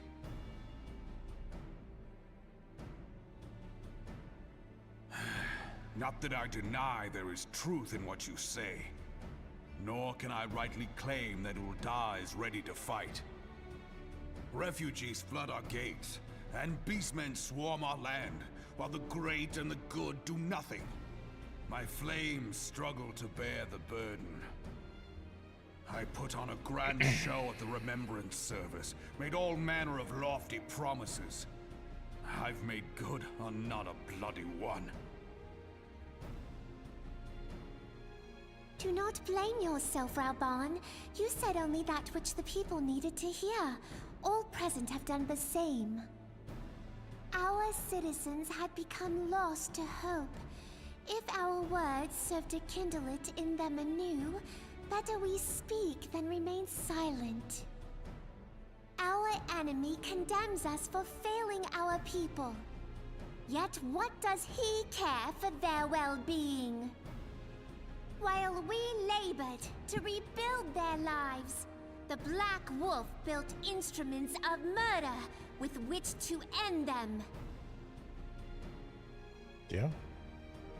Her Majesty speaks true. For all our failings, the people's well-being has ever been our foremost priority. While none among us ever doubted that the Empire would one day resume its war, we scarcely had means enough to solve the problems of the present. Aye, which is why we look to others to safeguard our future. The Scions of the Seventh Dawn. Alas, they are gone, and the Black Wolf is at our door.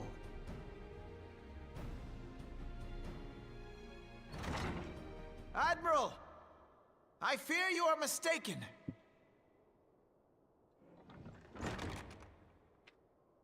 Alphinaud, Minfilia, and Seven Hells, Master Garland?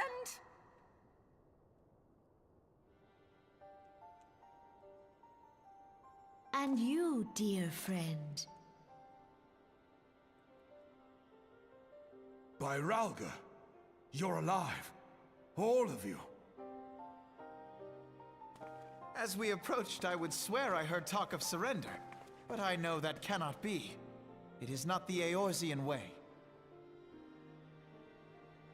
Hear me, my friends.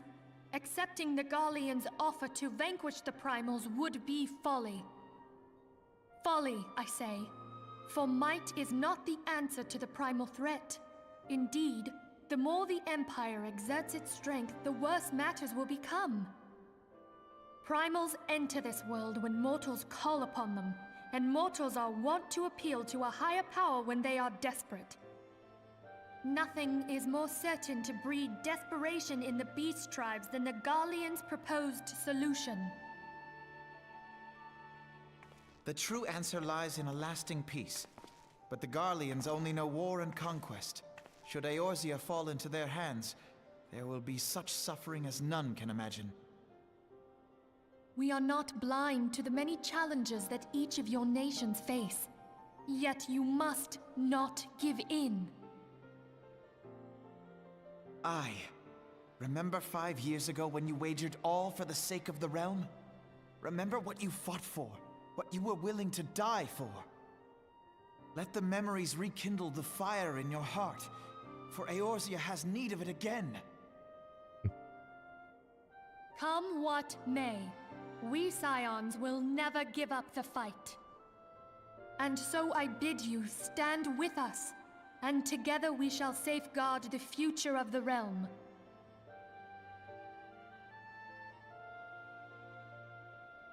A great man once said that a shrewd merchant grasps not for the quick profit, but invests in the future. Wise words, eh, Raoban? Sid,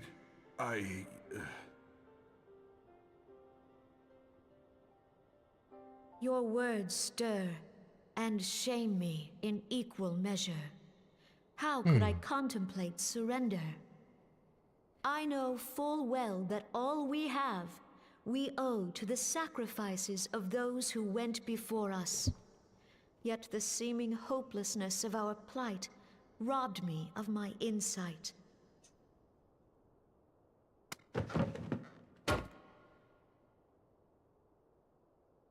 We Gridanians have no love for war. Yet we have still less for those who would threaten our homeland. Ever have we fought to protect those things we hold dear, and this shall never change.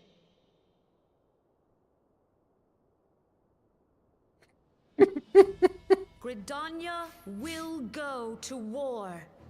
We will fight the Empire for the sake of the realm and all who abide here.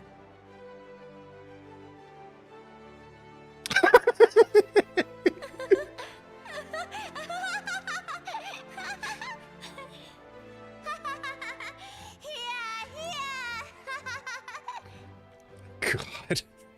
Nanamo's face.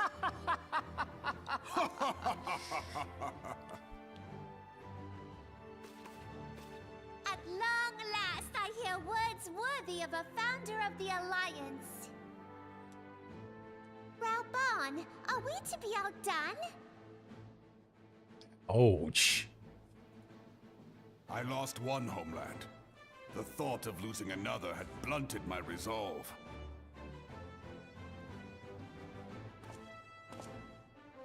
But no man knows better than I that if you want aught, you'd best be ready to die for it. With great danger comes the chance for great glory and great profit. We Uldans who have turned sand into gold know this well.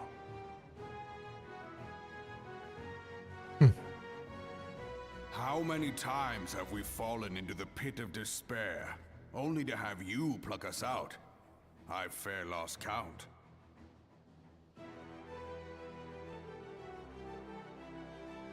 Reckless, the lot of you, like bloody pirates. Well, I won't waste my breath trying to talk you round. On account of being a pirate myself. And the pirate who shrinks from a challenge is no pirate at all. Those who would pick a quarrel with us must choose. Back down, or go down with all hands. Let the Garleans come. The united strength of Limsa Lominsa will be waiting for them.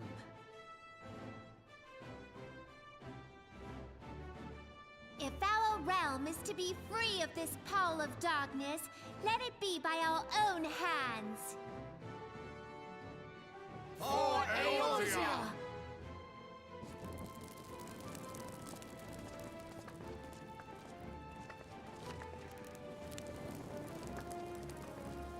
Okay, that works. We must needs consider how the weapon may be brought to bear against us. The Maelstrom will secure strategic points along the coastline. In the meantime, the flames will deploy at... Be at ease, my friends. You have banished our doubts. Pray leave the military matters to us, and retire to the waking sands. We will send word anon.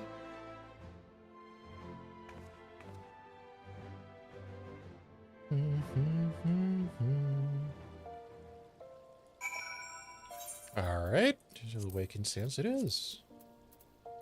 Once I figure out where the things are.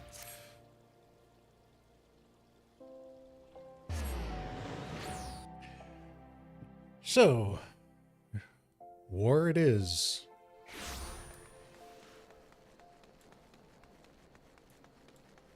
Screw unification, screw conquest, screw everything.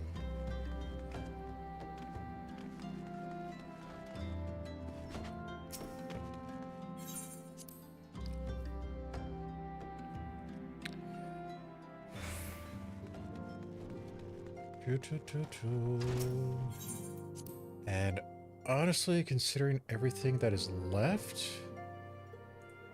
I think I may leave that for the next stream.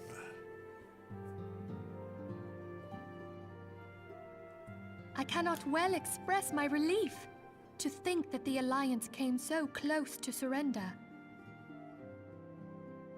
But the fire in their hearts has been rekindled, and they will fight to the last. This warmth inside. Did you feel it too, Grandfather? I would know something. Was that your power at work earlier? Nothing of the sort. The leaders of Eorzea had lost their way. I merely helped them to find it again. Oh, hello. Yes, our party returned just a moment ago. How close are you? Hmm? It's all right, Sid. We must needs plan our next move. Pray continue liaising with your respective nations. Sid, would you be our man in Ul'dah? Since the Playboy is I'll no be longer whatever and wherever you need me to be. among us. We haven't a moment to waste. All right, let's do this. Thancred's fate weighs heavy on my mind. I cannot bear to think of him in thrall to an Ascian. Mayhap you know this already, but the Ascians are immortal beings without physical form. Since time immemorial, they have fanned the flames of chaos from the shadows. That they might work unseen, the Ascians entrap and possess mortal men by means of malign artifacts known as crystals of darkness. One such crystal may yet be the key to saving Thancred. Hmm? This is a crystal of darkness. A mere replica, created using data obtained from anomalous crystals found across Eorzea. Interesting. It comes to us courtesy of the students of Baldessian, our distant allies. Even for an Archon, Thancred's talents are exceptional. We all had complete confidence in him. It was for this reason that none among us foresaw the danger in sending him to investigate the Ascians alone. Thancred had been striving to fill the void left by Louisoix. Yet, it was plain that he was overtaxing himself.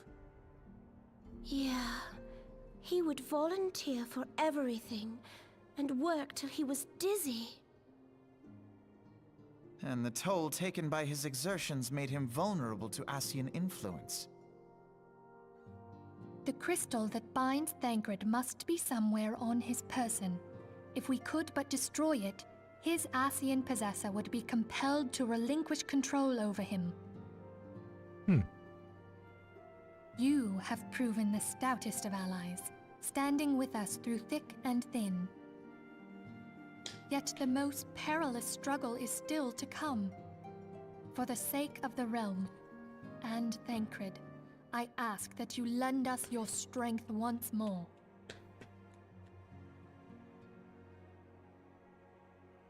Thank you, from the bottom of my heart. As I am sure you are aware, the realm was saved from certain doom 5 years ago by heroes known as the Warriors of Light. What you may not be aware of is that your many feats in service to the Scions have prompted folk to make certain comparisons. I must confess, you do remind me of them. Yet remember this, however glorious the past, it is the hero's lot to be judged on the deeds of the present. A new darkness threatens the realm, and the people cry out for a savior. Well, I I hope they find one. believe that you are she, a warrior of light, here in the present, guided by the crystal's will. Come, my friends, let us fight to safeguard the future of our beloved Eorzea.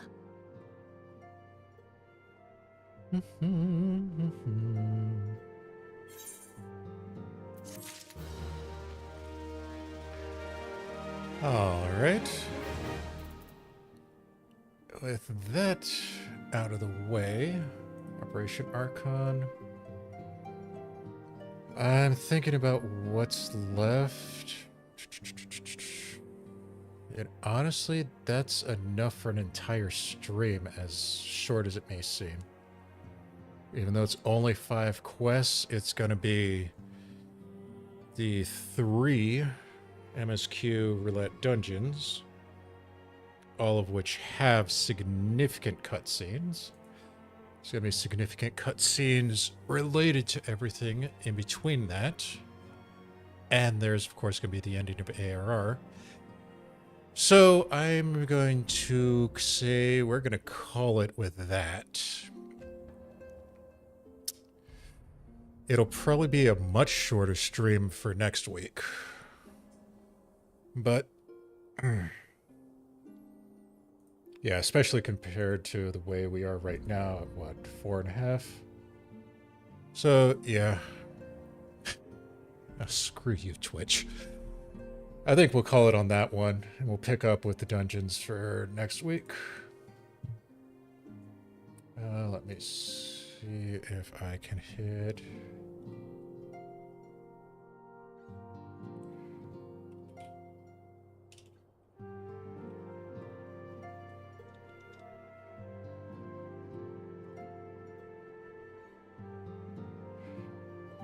Yeah, I guess that's not going to work right now. 79. Yeah, that's not going to work. Oh, well, we'll deal with that later. Yeah. So next time around, we got to save Thancred. We got to take down the Elite Four. We got to defeat the Ultimate Weapon. Got to save Eorzea. And probably find some snacks along the way. But for us here at the corner, we are going to call it with that. So, as always, thank you for watching, and we